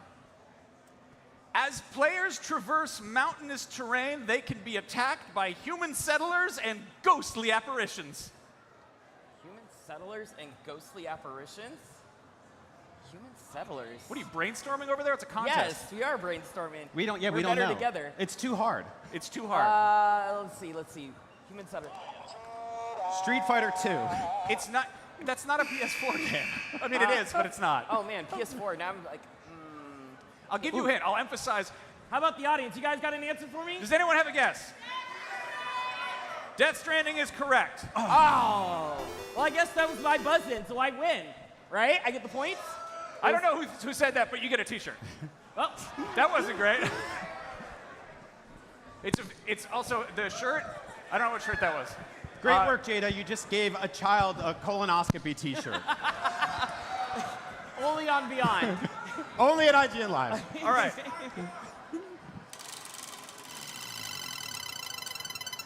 Okay, this is called JRPB. It is a JRPG spelling bee. We have dry erase boards in front of you, and you're going to have to write, in proper spelling, as much as you can, the title of a Japanese RPG that has a pretty weird title. Are you ready for this? Spell it out loud. Hold on, where is it? I got a lot of things in here. Gotta find. I don't know how we haven't landed on trivia yet. Not enough trivia spots on the trivia. Okay, are you ready for this? Yes. The title of the JRPG is R. Tanelico Koga, the Knell of RCL. That is the real name of a video game that they sold in stores. Can I hear it again? R. Tanelico? R. Tanelico Koga, colon. I'll give you a cheat there. You can have a colon. The Knell of RCL. And fun fact, one of those is a real word. All right. I got this. I guess of is too, but are you ready? Yeah. All right, let's see those answers. Okay. Brian wrote Street Fighter 2. And he used the you didn't even use the Roman numeral. It's the number. Thank you. I wouldn't have figured that one out. Okay, let's see. R. Tanelico Koga. Jada wrote ARTONELICO KOGA colon VAN. Let me see. VANIEEILRARCEIL. Okay. I wanted to use all the letters of the alphabet. Okay. Are you ready to see it? This is here it is. It's behind us, and it is AR space TONELICO space QOGA. That's wrong. Who That's spells wrong. Koga with a Q? Which of those is a real word? It's Nell. STREET. Okay, that's enough out of you. Nell is the correct word. Nell is the only thing in there that I think is a real word. All right.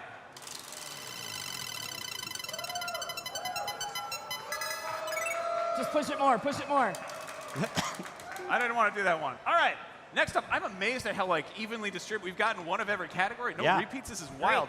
This next one is called Failure to Launch. Okay. And I'm going to tell you the name of a video game, and you have to tell me whether or not it was there on day one of the PS4. Ooh. The PlayStation 4 was released in North America on November 15th, 2013, and there were 23 games available on day one. Was this game one of them? Skylanders Trap Team. Yes. No. You're wrong. I'm going to say no, it wasn't for the points. What? That's cheating. Is that cheating? You said I got to steal. That's 900 points. It was not released that year. That one came out a year later. The PS4 launched with Skylanders Swap Force. Man, exactly. I thought you guys were gamers. You don't even know when Hey, Skylanders games came out.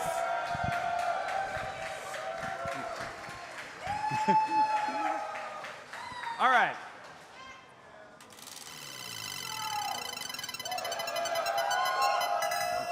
What was that noise? We've got another noise. You guys like noises? Make some noise for noises. That's some good noise. All right, let's get real quiet. I've come up with a new recipe. Let's hear that again. That wasn't a noise. That's it. What's what? I've come up with a new recipe. Okay, I already know what this one is, but I want to hear the audience. Who's that? Who's that? Who's saying that?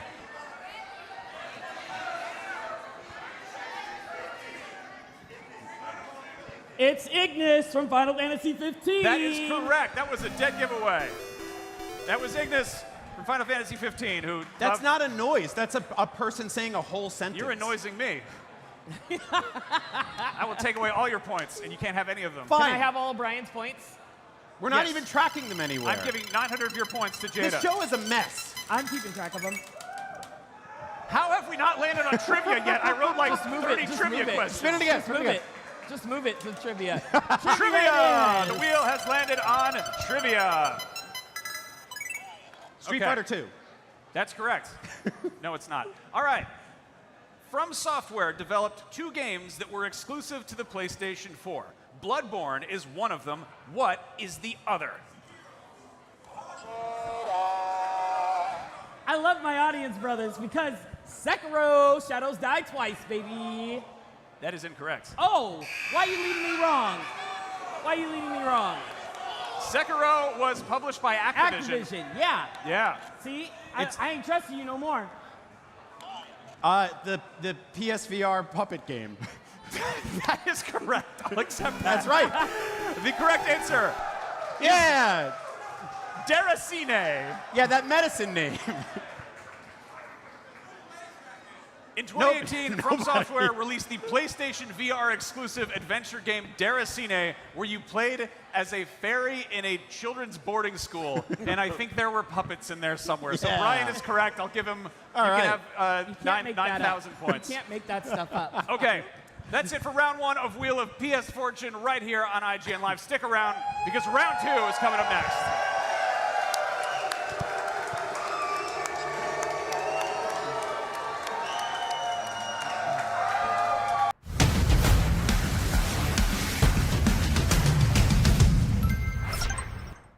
IGN Live is presented by PlayStation Days of Play. Get the PlayStation 5 digital console with the Call of Duty Black Ops 6 bundle, starting at $399.99 while supplies last. The average Cinefix movie list features nearly 100 different films and approximately 25 minutes worth of wall-to-wall deep dive analysis. To simulate that pace for this 30-second ad, we're featuring 26 different films, and before you say it, no, that math does not check out. We're not math people, we're movie people. We can't even count down from 10 without ending up at, like, 96.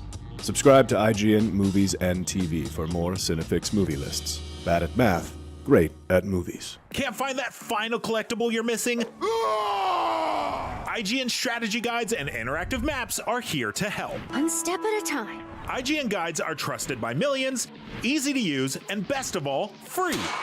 IGN has the very best, most complete and accurate guides for Shadow of the Erdtree, Baldur's Gate 3, Tears of the Kingdom, and so much more. See? It's good, right? Every guide is tested and verified for you by experts. Just search for IGN when you search for guides.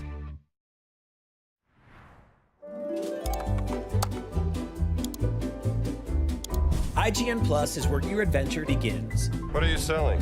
Plus is the place to get unlimited access to all the tools you need to beat your games. Here's what you need to know for bringing down Gloomspawn. Plus awesome exclusive discounts on IGN Store. Maybe this would tease open your money pouch. Plus ad-free browsing on IGN.com. Plus, unlimited game help tools like premium interactive maps with your own custom map markers, filters, marker notes, and more. This will come in handy. Plus, access to sweepstakes, giveaways, and free game keys. Wow! Exactly. Want more? Head to IGN.com/plus and start your adventure today.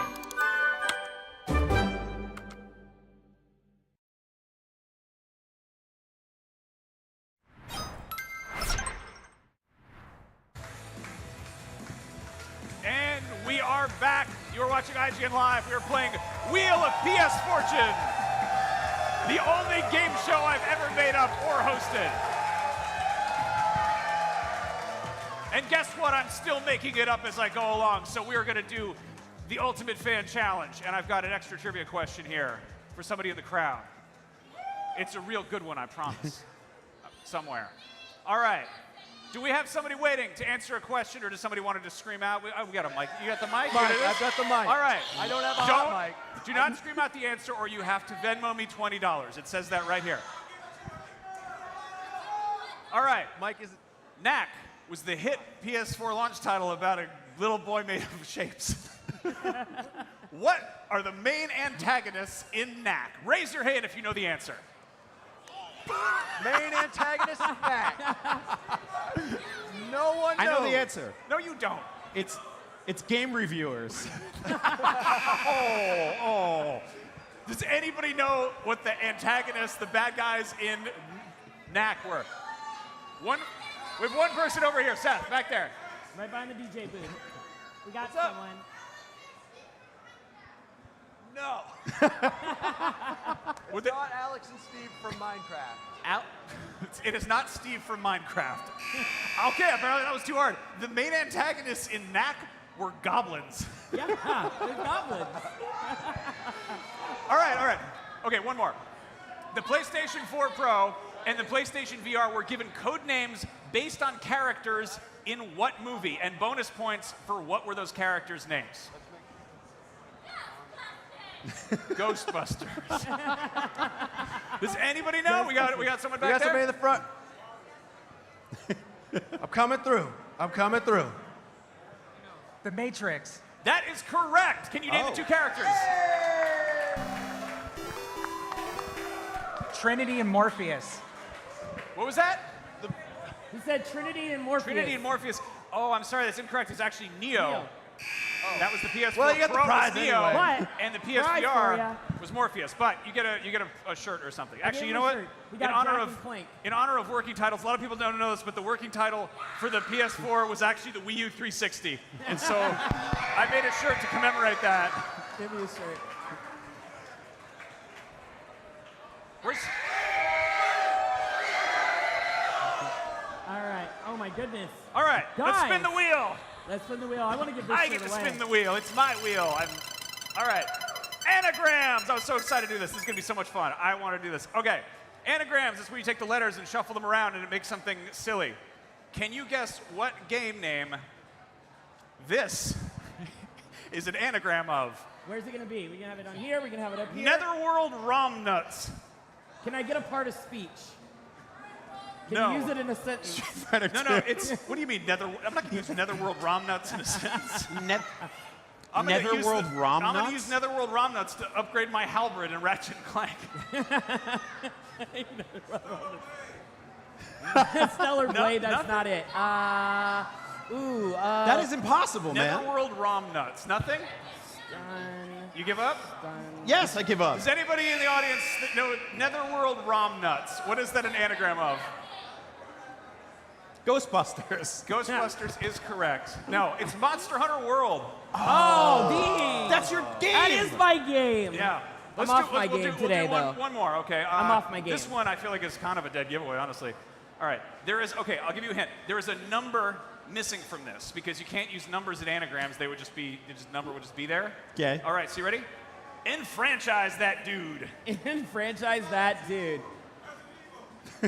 There's no R's. Resident Evil. There is an R in there. Enfranchise that dude. What is this an Enfranchise that anagram dude. of? And there's a number in there. I'll give you a hint. The number is 4. Resident Evil 4? Uncharted 4. Golden. Oh my goodness. Uncharted 4. Lost. Not The Lost. letters are all right here, Jay. I They're know. all in front of It's you. Uncharted 4. I cannot remember the dang. Uncharted 4. Thieves End. A Thief's End is correct. All That is right, and you're gonna get a shirt Enfranchise for that helping me dude. out. You're gonna get an official Bloodborne shirt. All right, we have the next challenge. It is the throw shirt Another challenge, t-shirt. where you both have to see who can throw a Need shirt another farther. one. I need everybody to see this shirt. Brian has the Astrobot Simpson. He's saying I Karambot. You can throw that one. And what do we have for Jada here? I think this is the last shirt, actually. I'm giving them out. This one is an authentic. I don't even know what to tell you. It's Loco Roco. Very angry Loco It's Roco. Loco Roco, but he looks horribly ill, and he's not well. So you can throw that one. And we're gonna see who can throw the Brian, shirt you go farther. first. Are we going from here? We throwing from here? From here? Can I stand? There we go. Go right here. Brian is about to throw the shirt, and he threw the shirt not very far. All right, here we go. Whoa, And you good both- work. You're both disqualified. That was an unimpressive shirt throwing contest. And I hope that we don't get that category again because we're out of shirts. But also, it's our wheel. We can do anything we want with it. You can take the thing off. It's great. Look at that. JRPB, the JRPG spelling bee once again. Are you ready for this? Yes. Detective Pikachu. This is kind of a. I'll argue this is an RPG. It's not really. You ready for it? Yeah. Lost Judgment. Can you spell Lost Judgment? Can anyone spell Judgment? Can you give me the part of speech? I lost my copy of Terminator 2 Judgment Day. That was using it in a sentence. I needed the part of speech. Is it a noun? Is it an adverb? Lost Judgment is a video game where you play as a skateboarding detective who sleeps on his own couch. All right, let's see him. Jada spelled Judgment wrong, and Brian wrote Max pooped his pants. Is that wrong for Judgment? There is no E in Judgment. Wait, there is, but there's no E after Judge. Oh, everyone screws that up. It's Judgment. true. Everyone messes it up all the time. But there is an E in pooped. No, I got it right. I got it right. All right, there we go. Jada is the winner. And we're not going to do throwing shirts anymore because we're out of shirts. We're going to do trivia. Okay. So good at trivia. I've nailed every single question we've got today. I haven't missed a single one. You're hanging out by my desk and just going like that, looking at all my I got answer cards in my pocket. All right, the PlayStation 4 Pro didn't pick up fingerprints as badly as the launch PS4 did, unless you bought a certain limited edition console that looked like it had been handled by somebody with gross, dirty hands. What game was that limited edition PS4 Pro based on? And bonus points, what color is the controller?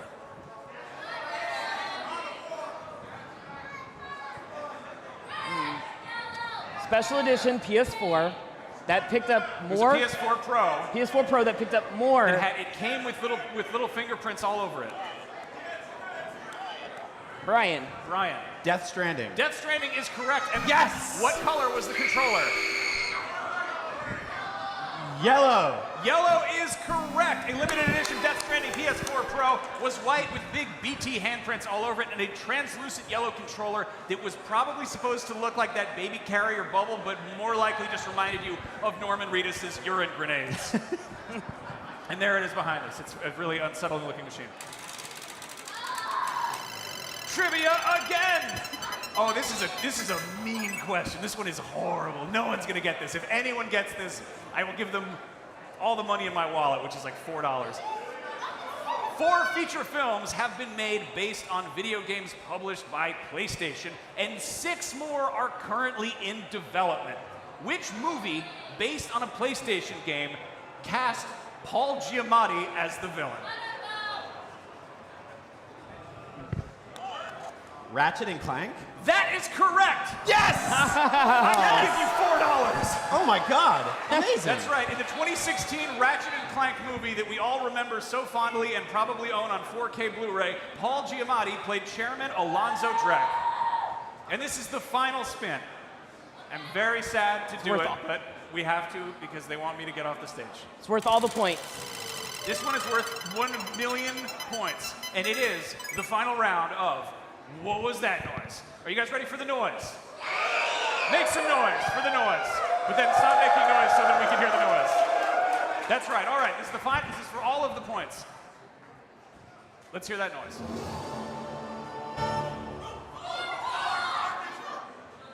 Let's hear that again. Let's hear it again.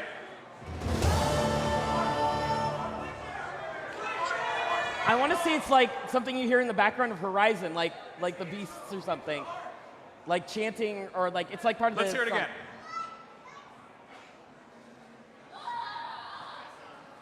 Let's play it again. I'll give you a hint. It's basically like a clip from the soundtrack. Like it's. Yeah, it's a track from. Is it a clip from a Horizon song? No. Dang. Because I picked the sound effect and I didn't play that game. I don't know. Does it sound like dinosaurs? Do you want to just, like, we just say the game it's from? What's up? Just the game it's from? Well, if you tell me what game is it from? God of War? No! All right, we got somebody in the crowd. What? Arcs? I didn't hear any of that. He said Ark Survival Evolved. You got a mic? I swear it's from Ark. Isn't it from Ark? That's incorrect. It is not Ark. Anybody else? He was so sure. He said it like 100 times. He was so sure. Hold on, we got a kid All right right. here. We got a kid who thinks he knows. Yes, sir. Is it like usually the things that play when they announce the release date for movies? Sounded like he said it's like when they announce a release date during a state of play. It's the Witcher 3 quest noise, right? It's the Witcher 3 Wild Hunt. That is correct. All That is right. the noise that it Get you guys makes something. when you finish a quest. And sadly, our quest has come to an end. And who do you think is the winner of this contest? Is the winner Jada? It's me. Or is the winner Brian?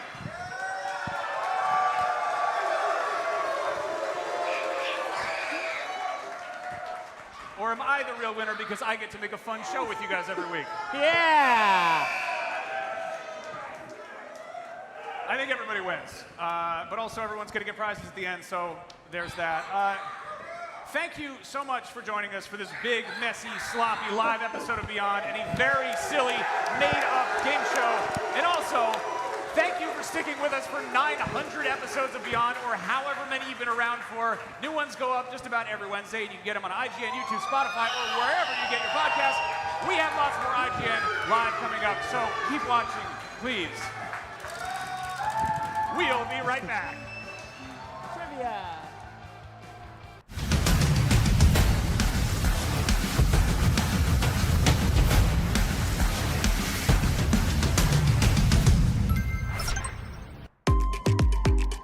IGN Live is presented by MindsEye. Pre-order now.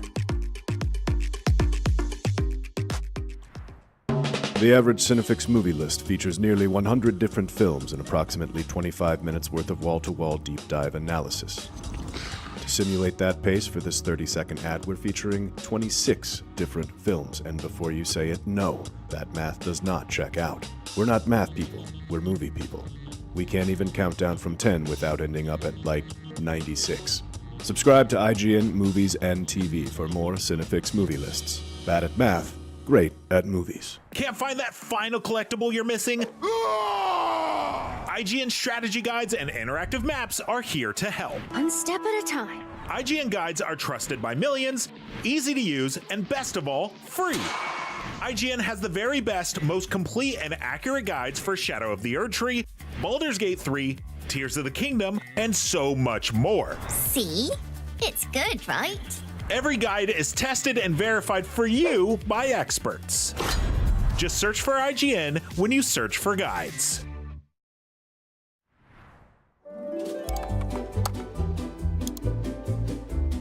IGN Plus is where your adventure begins. What are you selling? Plus is the place to get unlimited access to all the tools you need to beat your games. Here's what you need to know for bringing down Gloomspawn. Plus, awesome exclusive discounts on IGN Store. Maybe this would tease open your money pouch. Plus, ad-free browsing on IGN.com. Plus, unlimited game help tools like premium interactive maps with your own custom map markers, filters, marker notes, and more. This will come in handy. Plus, access to sweepstakes, giveaways, and free game keys. Wow. Exactly. Want more? Head to IGN.com/plus and start your adventure today.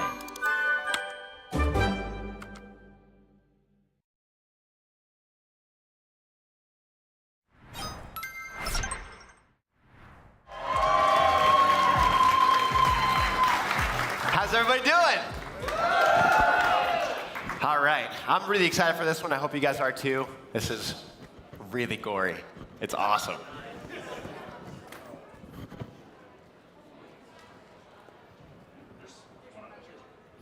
Great. All right, everyone, welcome to the special IGN Live panel featuring Killing Floor 3, the next installment in the iconic action co-op horror genre series. To chat all about it, please join me in welcoming Killing Floor 3's creative director, Brian Wynia.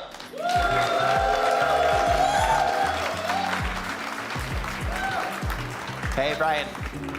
Welcome back. Brian, thank you so much for joining me again at IGN Live for the second year in a row. Before we get started, I heard we have a clip to show the audience what the team at Tripwire has been working on since we last spoke. We do, yeah. The team's been very busy, and you know what? Instead of hearing me ramble about it, let's just show it to you. Let's check out this dev diary.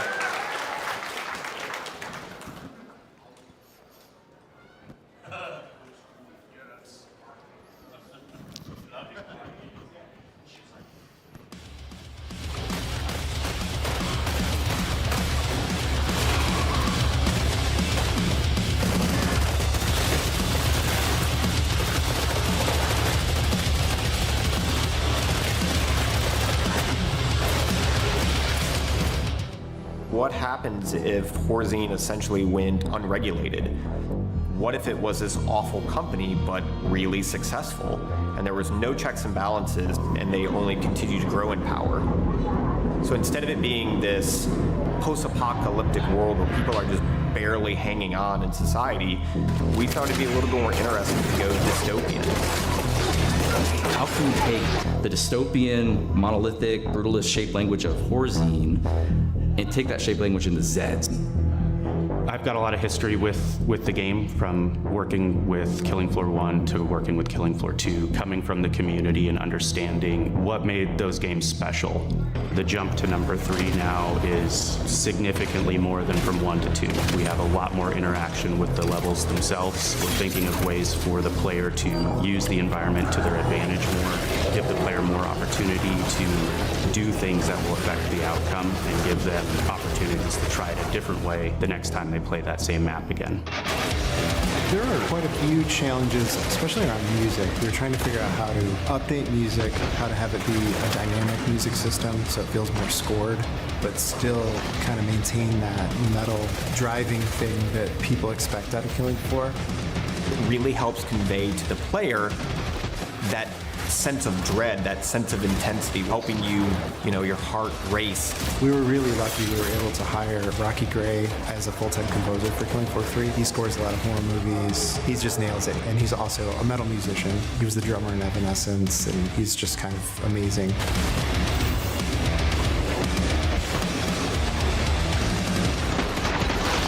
We definitely try and keep with natural sounds, like animal sounds, creature sounds, but also layering in, you'll often layer in rocks being crushed and kind of gate it in with the voice so that we can get these aggressive qualities or clicky qualities, but still based on something that was originally created by air moving past vocal cords.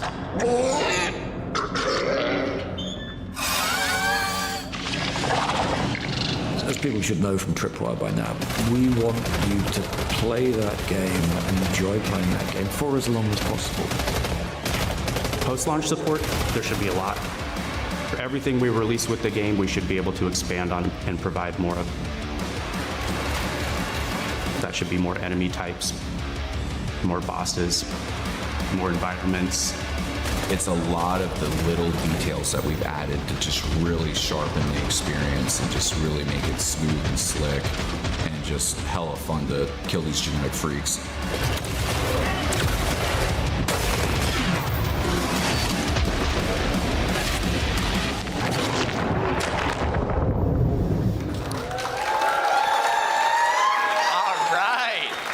Brian, there was so much to dive into in that dev diary. Help me break it down. One of the first things we learned about is the dystopian setting for the environments. What can you tell us about that? Yeah, so what does dystopia mean in Killing Floor 3? I think a lot of zombie games go post-apocalyptic. We wanted to provide something new for you guys, right? Like, what makes the world of Killing Floor different from other wave-based shooters? I don't know if you guys are as nerdy as some of us at Tripwire, but they're not zombies, they're Zeds. They're these bioengineered weapons, right? So what are the choices we're making as developers to kind of reinforce those ideas? And going dystopian is something that we just found a little bit more interesting. Horzine isn't crumbling. If anything, Horzine is succeeding, right? So they're making these awesome bioengineered weapons, and we play as this team as Nightfall, trying to kind of tear this group down. Now, the game's first large free seasonal update is going to focus on adding a lot of real-world weapons. How do you leverage that, that real-world element with this sort of near-future dystopian setting? Yeah, so that's something working with our community that we heard you guys really wanted real-world weapons. And that's something that we always had plans for, but like really listening to you guys just helped elevate the priority of those things. We were very fortunate to go to a gun range and use a variety of different guns. MP5 is a really wild experience to use.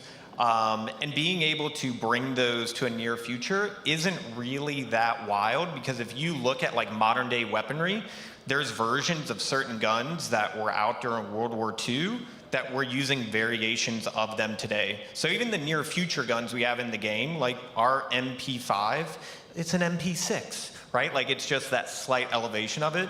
But as you saw at the end there are some very real world, based in reality, that it's our goal to bring you the best real-world versions of those guns in Killing Floor 3.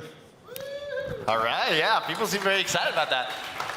Now, obviously, there is also an element of customization with these weapons, specifically through mods. Can you tell us about how you can sort of like change these weapons to fight back against these like futuristic killer machines? Yeah, so it's all about choice, right? Like, I like to play a sharpshooter. I want to do big damage from a distance. I ADS a lot. I don't shoot from the hip, so the mods that I craft and I apply to my guns reflect those play styles. So some of the team, they like to shoot from the hip a lot. They might want to focus on healing their teammates. They might want to do different ammo types. These mods give players to use these guns in the way that they want. Also, you kind of really need to focus on them, because you can also level these mods up. I've been testing Hell on Earth a lot recently, and if you're not leveling up your skills and you're not leveling up your mods, God rest your souls. Yeah, you're gonna have a bad time. Now, we have 8 full maps at launch. The newest one takes place in a Japanese spillway. Can you talk to me a little bit about how that came to be? Yeah, so we always knew that we wanted to do a sewers map, right? Like, it's just very classic, quintessential Killing Floor. It's also just like a really dirty, shitty, grimy place that we want you to feel uncomfortable in that space. We take a lot of inspiration from various horror movies. So like when we start a new map, we might look at a particular movie. We really enjoyed Guillermo del Toro's Mimic, so we took a ton of inspiration from that. Also, I'm going to kind of probably date myself here. We took inspiration from the film Chud. If you haven't seen Chud yet, there you go. Yeah, Chud fans in the audience. Yeah, so we won't turn this into a full Chud panel, but there was definitely a lot of Chud watching. I will say that I think it is the unofficial prequel to Home Alone. I'll let you guys figure that out. But yeah, just looking at that reference, and then we also knew that we wanted outbreaks to happen across the globe. So in Killing Floor 3, Horzing is relocated to the US, and a lot of the outbreaks are happening there in the US, but like after launch, what's happening in Europe and what's happening in these other places of the country where Horzing is affecting. So this map allows us to kind of jump over to Japan, try something there. All right. And now there is, of course, all these different environments. There's a lot of environmental storytelling. That's kind of like how you mainly get the narrative for Killing Floor. Yeah. Can you tell me a little bit about how you guys went about doing that and what sort of things we should be looking out for? Yeah, so for us, narrative in Killing Floor is passive, right? Meaning that we want you focused on killing monsters with your friends, but we also want you guys to understand what you're doing and why you're there. If you guys are looking at our socials, looking at what our team is updating, we just put out a video focusing on city streets. And it's basically just this ambient fly-through of the map. And you hear sirens, and you hear gunshots, and you hear like radio chatter. That is actually what is in-game. So metal music is a massive part of Killing Floor, but also if you take that music slider when you're playing the game and just drop it, that's what you hear when you play City Streets. There's other maps that will have little kind of radio chatter that are kind of hinting at what the future outbreak might be, even some potential future enemies. So there was a few spoilers there. Did we get the internet to sign an NDA for that? Because we definitely spoiled a lot there. Well, I guess speaking of spoilers, Horzing has been very hard at work making some seriously gross, horrible, just like grotesque-looking monstrosities. Can you talk to me about their design philosophy when coming up with the Zeds? Yeah, so we actually have some of our monster makers out in the audience. We have an incredibly talented team of concept artists and creature designers working at the studio. I feel really privileged to be able to make this game with them. When making guns, creatures, the world, in general, it's basing things on reality. So like you saw the close-up of the crawler in that video. That's one of my favorite designs in the game. It was taking that original idea and looking at various types of arachnids, looking at alligators, and kind of combining these things and just being a mad scientist and presenting you guys with the most disgusting challenges that a player can face. Now, last year, we were on this very same stage, and at the end of the trailer, we saw the Impaler. We did. You and I got to play a little bit last week, and we got into a boss fight, and we got 3 Impalers at the same time. They all launched at us. We immediately died. What can players expect from boss fights in Killing Floor 3? It felt aggressive. I'll definitely tell you that. Like, we're like, oh, hey, check it out. Here's the Impaler. And then we both were instantly nuked. Like, instantaneously. Players can expect to really need the opportunity to work with each other, because I think you and I were off on our own when we died, and the rest of our team is like, I don't think you guys want to be in that area. So I would say this. When you're fighting bosses, when you're fighting these Zeds, each one of them is their own unique challenge. We're giving you guys a bunch of tools, from weapon mods, gadgets, tools. These are all ways for you guys to kind of handle these challenges. Like you saw the fan trap getting turned on. That thing is fantastic for just like clearing out a room, or you see the ninja perk gadget where it's kind of this like grappling hook that you can shoot into a crowd. We're gonna challenge you, but we're also gonna give you tools to kind of handle these challenges. So maybe next time you and I will try to go near a fan trap or throw out a bunch of, like shock traps or something like that. Yeah, we gotta switch up the strategy 100%. Now, something that always gets me excited about games like Killing Floor 3 is the soundtrack. What sort of details can you give me about Killing Floor 3's music and how it's helped set the tone? So we're very fortunate, as you guys saw in the dev diary, Mark Maraski, our audio director, he brought on Rocky Gray, and Rocky Gray is our in-house composer. I've never had an opportunity like this before, where I'll just like message Rocky and be like, hey, I really like this song, or I really like this. This is the vibe we're looking for. And he's like, okay, got it. And like an hour later, just this like banger comes over Slack, and I'm like, yes, please, more of that. So yeah, we're just very fortunate that we have this really talented team to kind of help create music that keeps you guys motivated while you're playing the game, but it also sets the tone of what you're doing in the world, right? So we just want it oozing with action and horror, motivating you, but also kind of scaring the shit out of you as well. Yeah. All right, now we are just a little, around a month away from launch, July 24th. What can players expect once launch comes around? So when launch comes around, you guys have seen a bunch of the stuff that's going to be there, but the big thing I want to say is launch is just the beginning, right? Killing Floor 2 has been supported for an incredibly long time. You've seen more guns, more maps, more features, more modes added to it. So we've got a really solid launch for you guys with a variety of maps, variety of weapons, variety of enemies to fight. But as you saw at the end of that video, like, we're teasing new Zeds, we're teasing new weapons, we're teasing new locations. Our team is literally, right now, literally as we're sitting here talking, working on new content for you guys that you'll be seeing post-launch. So just know that launch is just the beginning. Yeah. Brian, thank you so much for joining me again here on the IGN Live stage. Before we go, I hear we have one more thing to show the audience. Oh, we do. I hope there's no children in the audience. I think we're clear. We're going to give you, like, you saw a little bit about what it takes to make the game. You guys have seen a few dev diaries, but one of our developers, Ed, one of our audio engineers, is going to give you a very candid look of what it takes to make the sound of one of these horrible monstrosities. You guys will never look at mustard the same way again. Let's check it out.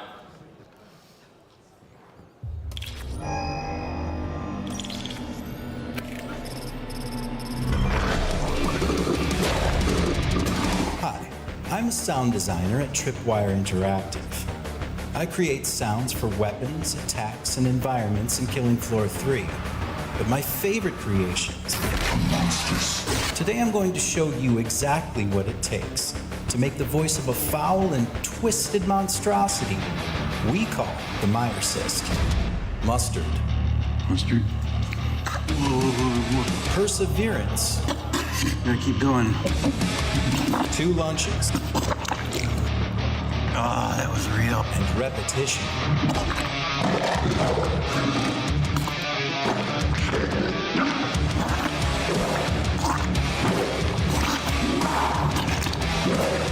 Thank you for joining me today. I hope you found this video enlightening. Disturbing.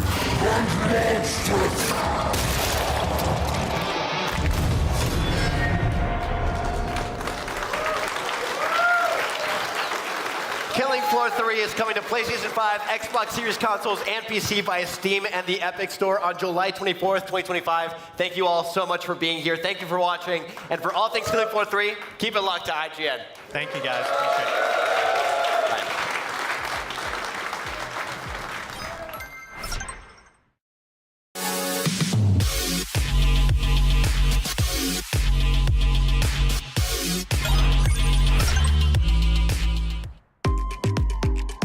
IGN Live is presented by Lenovo Legion. Reach your impossible.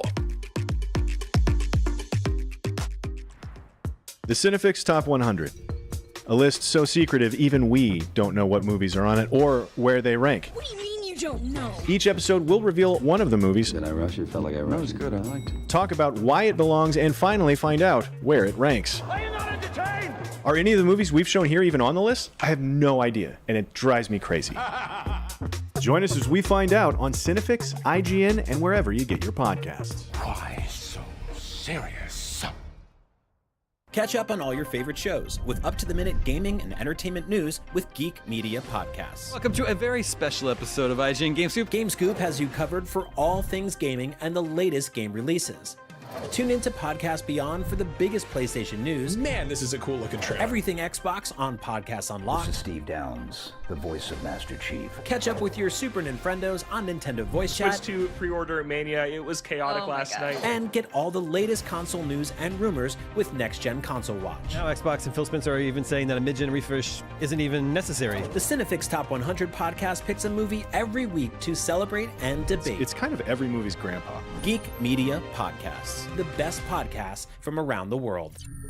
IGN Playlist is the best way to track your game collection. Now you can even import your entire Steam library to Playlist, making it easier than ever to review games, show off your collection of the world, and finally chip away at that massive backlog you keep meaning to get to. IGN Playlist, check it out. Can't find that final collectible you're missing? IGN guides are trusted by millions, easy to use, and best of all, free. IGN has the very best, most complete and accurate guides for Shadow of the Erdtree, Baldur's Gate 3, Tears of the Kingdom, and so much more. It's good, right? Every guide is tested and verified for you by experts. Just search for IGN when you search for guides. What's up, everybody? This is IGN Live. Coming up in a little bit, we're going to be talking to the stars of Criminal Minds Evolution. Then checking out some gameplay from Sword of the Sea and chatting with the director of MindsEye, Leslie Benzie. But right now, we are checking out a brand new video game just announced. It is a hip-hop infused action RPG. This is Wu-Tang: Rise of the Deceiver. Check it out.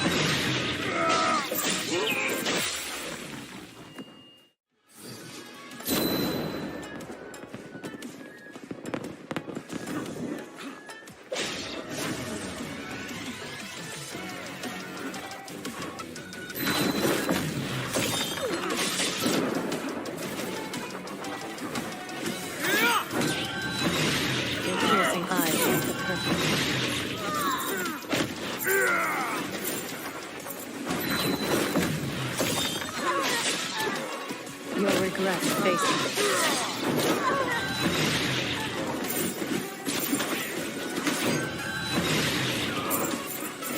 May death reign.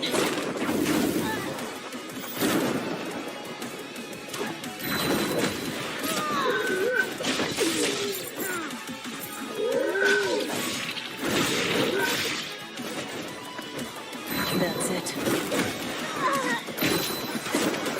You'll regret facing it.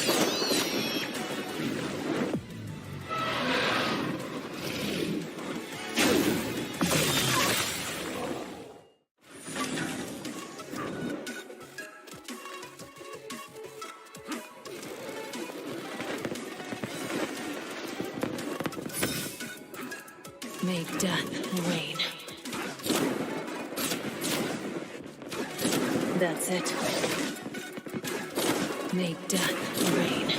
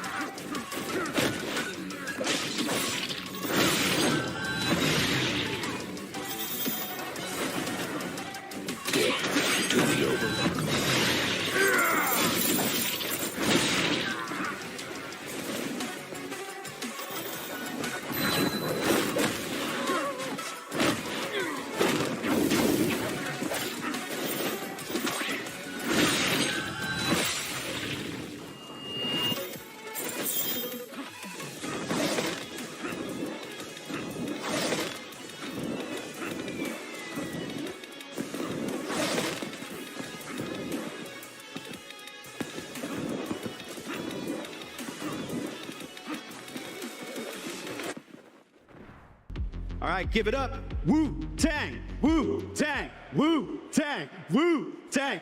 All right, you are watching IGN Live. Wu-Tang Rise of the Deceiver is the brand new, give it up, brand new action game. Wu-Tang Rise of the Deceiver is the brand new action game based on one of hip-hop's most legendary groups, and I'm dying to find out more. Please throw your W's up for Brian Adabi Smith and Rashad Reddick from Brass Lion Entertainment. What's up? Hi, Brian. Hi. Thank you for coming to IGN Live. Okay, so people are hyped, as you can tell. We got a first look at the brand new trailer last night. I want to show the crowd, because there were some people that haven't seen it, so let's take a look. This is what we gotta protect. We cannot choose when people's dreams get snatched up.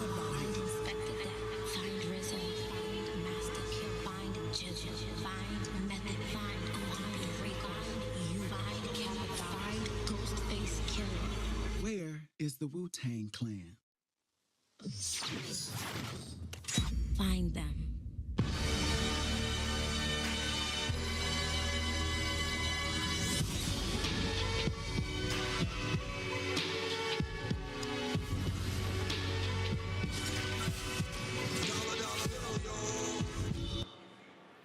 Wow. Okay. Right?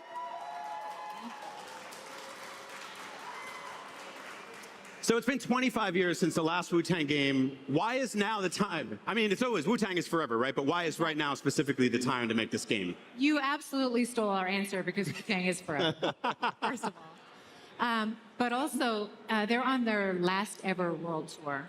And this is an amazing moment for them. So we are so excited to be a part of that and to help them sort of crown that legacy. So we're searching for the Wu-Tang members in this game. When I find them, do I get their powers? Do they join my... How does all that work? What can you tell me? Rashad? It's an interesting combination of like how they're presented in the property, combined with like how the player like is presented, you know, in the property. So you create your own character, which is sort of like your avatar of self-expression, you know, style and fashion and how you fight. And it's just been an interesting balance of like how we combine that with the Wu-Tang. And they are fused like throughout the story, like they're everywhere. Like, so I can't quite go into details, but I think people are gonna be excited and happy. We get a tease of like a really cool looking weapon in this game. I want it. in my house. Tell me about the combat. What was something like you were thriving for here when designing the combat in this game? It's fast-paced. It's easily accessible. You know, sort of like pick up and play, but there's a lot of mastery involved if you want to go in that direction. Yeah. You have a customizable character? Yes. Tell me about that. Make your character. Fashion is a very important thing for the game and the culture, you know, and so we're giving people a lot of avenues to, you know, express themselves in that way. I love it. Okay, so speaking of combat and characters, I'm going to speed run through a bunch of Wu-Tang references that I hope become weapons or items in this game. And you can either confirm or deny, or you could say no comment. I will give you that, right? A liquid sword. Perhaps. A swarm of killer bees. Possibly. Chess boxing gloves. I mean, so I will say, you did see a sword, and you may have noticed a chessboard in the teaser. I'm getting somewhere. Dueling iron mics. This is what happens when you do an interview with a hip-hop head. You can say no comment. Iron flags. Not in their current form. Hell's Wind staff. You are giving me some good ideas, though. I'm not going to lie. Hollow bones. Keep them coming. Guillotine swords. Ooh, that's a good one. It's a good one. An Uzi and or a pinky ring. It is not a shooter. Ice water. Yeah, that's in the game. Ice cream. Possibly in the soundtrack. Can I bomb someone atomically? Socrates' philosophy. Let's talk about torture. Can I use a rusty screwdriver, a spiked bat, or a hanger that's been sitting on a stove for a half an hour? Is this the part where I say... This is like the worst multiple choice of all. You know I had to do it. Will I be able to sew an enemy's... No, you know what? I'm not going to go there. I'm not going there. I'm not doing it. Moving on. Tell me about the main character sort of story-wise, right? You got into the customization stuff a little bit. How did this character get where they are? Why are they where they are? No spoilers. Can't really go into the story details. But it really, like, our whole thing is that we really want to take the player through this interactive, you know, like, cultural Afro-surrealist journey that is built around their mythology, and I think that we've done that. You do have to save society, I will say that. You're on a journey, you have a mission, you have to clearly enter some fantastical worlds and wreck shop. Yeah, there's, if you don't know anything about them, you can hop into the game and have a good time. And if you know about them, there's a lot of stuff in there that you'll pick up on and, you know. Yeah. I love it. We got to look at the environments. The art direction is gorgeous. I love how this game looks. It doesn't look like the New York City that I've been to. So what's going on here? Where is this game taking place? I mean, we've got like some signage for like the Jersey Turnpike over there. So I'm like, I sort of know where I'm going, but otherwise I'm a little lost. So tell me about where we are. Shaolin does exist. You know, it's there. It's our version of it. But really, like, we wanted to kind of sit in the middle of that Venn diagram of like hip hop, anime, the music, you know, and stuff like that. And so it's kind of like a fusion of all of their influences, like sort of like presented in a contemporary way. Yeah. Presented by Ghostface Killah. Yes. What's up with that? So the way that this game originally came to be was Ghostface came to our agent with a movie that was in development and said, I want to make a game. And he said, I have the team for you. And then they found out that Just Blaze, who's our director of music and culture, was involved, and we got a lot of faith and trust for that.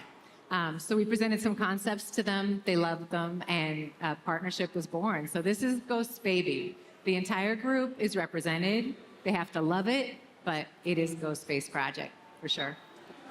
You mentioned Just Blaze. Yes. I jumped out of my seat when I saw he was involved because he's one of the most legendary hip hop producers of all time. He is. And the idea of him working with Wu-Tang in any capacity got me excited. But Wu-Tang plus Just Blaze plus a video game is just it's firing on all cylinders right there. Yeah. How did that come together? What's it been like working with him? It's amazing. I mean, when it comes to people in the music industry who understand how to make games or music for games, he's probably the best there is. You know, he's worked on Def Jam Vendetta, NBA Street. He understands how to take music and make it interactive and make it hype. So having him do this with us has just been an incredible journey. He's been taking the Wu-Tang songs, splitting them apart into stems and making them interactive. Right. And our audio team has created a fully dynamic music system. So as you're playing, the music is actually escalating and changing along with your actions. And then on top of that, he's actually created alternate remixes of the songs. So it's getting like more and more exciting as you go. That was a very humble description of music that is just really fire. It is. It really is. I'm a huge Wu-Tang fan. I can tell you are. You've got the black and yellow kicks on with the Wu-Tang logos. Has this been just like completely surreal for you two Yes. to be working on this? Yes. I mean, we're fans first. I mean, like, this to me is a dream, like, project as, like, someone who has, like, grown up, like, in that culture, in that life, you know. They're from the East Coast, I'm from the West Coast. You know, it looks different, but the experiences are the same. And so, like, it's just been like a really like fun and unique, you know, thing to do because no other group really represents themselves in different areas of entertainment the way that they do. Love it. Easter eggs, references, is this kind of the thing that your team is trying to hide in as much as possible? I know you're making a game where you want people who aren't necessarily familiar with the Wu-Tang or people that didn't grow up with them can still come in and play this game for the first time, correct? Yeah. And at the same time, you want to reward people with back problems like me, who are old enough to remember some of the original Wu-Tang joints. So what's the plan there? How are you sneaking a lot of those things in? This is a love letter to hip hop and to the fans. So if you aren't familiar with the Wu-Tang Clan, you get to pick it up and discover them and find something new. But if you're a fan, there's stuff in there for you. There's Easter eggs, there's references. It's really a world that we crafted based on their lore and mythology. So it was an opportunity for us to make something custom built for them. I love it. Anything else you want to tell the crowd about? Wishlist the game. It's on Steam and the Epic Games Store. You can ask for it now. Please put it on your lists. RatchlineEntertainment.com, RiseOfTheDeceiver.com. Yes. All right. Thank you so much. Rise of the Deceiver already looks like a triumph. Hopefully we won't have to wait Wu-Tang forever before we're reunited to bring the ruckus. How to do it. We've got tons more IGN Live ahead, so protect your neck and stick around.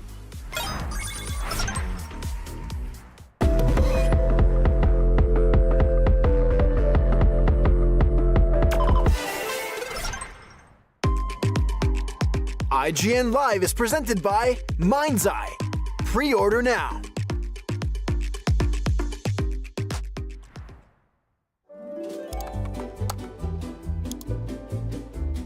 IGN Plus is where your adventure begins. What are you selling? Plus is the place to get unlimited access to all the tools you need to beat your games. Here's what you need to know for bringing down Gloomspawn. Plus, awesome exclusive discounts on IGN Store. Maybe this would tease open your money pouch. Plus, ad-free browsing on IGN.com. Plus, unlimited game help tools like premium interactive maps with your own custom map markers, filters, marker notes, and more. This will come in handy. Plus, access to sweepstakes, giveaways, and free game keys. Wow. Exactly. Want more? Head to IGN.com/plus and start your adventure today.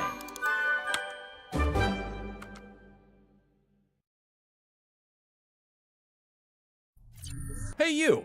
Looking for a way to wear your fandom with pride? The IGN store is the ultimate destination for awesome merch and collectibles from the biggest games, movies, shows, and everything in between. Cruise the wasteland in style with a Vault Dweller hoodie and replica Pip-Boy. Kick back and relax to some of the best game soundtracks ever pressed on limited edition vinyl. Or level up your whole wardrobe with a massive selection of officially licensed apparel. From iconic properties like Star Wars and The Legend of Zelda to newer fan favorites like Atomfall and Expedition 33, the IGN store has you covered. You'll also find hats, jewelry, action figures, board games, model kits, art books, and even snacks. Whatever you're into, you're bound to find something. See for yourself and head to store.ign.com today. IGN Playlist is the best way to track your game collection. Now you can even import your entire Steam library to Playlist, making it easier than ever to review games, show off your collection of the world, and finally chip away at that massive backlog you keep meaning to get to. IGN Playlist, check it out.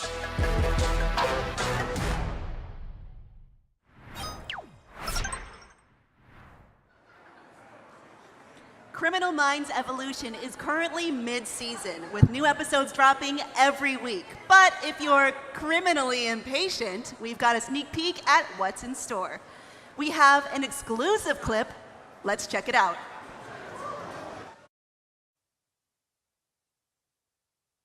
The unsubs in this revised network are coming fast and furious, but we can't catch them if we're exhausted. Even Voight knows that. So, we all need to get some rest. Yes? Yes. You okay, kid? Yes, we all need some sleep. And even though we got 3 unsubs off the streets, I can't help but feel that this new network, they're just waking up.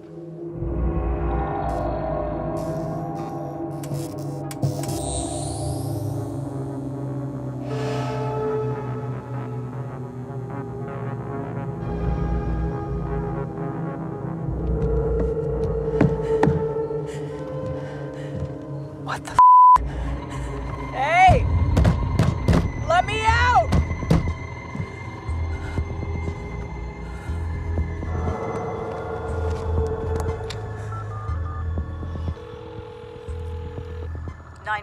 What's your emergency? My name is Claire Thatcher and I have been kidnapped. Can you tell me where you're located? I don't know. I just know I'm in some kind of weird box and I'm stuck. Claire, I'm gonna need you to calm down. We'll track your GPS. Oh God. Claire, tell me what's happening. Oh God. Oh God. I know where I am. I know where I am. Stay calm. Give me as much detail as you can. I think I'm underground. I'm in a coffin underground.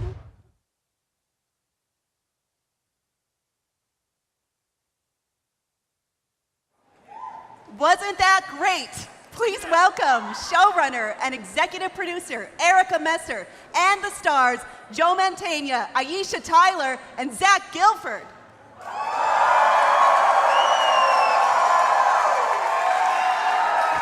Joe, help me out here. What is going on with that poor lady in the coffin? I'm pulling for her. I wish I could help you. We often have people in boxes underground on occasion, and so this is just another example of that. I mean, I really, it's hard for me to call specifically what's going on in that Joe's particular. like, listen, we bury a lady in a box every week. We gotta be more specific. And plus, we can't tell you because, spoiler alert. You know, she's a character I've not seen before on Criminal Minds, so I'm sure she'll be fine, right? Yeah, sure. Yeah. Aisha, what can you tell us about the new network that is just waking up? What are Elias's followers doing? Are they part of that? I love that you keep asking us questions that we cannot possibly answer. So tell us what happens at the end of this season. Who lives, you guys? I will say that, at this point in the season, we do know that there are people that idealize and idolize. I think I'm idolizable. Yes, you're very idol. That's on your Tinder profile. I am not on Tinder. No, you're not on Tinder. None of us are on Tinder. But what's Tinder? But I think there are people that have seen what he has done and maybe want to, emulate him. And that is all I feel like we can never say anything about the show. Erica, what can we say about the show? I don't know. Everything feels like a spoiler at this point. So you just have Yes, to watch. everything's a We're spoiler, okay you know, with that. Episode 6 airs this week, and that was that. Yeah. So you got to stay tuned. Well, Erica, already renewed for a 19th season, Criminal Minds seems like one of those shows it's going to go on forever, right? But how cool is it to participate in something which changes and evolves like this? It's been an incredible ride. I've been on the show since 2005. I'm the only writer who's been there the whole run. And at the core, it's good versus evil, and that, sadly, is an endless tale to tell. And this iteration of it, Evolution, we really wanted to challenge what our heroes could go through. And so in walks this guy. Oh, yeah. And definitely gives them a run for their money. Yeah, Elias, not Zach. Yeah, no, Zach's nice. Zach is a really nice guy. Zach's a nice guy. Well, Aisha and Joe, you both directed episodes of the show in this season. How hard and or fun was that for part of your job? Zach too? Zach didn't, you directed I last did season. season 2. Yeah, which was amazing. And it was your Well, first episode all too. my first time ever. Yeah, so great. Yeah, it was fun. Yeah, I love it. I mean, I love this cast so much, and so getting to direct your friends is really exciting. And I feel like it's a really cohesive cast. Everybody wants everybody else to win, so you're kind of already starting ahead of the starting line in terms of just enthusiasm and support. Joe's an amazing director, just really supportive and easy, and he knows what he wants. And so it's just like you get to play with your friends, right? And you get to make the greatest show about serial killers ever made. Yes. Yeah, and I was blessed enough. Suck it, Dexter. The episode that I directed, there was one character I had to cast, and I had this dear friend. People, this crowd might be a little young to remember. There was a show called Alice that was on years ago. The great Linda Lavin was the star of that show.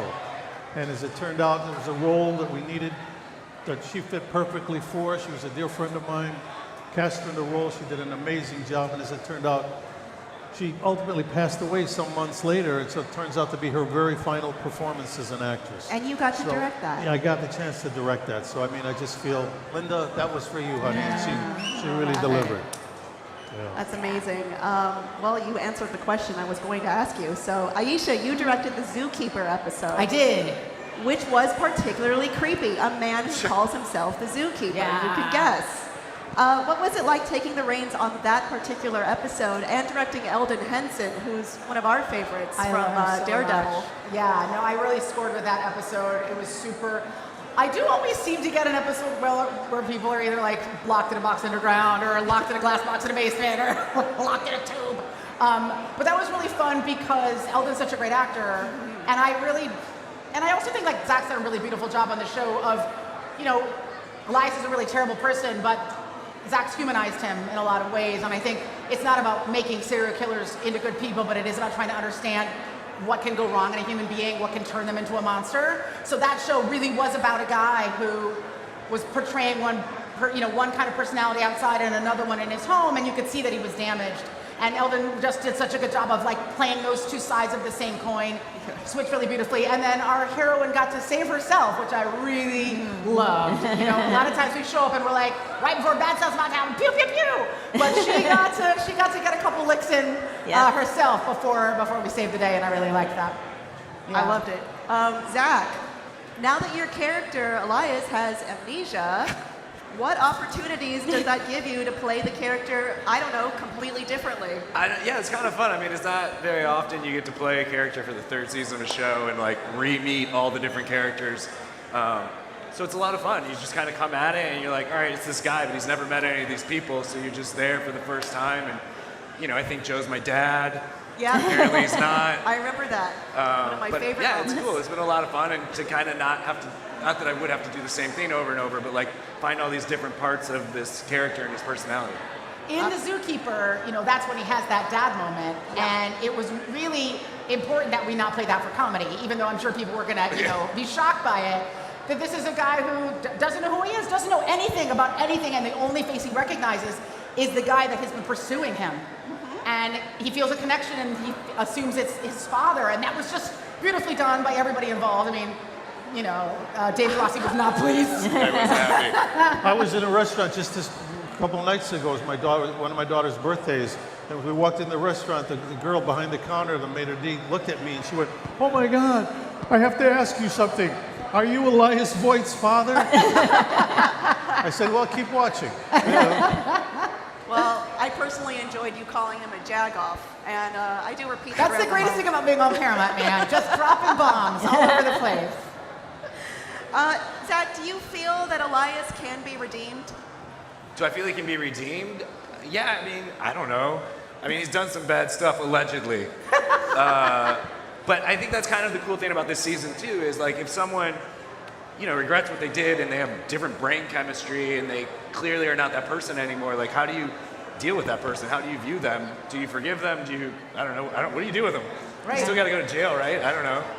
Or do you try to extract some humanity from this person, some value? You know, the whole point is this guy knows stuff that we need to know. Yeah. We got to get it out of him, and maybe he wants to try to do something. So you guys are just using me? We're you like a tube of toothpaste, bro. Oh man. We're gonna squeeze you out. Great. Well, Erica, some of the characters are incredulous that someone like Elias, a potential evil genius, has amnesia at all. What is your take on that? I think, well, one of the reasons we gave Elias Voight amnesia was so that we could play these different levels of him. So now we have this killer in custody, but he has a conscience. And that's a very different role that he gets to play. And we did extensive studies on people who have had traumatic brain injuries and how their personalities can completely change after such an event. So, right, like so people Elias wake up and Voight they can speak a different language. Right, some people speak a different language, some people still remember killing, but they feel so bad about it now. And that's what we decided to play, to give Zach something new to play. And we'll see. We'll see if it sticks. It's really tested me all season, I gotta say. For everyone, how important is it to keep the show grounded in reality? Well, I think it's pretty important. I try to write real simple, scary stories that would ideally hit everybody here in this audience, because it could happen. But I also feel like we get to do this exploration of the heroes who get to fight the evil in the world. And it's really a celebration of all those people who do all that hard work. So. Yeah, I mean, we met, right? We met the real people, a lot of the real people that That's right. we met the real Emily Prentice. Yeah, I put her in one of the episodes I directed. She's walking through there right past Paget, so they don't realize the real Emily is crossing the pretend Emily, you know. Just was something for us. And that's one thing I think that we never forget, is that there really is an organization, the Behavior Analysis Unit of the FBI. So many of us have been to Quantico numerous times, and so we want to represent these people in an honest, you know, some people will say to me, well, don't you find it's gruesome and crazy and wild and shocking? And I go, yeah, and I think it needs to be, because we don't want to pull any punches. We want to show the audiences that this is what these people really do for a living. And if it's shocking and sometimes frightening and scary, just think what, you know, those people who have to do it every day, you know, for real. Yeah. So we have a lot of respect for what they do, and hopefully we found an entertaining, interesting way to show what goes on in their lives. I mean, I just want to support and tag that, which is like, you know, these people are out there trying to keep the rest of us safe. We need government workers, y'all. They're out there fighting crime. We need them. They're putting the bad guys away so we can be out here at this con acting like fools, you know what I'm saying? So. Well, someone said the word fool, and I have one last question coming from the nerds in the control room, and myself, and the nerds out here as well. We are huge fans of animation and TV, right everyone? So I have to ask, what might Ace Secret Agent Lana Kane be an asset to the Criminal Minds team? Same question for Fat Tony and Matt Saracen. I couldn't hear it. What? Would Matt Saracen be an asset to the VAU team? Yeah, he's a hard worker. I don't know.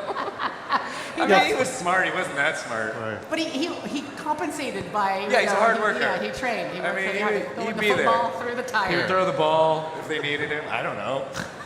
Yeah, you'd have to keep Fat Tony out of craft services, though. Because, because he don't get mad, he gets standing. I mean, obviously, Lana Kane is the greatest super spy to ever live. So I think she would be an absolute asset to the BAU. But she should probably put on more clothes, right? Like, I don't really think that outfit is appropriate for government work. Like, pants would be nice for But Lana. she looks so good. Yeah. I've legitimately worn that outfit for Halloween. I'm not just pandering to you. It's a good outfit. Anyway, thank you all so much. You can catch a brand new episode of Criminal Minds Evolution this Thursday on Paramount+.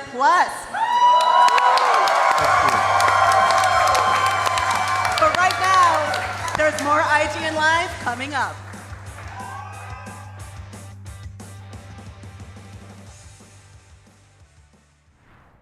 You're watching IGN Live. Swords are cool and skateboards are cool, but you know what's even cooler than swords or skateboards? Riding around on a sword like it's a skateboard. So here to tell us about Sword of the Sea, please welcome creative director Matt Nava from Giant Squid. Thank you. Yeah, thanks for being here. So for those not familiar with your games, why don't you give us the elevator pitch on Sword of the Sea? Sure. Yeah, so Sword of the Sea, you're riding on a sword, and it's all about a spiritual, atmospheric adventure. And as a snowboarder myself, we wanted to give you that spiritual experience that you have when you're surfing. Not just the thrills, but also that kind of connection to nature. So the game has you in a flow state as you move through this animating world. I love that. So I picked up surfing, not that anybody asked, we're talking about your game, but I picked up surfing over the pandemic, and that flow state that you're talking about is so unique. And I think that's beautiful that you're giving people who maybe don't do those sports the opportunity to experience that. How exactly did you capture such a specific, almost emotional state in your game's movement? Yeah, you know, ever since I was the art director on Journey, we made Abzu, The Pathless. All of these games tried to get at something deeper. In Journey, it was about hiking. In Abzu, it was about scuba diving. This game is about surfing and snowboarding. Most games that have those in them, they're just kind of the surface level, and we want to capture that deeper connection. So we create this focus on the movement. There's no dialogue, and we just let you really immerse in the environment. Mm-hmm. So, yeah, it's about the movement itself, really. Yeah, oh my gosh, how exciting. Because I'm not a very good surfer, so I only get that feeling like once a session, if that. So the fact that you can get into Sword of the Sea and really get to experience that. So as you were saying, there's a very clear inspiration from snowboarding, surfing, and skateboarding games like Tony Hawk. How did you land on the concept of combining an action sport, extreme sport with that atmospheric journey? Yeah, it is a funny game to pitch because it's all about this moving terrain. And when you show a piece of concept art, people can't imagine it in motion. So it's be like, imagine it moving, you know? And it's like Tony Hawk, but not, because all of those great snowboarding games and skating games, they had that fun movement and the tricks, but they didn't have exploration and an adventure and a narrative. And so that's where I thought we could merge those ideas. And you're going to be able to do all these fun movements, but in this entirely new context of the atmospheric adventure storytelling that we did in Abzu and The Pathless, and back even on Journey. So, yeah. Now, I just want to, I guess, detour really quick, because during that like B-roll that we just saw, I don't know if you caught that because it's kind of loud in here, but the sound design of the trailers that you guys have dropped so far is incredible. So can you just talk to us a little bit about maybe the sound design of the game and how that contributes to the atmosphere of exploring the world of Sword of the Sea? Absolutely, yeah. So the music is all written by Austin Wintory, who's a longtime collaborator, great friend of mine. He did the music for Journey, Abzu, all the rest of the games. And he's been on the project since the beginning. We go back and forth. He writes music, we make visuals, and we develop it together. They bounce off each other. And it, you know, a lot of video games, they make the town song and the adventure song. And when you go in the town, it goes back to the town song. But in our games, the music reflects your journey, like where you are on your emotional quest, not where you are physically, you know. So as you go, it evolves. Yeah, I love that. So let's talk about the skill ceiling. How high would you say that the skill ceiling is in Sword of the Sea? And I don't know, do you expect that players will discover and maybe perfect techniques that you and your team haven't even thought of yet? Oh yeah, so we designed it to be very approachable. So you can do tricks with one button, but then there's also a way to do advanced tricks with combos. And then if you complete the game, you're going to find out that it's actually keeping track of a score behind the scenes. And then you can play again for high scores. And there's going to be speedrunning techniques. And there's no speed limit on the character.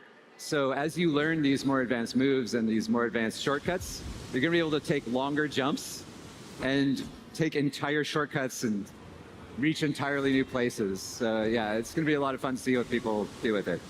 Yeah, I'm like watching this. I'm trying to watch you, but there's a screen behind you, right and I'm here, watching just how incredible that movement looks. So let's move on to maybe these puzzle elements that appear to be part of Sword of the Sea. How are you challenging the player throughout the adventure? Are we what? Challenging the player throughout the adventure. Oh, yeah, great question. So you open in the game and it's very inviting. You learn how to surf. We introduce things slowly. And then you go to a new place and it might be darker. There's kind of scary moments. And they all come together to create this story that's kind of mirroring the process of learning to surf. So when you first jump in the water, you're playful. And then you think you're confident and you're going to try and catch the wave, but then you fall off, you know, and then eventually you learn how to ride the wave. And then you go in the tube and you have this total connection with nature. And so we're trying to give players that similar experience of learning to surf or snowboard, you know, kind of failing your way forward and then perfecting it. Mm-hmm. So I have to ask which came first, maybe the concept of Sword of the Sea, and then it was, oh, I really enjoy snowboarding. What if we combine the two? Or was it kind of your enjoyment or maybe your team's enjoyment of snowboarding, surfing, and can we make a game out of this? Yeah, it was definitely my love for snowboarding. I am not a very good snowboarder, but I love doing it. And I think it's the same thing with Abzu. I was scuba diving, and none of the games about underwater were reflecting my experience. None of the games about snowboarding captured a part that I thought was important. You know, it is all about the fun movement, the speed, but the reason that snowboarders go back to the mountain is that connection and that kind of spiritual experience. And surfers, they want to be in the circle of water because even though it's a fleeting moment, that's when you have this total connection, you know? And so we're trying to create a space where players might have that sensation themselves and explore this part of surfing and snowboarding that hasn't really been explored in a video game. Yeah. Oh my gosh, I'm excited for this because again, I'm so bad at surfing, but I love that. I'm always chasing that feeling that you're talking about. So let's talk about the move. Kind of go back to the movement for a second. Your studio's last game, The Pathless, also focused on fluid movement, but in a very different way. Maybe can you talk to us about what your team learned from that experience of creating The Pathless and how that's informing Sword of the Sea? Absolutely. Yeah, we often looked at Abzu and the Pathless on this kind of spectrum, and we're like, where does this pendulum land? And it's kind of between, you know, Abzu is this very atmospheric, almost slow-paced movement, ballet. We called it ballet. And then in Pathless, you got into this rhythm. It was almost a rhythm game because you're shooting the talismans and you're running fast, and you get into this flow state, and that is something that we carried over. We wanted to have this moment-to-moment just engagement. And so that's what the waves give you. There's always a crest coming at you that you can jump off and do a trick. And because the waves are in motion, you're constantly evaluating where they will be when you get to them and your momentum and your speed. So it engages you second to second on this way that you just kind of get used to. And all of a sudden it just feels natural. And so that's kind of that sensation that we're trying to get, that flow state. Yeah. Well, I was just going to say, which sounds like the experience of when you really are kind of in that flow state with nature.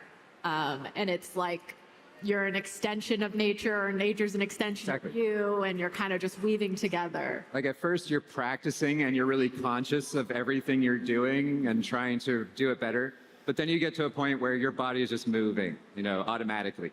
And it's just, like you said, it's an extension of you now. And the board itself is part of you, and you're just flowing. Mm-hmm. So real quick, because I've kept you talking for too long, that's my bad. But I just want to ask, so whether it be Abzu, the Pathless, or even Journey, there's been a subtle message underneath them.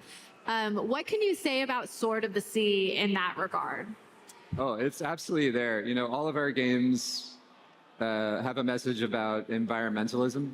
In the game, it starts as this desolate desert, and you unveil an ocean, and you see the kind of devastation of the culture that came before. And this is something that you saw in Abzu's too.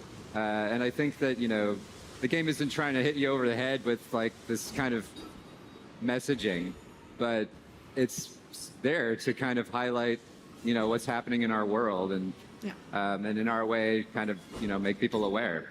So yeah, I love that. It's a really important message too, very timely. So real fast, remind us, when can we get our hands on Sword of the Sea? Sword of the Sea is coming out August 19th. It'll be on the PS5 and PC. So yeah. Amazing. Well, Matt, thank you so much for coming by. You can check out Sword of the Sea on August 19th this year on PC and PS5. But right now, stick around for more IGN Live.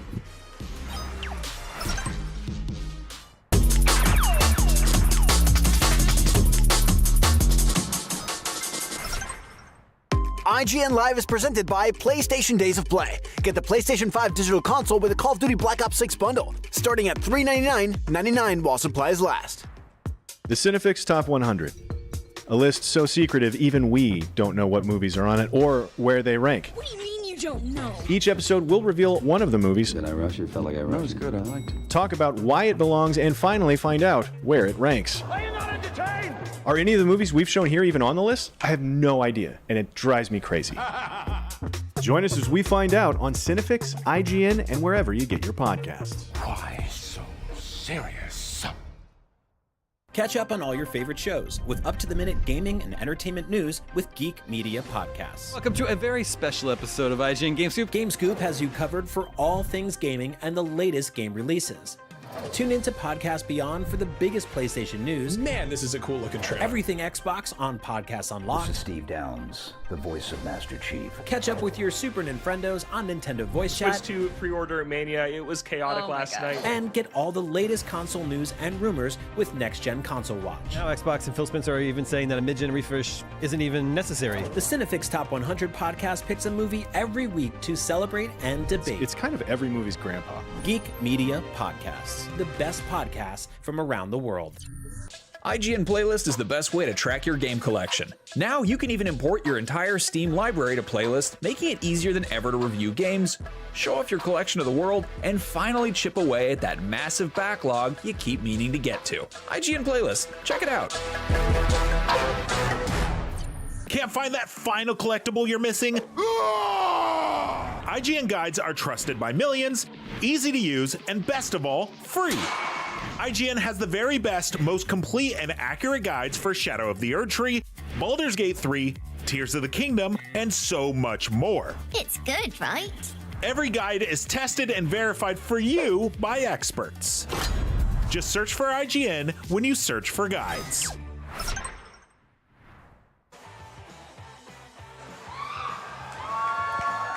Welcome to the special edition of Rewind Theater featuring Eve Frontier, the newest title set in the Eve universe. I am so excited to get into the trailer, so please join me in welcoming Hilmar Vegard Peterson, CEO of CCP Games. Hilmar, welcome. Yep. Thank you for having me. How are you? Thank you so much for joining me. Without further ado, let's check out the trailer. Yep, let's do it.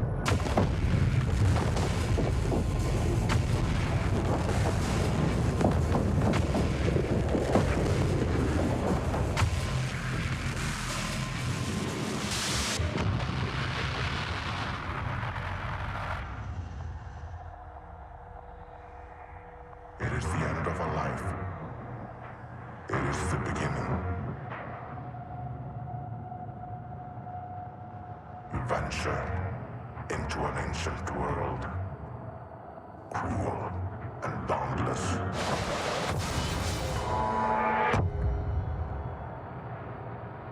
In the void, you build a shelter against the cold.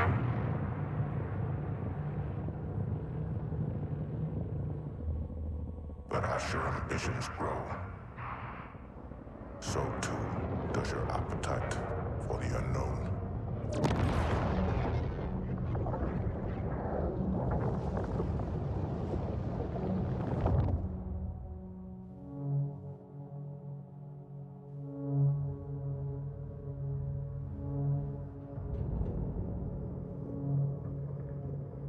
Ancient constructs lurking in the dark,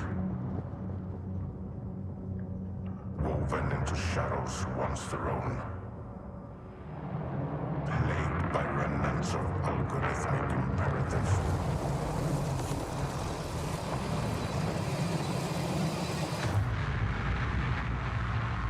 There are others of your kin,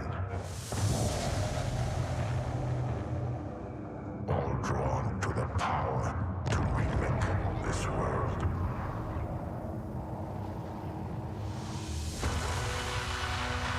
Towering structures take shape over barren worlds.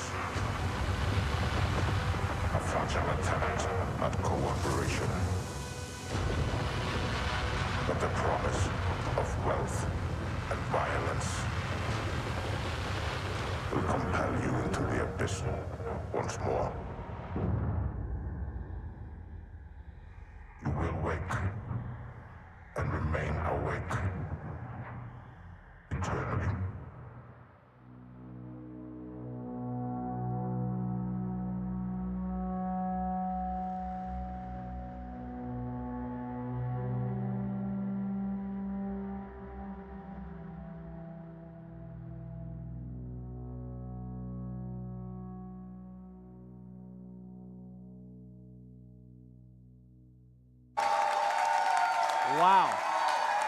Wow.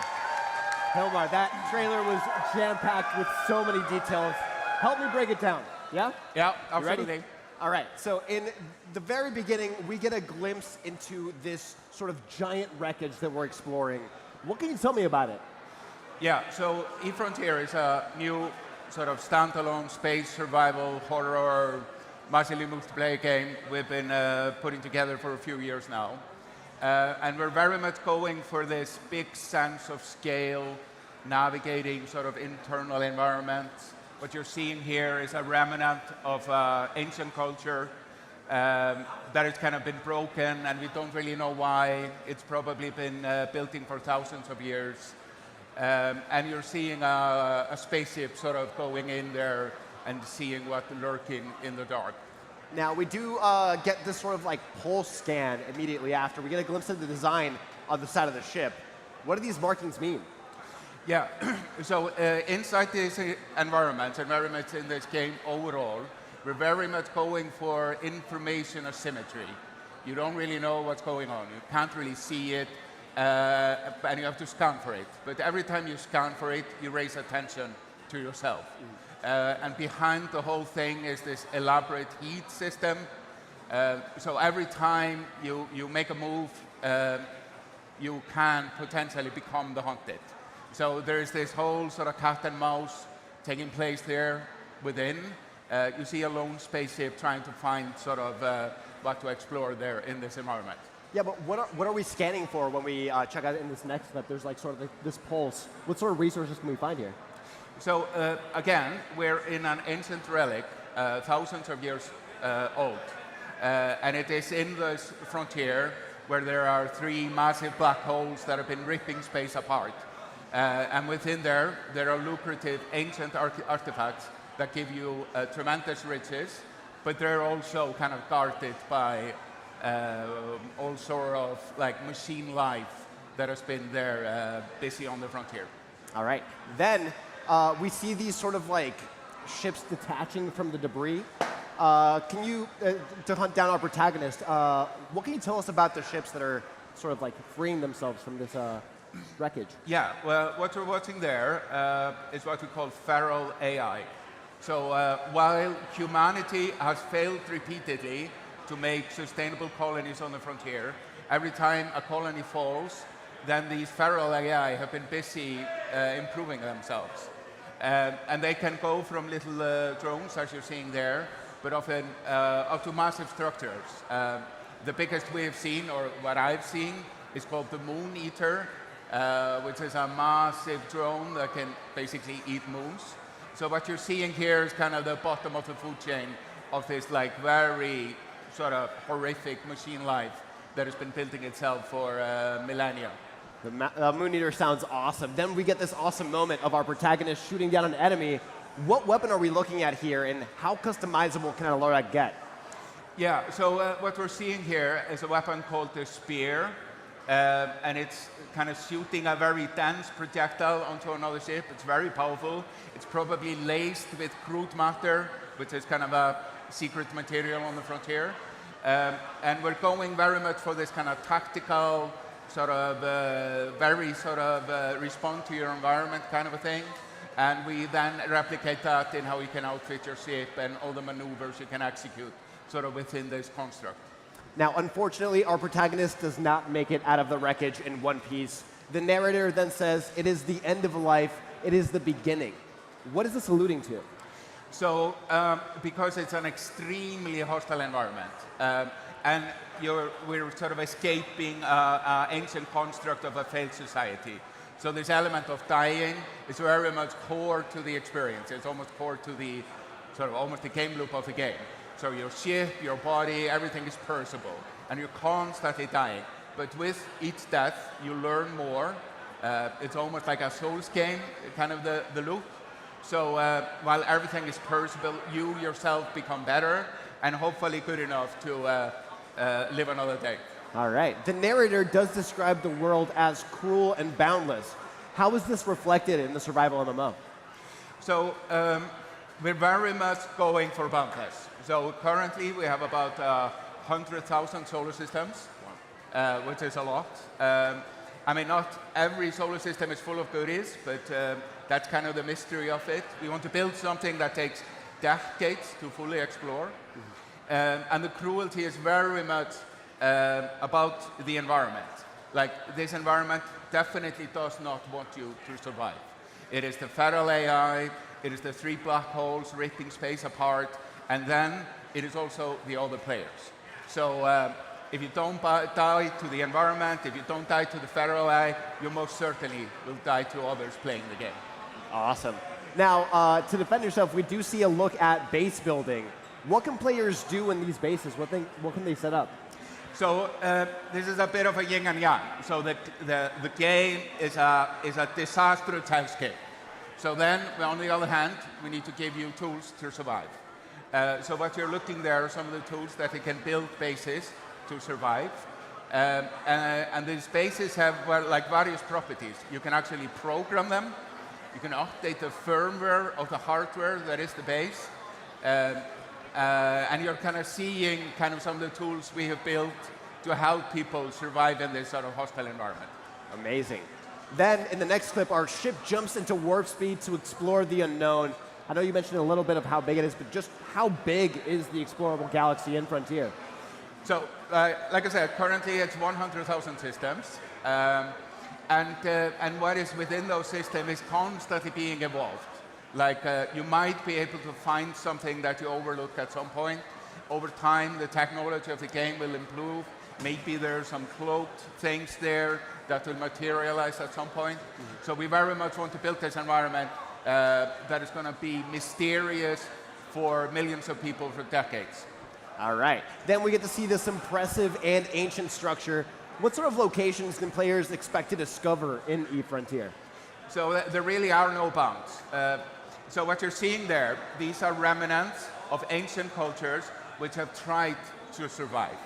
And they have had probably tens of thousands of years to do failed attempts. So you're seeing layers upon layers of history of people that have tried this before. And what they have left behind and the reasons why they have failed is very much part of the discovery of the game. All right. Then we do see this massive structure get surrounded by something. Yeah. What is this? I mean, what you're seeing there is like, okay, there's some signifiers indicating a certain culture. You're seeing a deep swarm of feral AI. It looks like the feral AI is attacking a moon eater.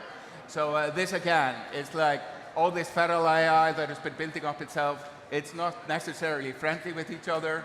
And what is really lurking there within the dark might be well beyond what we're seeing in this trailer. Amazing. Then we get a look at some truly impressive and massive fleets.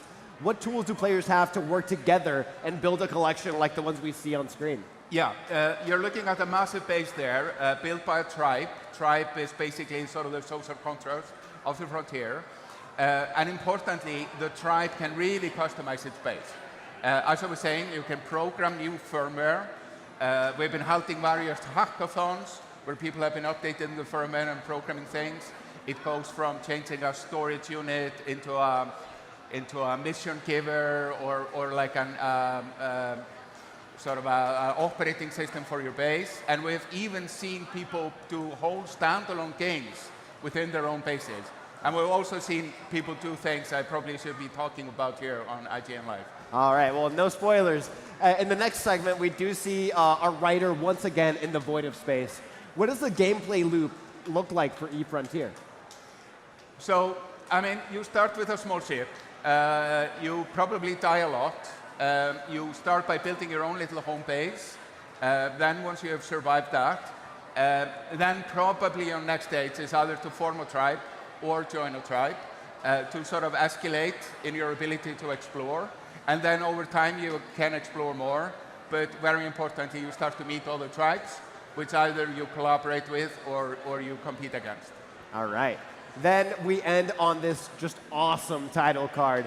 What are you most excited for fans to check out in eFrontier? So we are now on the 11th dropping a massive update to the game. And we are also releasing the NDA. We've been running a founder access on the NDA so far. And the people in that phase have been busy building amazing things. And just seeing the avalanche of all the stuff that has been building and see the reaction of people sort of onboarding that and then joining and creating their own. I'm very excited to sort of see that happening. Amazing. Hilmar, thank you so much for joining me here on the main stage of IGN Live. How can people learn more about eFrontier? So you can join by going to efrontier.com. You can join our Discord. Tomorrow we'll have like a gameplay deep dive on Twitch, on the CCP channel. So there will be several ways to engage in the coming week. Amazing. eFrontier is coming to PC soon, and we can't wait to get our hands on it when it launches in Founders Access New Era on June 11th. For all things eFrontier, keep it locked to IGN.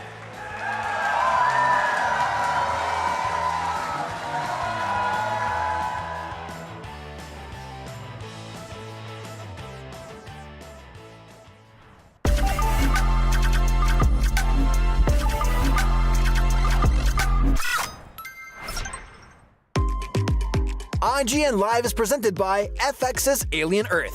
Premieres August 12th on FX and Hulu. The average Cinefix movie list features nearly 100 different films and approximately 25 minutes worth of wall-to-wall deep dive analysis. To simulate that pace for this 30-second ad, we're featuring 26 different films, and before you say it, no, that math does not check out. We're not math people, we're movie people. We can't even count down from 10 without ending up at, like, 96. Subscribe to IGN Movies and TV for more Cinefix movie lists. Bad at math, great at movies. Can't find that final collectible you're missing? IGN strategy guides and interactive maps are here to help. One step at a time. IGN guides are trusted by millions, easy to use, and best of all, free. IGN has the very best, most complete and accurate guides for Shadow of the Erdtree, Baldur's Gate 3, Tears of the Kingdom, and so much more. See? It's good, right? Every guide is tested and verified for you by experts. Just search for IGN when you search for guides.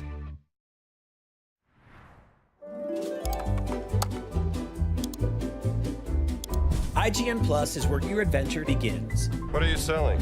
Plus is the place to get unlimited access to all the tools you need to beat your games. Here's what you need to know for bringing down Gloomspawn. Plus, awesome exclusive discounts on IGN Store. Maybe this would tease open your money pouch. Plus, ad-free browsing on IGN.com. Plus, unlimited game help tools like premium interactive maps with your own custom map markers, filters, marker notes, and more. This will come in handy. Plus, access to sweepstakes, giveaways, and free game keys. Wow! Exactly. Want more? Head to IGN.com/plus and start your adventure today.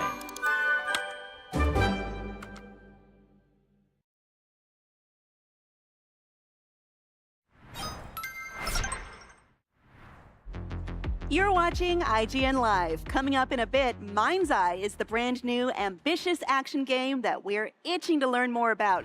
And luckily, the creator of the game is here to tell us all about it.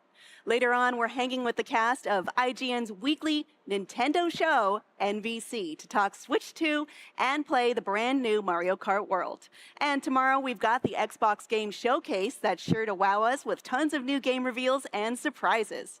All that and more right here on IGN Live, so don't go anywhere.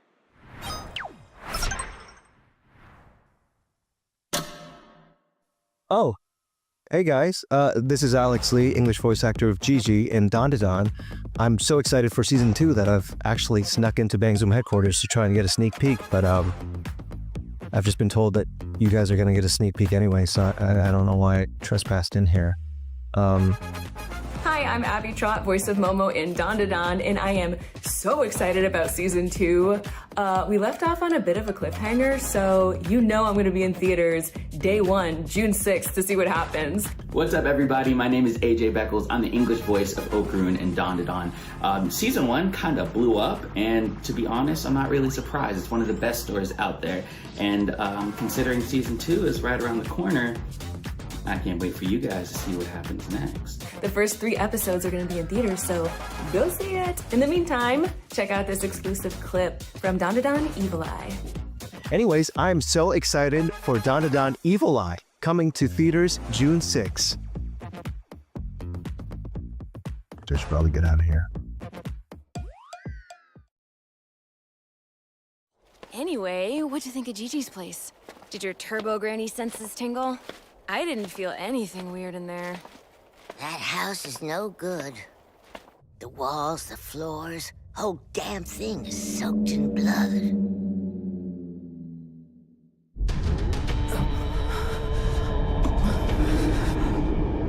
Holy crap, a secret room! Should we check it out? No, of course not. We don't know what kind of danger's lurking in there. Let's wait for Miss Ayase to come back. Ah! That must be Miss Ayase. Nice timing, girl! Momo, you won't believe what we thought.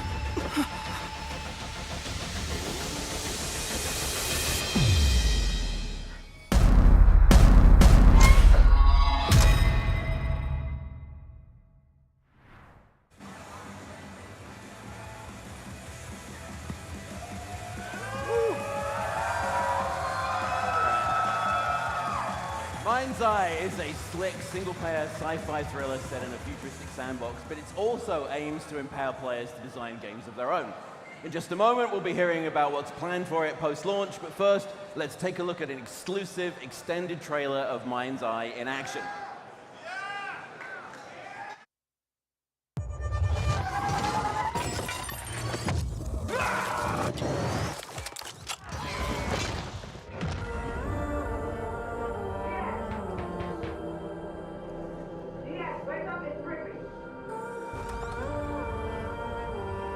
What are you doing here? Come with me.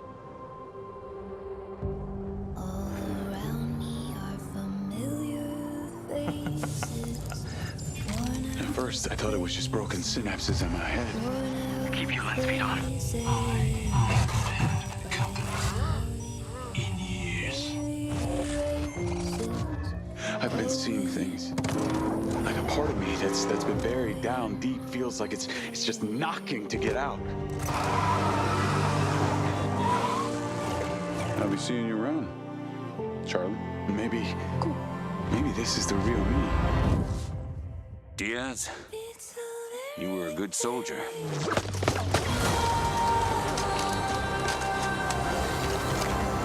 I don't want any part of your future.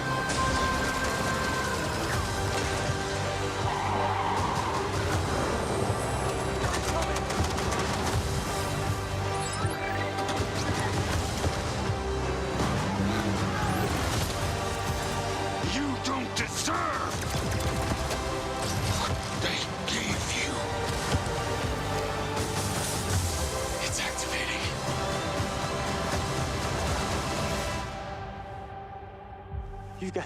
You're one of them. You're working with them. No, please. What do you mean one of them?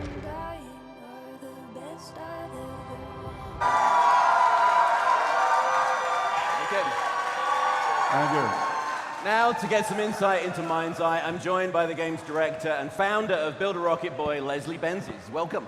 How you doing? Thank you for having me. All right. To start, for anyone that might have missed the overview trailer that you put out a different trailer a little while ago, can you give us a general overview of the game and who it's for? Yeah, you play as Jacob Diaz, the handsome fellow in the trailer that you saw there. He's an ex-military guy who, during a covert operation that went wrong, had his MindsEye implant pulled out and caused him to lose his memories. So he heads off to a city called Red Rock, where the game is set, to get answers, and he gets embroiled in a story that's way bigger than he could ever have imagined. Right.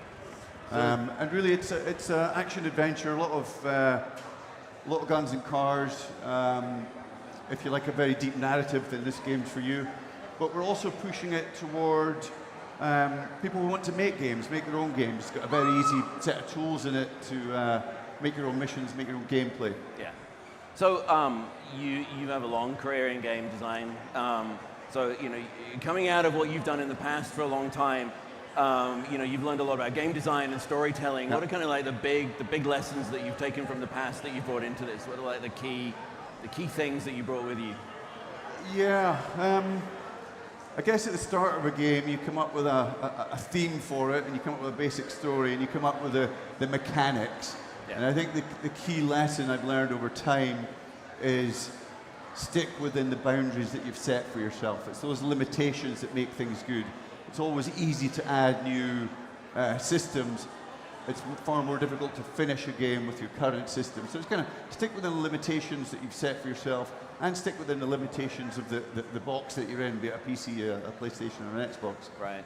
I mean, games you worked on in the past have been very big, huge experiences with lots of side missions and lots of that. Whereas MindsEye is actually quite a tight, more linear experience. What kind of drew you to that? Was it that you wanted to tell a very specific story, or? So the MindsEye campaign, the MindsEye story, it's a small part and a very big story that we plan to tell over the next however many years it takes. So for us to tell that story, we thought it best to be linear. It's often hard in an open world to keep the story clean. As he's saving the world, it might be strange for him to go off and bowl for 2 days. So it was a conscious decision. Having said that, we do have open world systems, and so there is an open world side mission through the Arcadia system, or through the Build MindsEye system. And this is also part of a bigger infrastructure that we're trying to put together. I think the way players play games these days is very different to it was when I started making games many years ago. I think consumers it's not uncommon to play a game, watch your friends play a game, watch TV, and be on social media all at the same time. So as we release our future content, all of these things will eventually come into this MindsEye ecosystem. Right. So you mentioned that that you wanted to be able to make it so that people could create games themselves. So MindsEye has a tool within it. Yeah. Can you talk a little bit about how that works and kind of what it will actually allow people to do? Yeah, so inside MindsEye, as you're playing any mission, if you see a spot on the map that you think would be great for you to build your own thing, just hit escape, jump into build, and then you can immediately start creating anything you want. Our key goal is to make this as simple as possible. So you can literally, within 1 or 2 minutes, have a half-decent shootout built. And these tools will continue to expand on them. So every system that we build to make games like MindsEye, we give those tools to players. Because we believe you're all creative. I think, if you were to ask a lot of these guys out here if they'd like to make a video game, I think the answer is yes. So it's putting the power of building it into the hands of players. And that's key for us. It's very important to us. Right.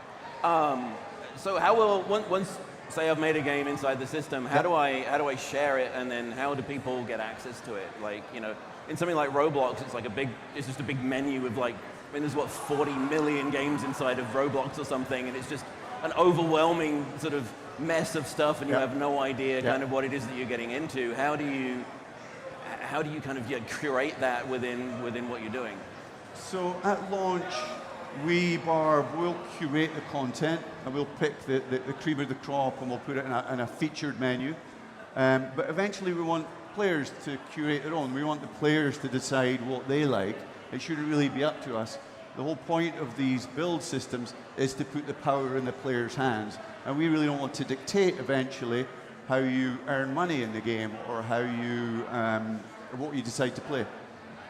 So, MindsEye itself, are you going to be sort of adding stuff to it, and will the tool actually be a part of how MindsEye itself is expanded? Will be using your own tool to build on the game? So, a lot of what you see in the game now was actually built within the tool. So a lot of the ambience was built while we were building the build systems and building the game. Any opportunity we could get to build the game with the tools we would use. Our next games, more and more of it will be built using the tools. We will be continually adding. So this is a part of a universe. Imagine a Star Wars universe, where we have many stories that take place over different time periods and over different parts of the universe. And they all sit under this one overarching story. and they will all eventually tie together. And these tools also will work on any world that we build. These tools are naturally all compatible with each other. This thing it's a single player experience. Would that include multiplayer stuff that you can add to it as well? Yeah. So multiplayer will come at the end of this year, and then we have a huge open world multiplayer add-on that will come out next year. But in the interim, we have lots. Every week, 2 weeks, month, there will be new content appearing. Yeah. And then obviously players' content will be appearing too. Yeah. In the trailer, it seems like there's multiple characters, and it seems like the drone plays a big part of it. Is that sort of a big part of the gameplay mechanics? Is it sort of interacting with other characters and having them be a part of it as well? Yeah, so the drone, the MindsEye implant got taken out when Jacob was in the military, and it gets reactivated, and he gets this little companion drone. And so it adds a new layer of strategy when you're in combat. It can stun people, it can throw these mini grenades, and it can also hack robots, which is very useful. So you can hack the robots, and then they change allegiance, and they'll jump onto your side. And is that something that you can bring into your own experiences as well? You can use all those tools in the experiences that you build yourself. Yeah. You can use that kind of all those mechanics as well. Absolutely. So every tool that we use to build the game, we will give to players so they can build their games. Yeah. And we're very excited to see what players are going to build. It's often they come up with more interesting ways to use the tools and almost hack the tools to build some really amazing content. So we're very, very keen to see what players can build on Tuesday when the game comes out. Fantastic. Fantastic. Well, thank you so much, Les. MindsEye is out for PC, PS5, and Xbox Series on June 10th, which is this week. But before that, there's lots more Xbox Live still to come, so stick around for ign-live.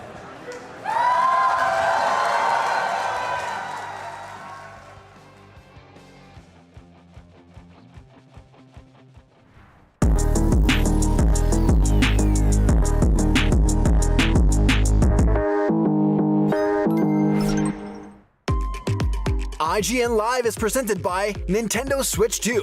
All together, anytime, anywhere. Hey you!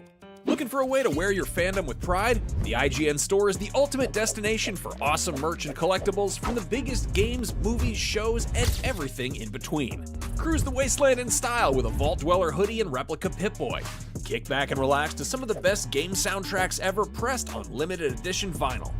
Or level up your whole wardrobe with a massive selection of officially licensed apparel. From iconic properties like Star Wars and The Legend of Zelda to newer fan favorites like Atomfall and Expedition 33, the IGN store has you covered. You'll also find hats, jewelry, action figures, board games, model kits, art books, and even snacks. Whatever you're into, you're bound to find something. See for yourself and head to store.ign.com today. Catch up on all your favorite shows with up-to-the-minute gaming and entertainment news with Geek Media Podcasts. Welcome to a very special episode of IGN Game Scoop. Game Scoop has you covered for all things gaming and the latest game releases. Tune into Podcast Beyond for the biggest PlayStation news. Man, this is a cool looking trailer. Everything Xbox on Podcasts Unlocked. This is Steve Downs, the voice of Master Chief. Catch up with your Super Nintendos on Nintendo Voice Chat. Switch to pre-order Mania. It was chaotic last night. And get all the latest console news and rumors with Next Gen Console Watch. Now Xbox and Phil Spencer are even saying that a mid-gen refresh isn't even necessary. The Cinefix Top 100 podcast picks a movie every week to celebrate and debate. It's kind of every movie's grandpa. Geek Media Podcasts, the best podcasts from around the world. The Cinefix Top 100. A list so secretive even we don't know what movies are on it or where they rank. What do you mean you don't know? Each episode will reveal one of the movies. Did I rush it? Felt like I rushed it. That was good. I liked it. Talk about why it belongs and finally find out where it ranks. Are you not entertained? Are any of the movies we've shown here even on the list? I have no idea, and it drives me crazy. Join us as we find out on Cinefix, IGN, and wherever you get your podcasts. Why so serious?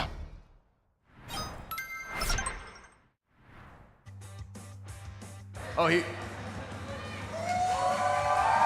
Hello and welcome to a very special live episode of Nintendo Voice Chat, our weekly Nintendo podcast, and even better, happy Nintendo Switch 2 launch week. It is finally here.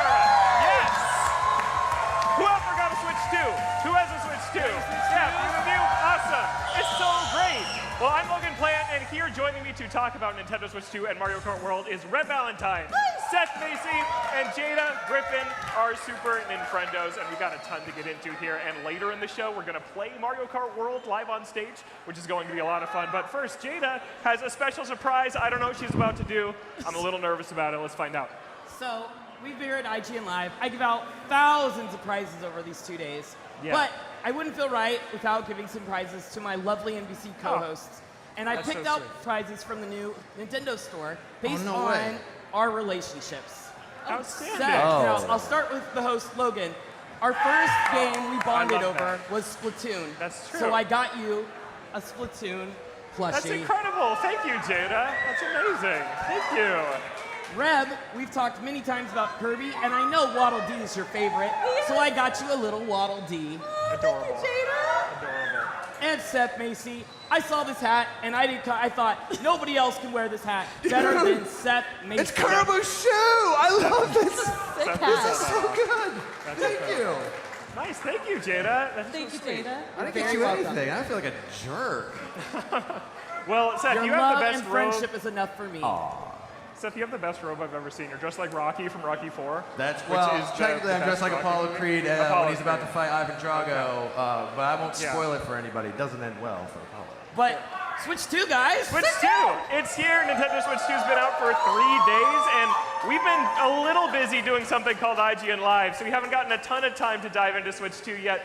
I'm actually reviewing Mario Kart World for IGN, so I've played it for like 30 hours in the last few days. But it's been a lot. But we'll get to Mario Kart in a second. I want to talk to Seth, who was with me at the Best Buy midnight launch in West Hollywood for Nintendo Switch 2, and you were chatting up the crowd. What was that experience like, being at a midnight launch again? Well, first of all, you say midnight launch again. I've actually never been to a midnight launch. Wow. Yeah, so this was my first one, and it was freaking awesome, dude. Like, the line for pre-orders went around the block. Like, it was long, and people were just feeling good, having a nice time, fired up on Nintendo. Luigi was there? Luigi was there. LA Luigi was there. The Luigi Mario? The Luigi Mario was Luigi there. Mario himself, LA Luigi Mario, because he had a Dodgers hat. Anyway, yeah, we got some Mountain Dew, we got some Doritos, we did it right. And yeah, waited in line, and I didn't have mine delivered to that location. Mine's at home. Sad face. But yeah, that was awesome. I'm so glad that midnight launches are back. Like, physical media for life, just like the friendship of hanging out with people that you don't know but have a common interest. It was awesome. The energy was incredible. And then, Logan, you had a little bit of a scare. Yeah. I almost didn't get my Switch 2. The Best Buy employee, they were doing an awesome job, by the way. There were literally hundreds of people there. They scanned my barcode like 3 times. They're like, it said you already picked it up. I hadn't picked it up. It was a frightening moment, but I got it. We immediately went back to the hotel, and Jada and I played Mario Kart World. What were your first impressions of the first new Mario Kart in 11 years? Man, you know, it was what I was hoping from out of a new Mario Kart. All the characters, the courses felt great to race on. Yeah. It was like, I was like, this is what I've been waiting, 8 years since from the last Mario Since Kart? Deluxe, yeah. Yeah, so it was a great first experience, and I can't wait to play more. Yeah, Mario Kart World is really, really fun. I think that one of the highlights is Knockout Tour. Anyone here played Knockout Tour yet? Yeah, it's so much fun. It's the Battle Royale, 24 races. 24 racers, you cut out 4 drivers every lap until there's just 1 remaining, and it is just an absolute blast. Grand Prix is a lot of fun, too. Reb, what do you think of Mario Kart World? Well, I've had a really unique experience, actually, playing it. My Switch 2 arrived at my house. I watched the notification pop up on my phone as my plane was taking off to Los Angeles for this event. So I haven't actually gotten my Switch 2 yet, but I actually got to experience it for the first time with all of you upstairs at Gaming with IGN. So I got to play Mario Kart with you guys. I also got like a little bit of time with you earlier, and I mean, Mario Kart is like the quintessential play this game with other people. It brings friends together and then ruins friendships entirely. Yeah, so I feel like I've had like a really special time with it, and while I'm eager to sort of hole up and play by myself for a few hours and maybe actually get good at it, I don't know. I think I'm gonna remember this for a long time. It's got some sentimentality going. Yeah, it's like we were all very nervous when Nintendo announced that they were launching their console the same week as this awesome event, but it's been a blast, and we have a ton of Switch 2s upstairs. Hopefully you've all gotten to check it out, but it's just the perfect launch game for an event like this. Mario Kart World, there's nothing else like it with that 4-player multiplayer. It is the quintessential multiplayer game, and I think that I'm not super in love with some of the changes they've made in World, but we'll talk about that another day. But what I do know is that when it's split screen, 4 players on the track, I think it's a blast. I think Mario Kart is back in full force. I think the character roster is amazing. Cow? Do we all like Cow in the crowd? Yeah, Cow's a superstar. So yeah, it's been super fun. Seth, Mario Kart World, what do you think so far? I'm loving it a lot. I mean, I've only played it a little bit with you, but there's a level in there that has been in a lot of Mario Kart games.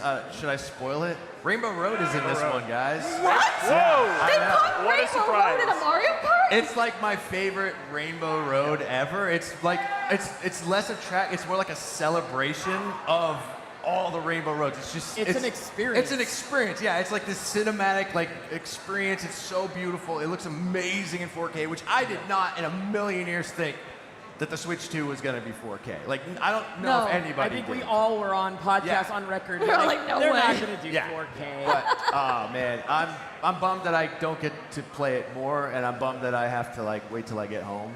But I'm hoping that I win today, so that'll be Yeah, good. there's going to be some stakes on the line, and I don't just mean cow. There's going to be real stakes Whoa. on the line. Yeah, but I've been playing upstairs in our staff room, and we've had this big TV at the front of the room with 100 chairs behind it, with everybody from IGN just watching me play Mario Kart and come up and join me for a match, and it's been so fun. I never would have guessed this would be the experience with the new Mario Kart, and I think that Knockout Tour is just...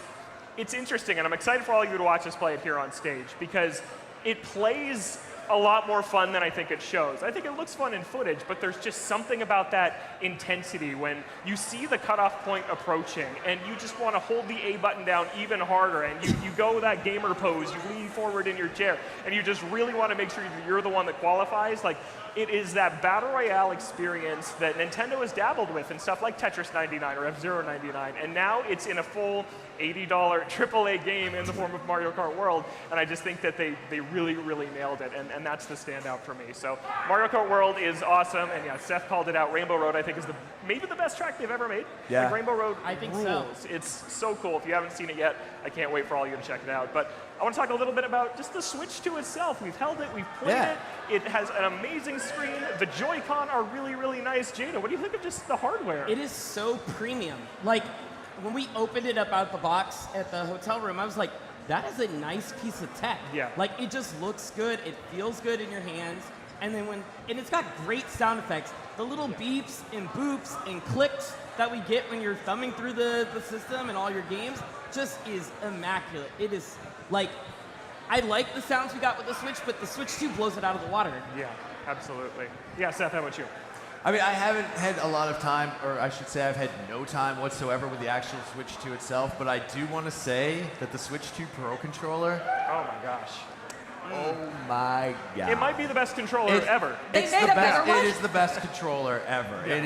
It just feels so good in your hands. I love the original Pro controller. I still have my launch Pro controller. I've charged it maybe 3 times the entire time I've owned it. It just doesn't even make sense. But the new one, it's on another level. It's just the fit and the finish, it all feels better. The D-pad is the best D-pad out there right now. Yeah. Which is crazy after the Switch 1 Pro Controller D-pad was the worst part about that controller. Yeah. It didn't work.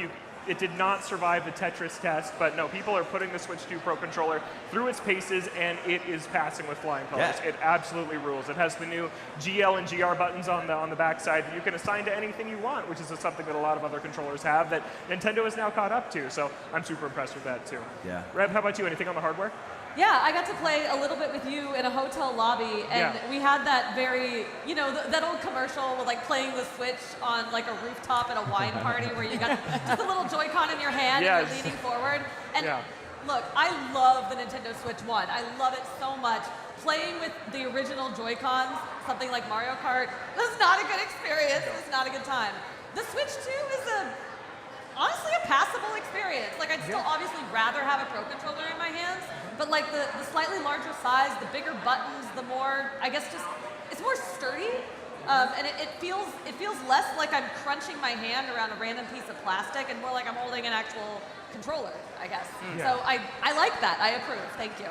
Yeah, the SL and SR buttons, when you turn the Joy-Con sideways, they were so tiny on Switch 1. It was almost unusable. But on Switch 2, it feels like a legitimate choice to play with the Joy-Con sideways. I've done it a ton this week, just passing a controller to someone like Reb to play Mario Kart World, and it just works so incredibly well. So I've been really, really impressed with that, too. And the hardware is just a dream, right? Like, the Switch 2 is amazing, yeah?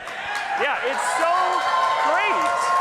It's like, if you listen to NBC, you know I don't care that much about specs. I don't care that much about frame rate or resolution. But when I saw Breath of the Wild, Nintendo Switch 2 edition running upstairs, come on, it looks amazing. It is everything we wanted that game to look like. It runs so smoothly. And I don't even know how many friends have texted me this week saying, I never finished Tears of the Kingdom. I held out for a performance boost. Well, you're in luck because Tears of the Kingdom looks incredible on Nintendo Switch 2. And even the games that they didn't make new Nintendo Switch 2 editions for, that they just released free updates for, we were running Super Mario Odyssey up there on a Nintendo Switch 2 today. That looks almost like an entirely new game. Like, it looks incredible. Yeah, it runs in 4K now. It used to run at 900p, so Mario Odyssey looks great. The Zeldas look great. Like, this machine is doing pretty much everything that we want it to. So it's been great. I still haven't tried Pokemon Scarlet and Violet yet. We'll see. We'll figure that one out. Logan, what other, like, besides Mario Kart World, what other game are you hoping to get your hands on? Like, and everybody on the cast. I want to play Wind Waker on Nintendo Switch GameCube Edition. Yeah, it's not Wind Waker HD, but Wind Waker is on Nintendo Switch finally, kind of. So I'm excited to dive into that. Monkey paw closes a finger. Yeah. Reb, how about you? Look, it has nothing to do with the hardware, but one of the Switch 2 launch games was chapters 3 and 4 of Deltarune. Yeah. And I am completely obsessed with that game, and like, I don't know, I just keep thinking about it. I want to go home and play all the little indies that I've been waiting to play on like a slightly better Switch, and I don't know, my time has come. Deltarune, baby. How about you, Seth? What, me? Well, I mean, the answer's obvious. I'm going to be playing Breath of the Wild, Tears of the Kingdom again. I didn't know that the upgrades for those, if you're an NSO member, you just get them. Like, they didn't do a good job. Did you guys know that? Yeah. No, yeah, they did a horrible. If you have Nintendo Switch Online. Plus expansion pack. Plus expansion pass, I'm sorry. Then you have the upgrades for Tears of the Kingdom and Breath of the Wild, which are the two greatest games in the history of humankind and all the universe and ever will be. So. I'm learning this right now. Yeah. I'm learning this right now from you. What? Oh, really? Yes. Okay, yeah. See, Nintendo, like, let people know. You're going to get a lot of signups for that. I mean, I know they think that everyone's, like, going to sign up for Wind Waker, which, honestly, You should, right? I bought the GameCube controller the second it went up, so I'm hoping that gets home. But, yeah, go play Tears of the Kingdom and Breath of the Wild if you have the expansion pass, and it's going to be the upgraded version, which is bonkers. What do you want to play? I've got two. One, I'm really looking forward to Bravely Default. I love my RPGs. I love my turn-based. You guys are Bravely Default fans? Good. But for anybody who's in our NBC podcast group, I'm going to be taking on challengers in Soul Calibur 2, baby. So bring your best, because Link has come to slay. Yeah, you will probably lose. And last thing I want to say before we have to take a quick break is I tried Game Chat with IGN's Tom Marks, and there was literal machinery assembling the IGN Live show floor behind me, and Tom is like, I can't hear that at all. He could hear me clearly. He couldn't hear any of that. It canceled out background noise perfectly. I've been a cynic on Game Chat, the real Nintendo voice chat for the first time. It's why this podcast is called NVC, because of how long it took them to get voice chat. It works really, really well. I'm very impressed, and I think I underestimated how fun it was actually going to be to see Tom's face on the bottom of my screen when I'm beating him at Mario Kart World. He's delightful. Yeah, and Tom is a delightful man. So that's really, really cool. So try out Game Chat when you get hands on your Nintendo Switch 2. It's really cool. But when we come back, we're going to play Nintendo Switch 2. We got to take a very quick break. When we come back, we are doing one of the craziest things we have ever done on this show, a live Let's Play of the brand new Mario Kart World Knockout Tour mode, where the losers will get hit in the face with a pie. What could possibly go wrong? Stick around, because there's more NBC and IGN Live coming right up.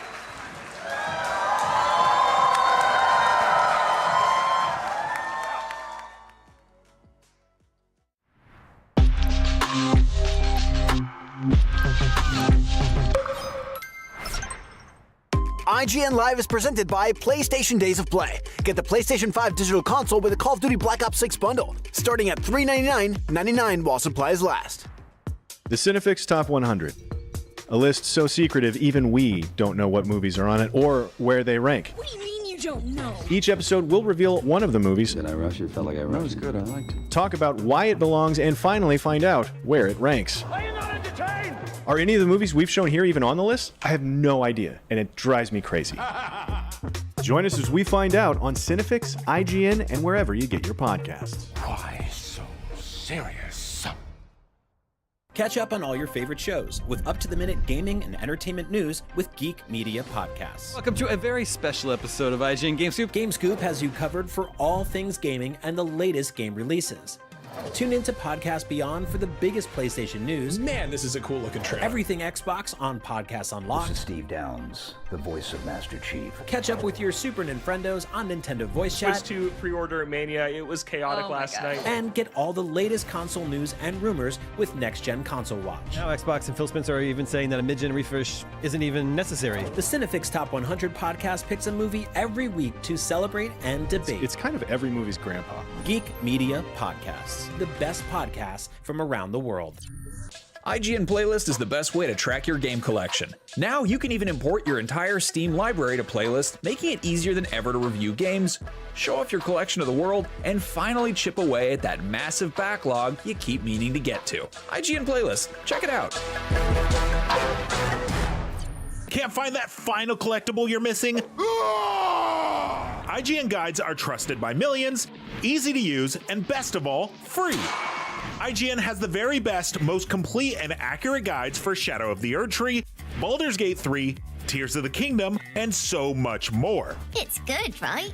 Every guide is tested and verified for you by experts. Just search for IGN when you search for guides.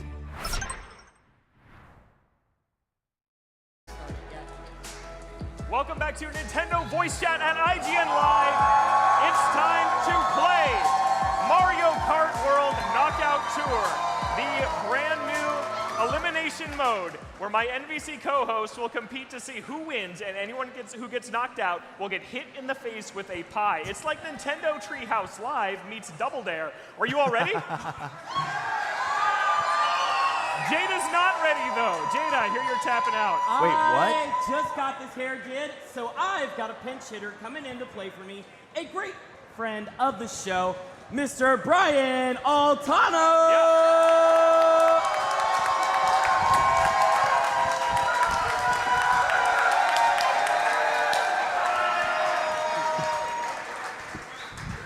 Hey, Brian. Bring it out. I love you, buddy. Love you too. Hi, everyone. Brian, you ready to lose? All right, Okay, we're jumping all right right, into we're- Knockout Tour right now. 6 segments, 4 drivers get knocked out at the end of each segment until only 1 driver is remaining. Whoever loses is going to get up off the couch and go over to our pie zone, where they will get pied in the face at the end of the race. Here we go.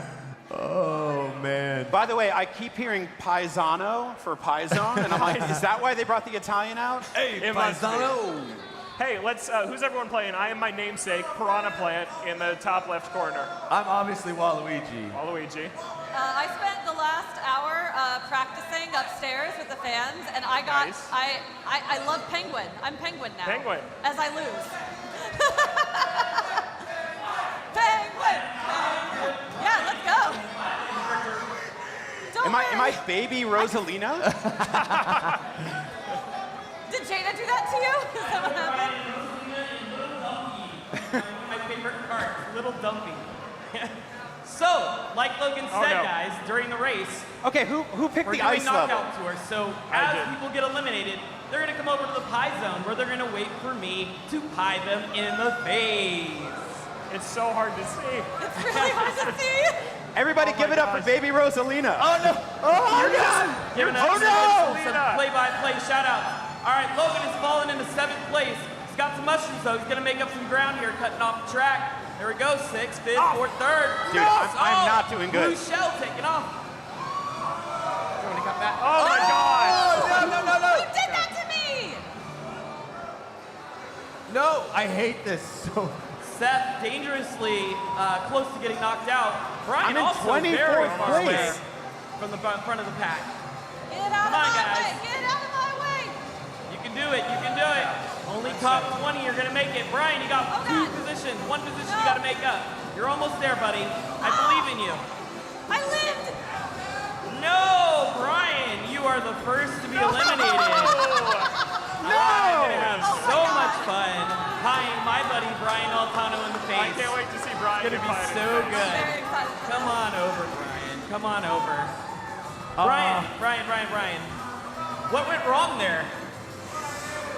That was really bad for me. I was in 24th place. I noticed. No! I gave you like the best character to race as, Rosalina, and you just couldn't get it done. Destroyed. That was awful. All right, Come on, Brian's gonna get ready to get pied. We've got nice little rain ponchos to keep this nice, pretty IGN Live shirt clean, which you guys can go pick up at the merch booth in the back when you're ready. We got those. We got some killer designs this year. Oh my God. Back to the race. We've got Seth and Rev fighting it out for 8th and 9th place, while Logan is just way ahead in 1st place. There's a reason why we call Logan the king of Mario Kart at IGN. He is real.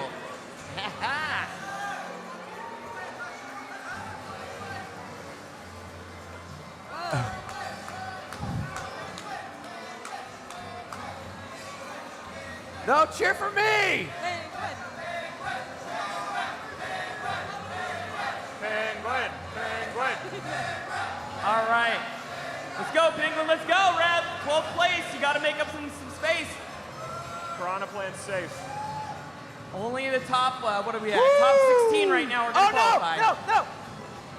Rev is currently in 12th place.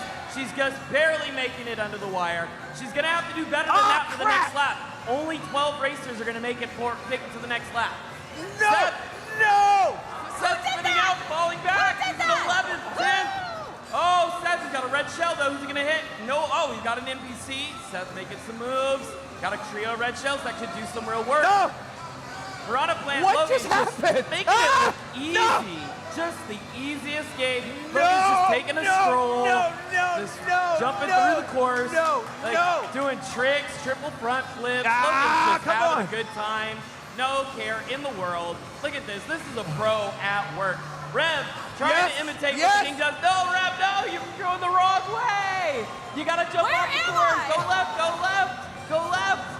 What is happening? Where is going? You look awesome, Oh, that's Brian. really going to hurt Rev. That's really going to hurt her. Where did I go? She's so lost. This course is not for the faint of heart. This is Tokyo Drift style. No, that's not me. That's She's just not going me. back and forth. Logan's been passed. An NPC dared to take the crown for a moment before Logan gave him the business. Where's the course? Seth catching up to 6th place. Rev still just having a hard time making her way downtown. Where did the course Walking go? fast. I distracted Logan and now Yes! he's back. Thank He's God. back I first. don't understand what happened. Rev got so lost. I don't know if she's going to make the cutoff for the top 12 here. It's going to be real Come on, close. Penguin. She's down I at don't 16. know where I'm going. Going 2 places Oh, left. that'll save me. Oh, Rev. Go. The bullet bill's not going to save you today. I'm so sorry, Rev. You're going to have to come over to the pie zone and join us over here. I'm so lost. And then there are 2. Just Logan and Seth. Rev, what went wrong? I got lost. She got lost, y'all. Hey, you know what? We've all been there in Mario Kart. Oh, We've come all on! gotten lost. Once or twice, it happens. Unfortunately for you, Rev, the No, stakes were a come little on. higher with you getting Come on, lost Luigi. today. Unfortunate. Get you I ponchoed and goggled up. refuse We're to lose. getting those pies all made. They're gonna be fresh out the oven, nice and warm. Ah, I can smell them already. It's gonna be great. Logan, still just 1st place, just showing, like, you know, he's like he said, he played it for 30 hours. I don't think there was any surprise in being in 1st. Seth, we're really you're our only hope to beat Logan. 7th place though isn't gonna cut it. No. You gotta avoid those other cars, buddy. You gotta avoid them. Only top 8 are gonna clear. Seth, are you gonna make it to the top 8? Don't get past. Oh, it's so close. He just qualified. All right, that means we're down to the top 4. Seth has got to pass 3 other people in order to take that 4th place. I don't know if he can do it. He's been running into a lot of obstacles lately. No, come He's getting shelled. Are we going to get a Luigi death stare from somebody who shelled him? That would be great. Weaving in and out of traffic. Stacking still in 7th, Seth. This lap is usually a little shorter than the other. You got to make up some time. Oh, no. A spin out hitting cars on the highway. Oh my God. Somebody These take cars. his license away. Logan, just slow down a little bit, buddy. I know. Like, slow down. Hit the There's a lot of brake once in a traffic. while. Smell the roses. You're a piranha plant, bud. Smell the roses. Say hi to your buddies. Oh, Seth.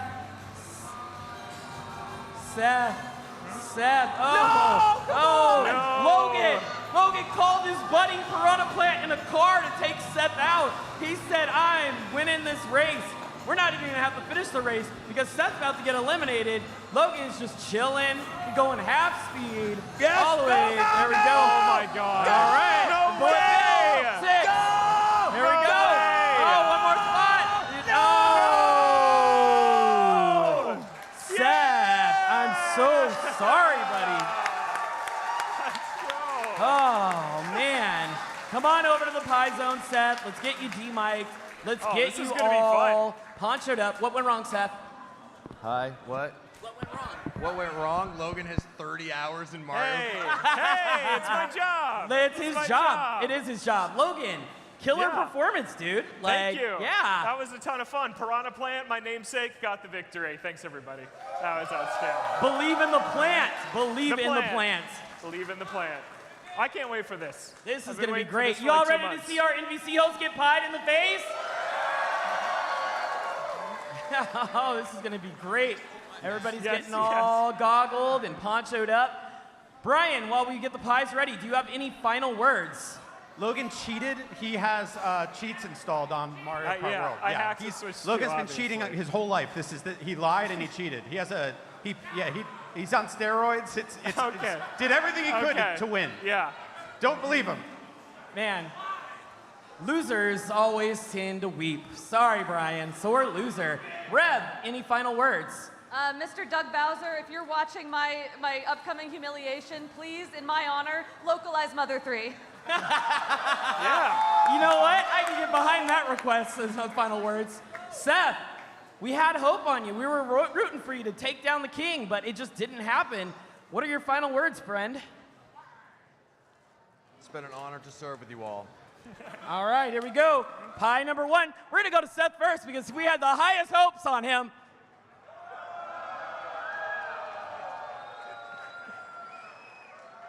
Pie number 2, coming over to Reb Valentine. Reb, I love you, darling. And this is going to hurt you way more than me. And I'm so happy that's the way it's going. Here you go, friend. Those goggles are filled with pie. So much whipped cream. Brian gets the special pie, the last of the can. We love it. Brian, I love you, buddy. You're so much fun to hang out with, but you're getting pied. Oh!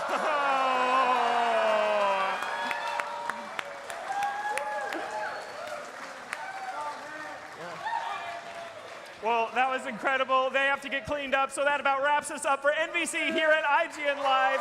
If you're here at IGN Live tomorrow, be sure to hit the show floor where you'll be able to play Mario Kart World on Nintendo Switch 2 against the Nintendo Voice Chat crew and other folks from IGN. Until then, Nintendo Voice Chat is the only place where you can, everybody, Get the thing! Get the thing! Yeah!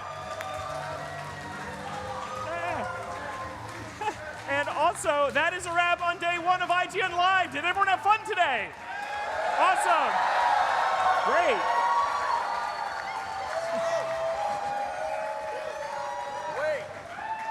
Wait a minute. There's the whole other day of IGN Live tomorrow. I will be cleaned up. Join us first thing. Actually made it worse. Oh yeah, I can take those out. Join us first thing in the morning for a brand new game, trailers, and live coverage of the Xbox Game Showcase!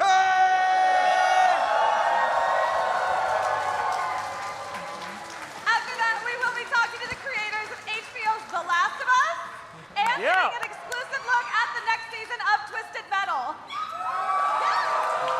Plus, we'll be checking out some upcoming tabletop games and collectibles, and you won't want to miss a very special IGN Live edition of Game Scoop. Yeah.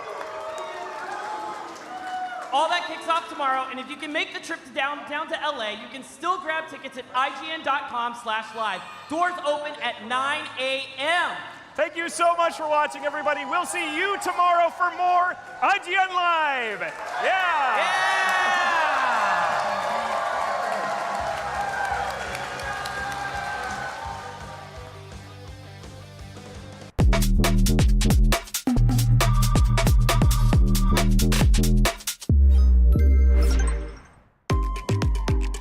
IGN Live is presented by Lenovo Legion. Reach your impossible. Hey you! Looking for a way to wear your fandom with pride? The IGN store is the ultimate destination for awesome merch and collectibles from the biggest games, movies, shows, and everything in between. Cruise the wasteland in style with a Vault Dweller hoodie and replica Pip-Boy. Kick back and relax to some of the best game soundtracks ever pressed on limited edition vinyl. Or level up your whole wardrobe with a massive selection of officially licensed apparel. From iconic properties like Star Wars and The Legend of Zelda to newer fan favorites like Atomfall and Expedition 33, the IGN store has you covered.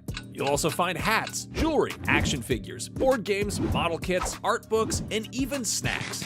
Whatever you're into, you're bound to find something. See for yourself and head to store.ign.com today. Catch up on all your favorite shows with up-to-the-minute gaming and entertainment news with Geek Media Podcasts. Welcome to a very special episode of IGN Game Scoop. Game Scoop has you covered for all things gaming and the latest game releases.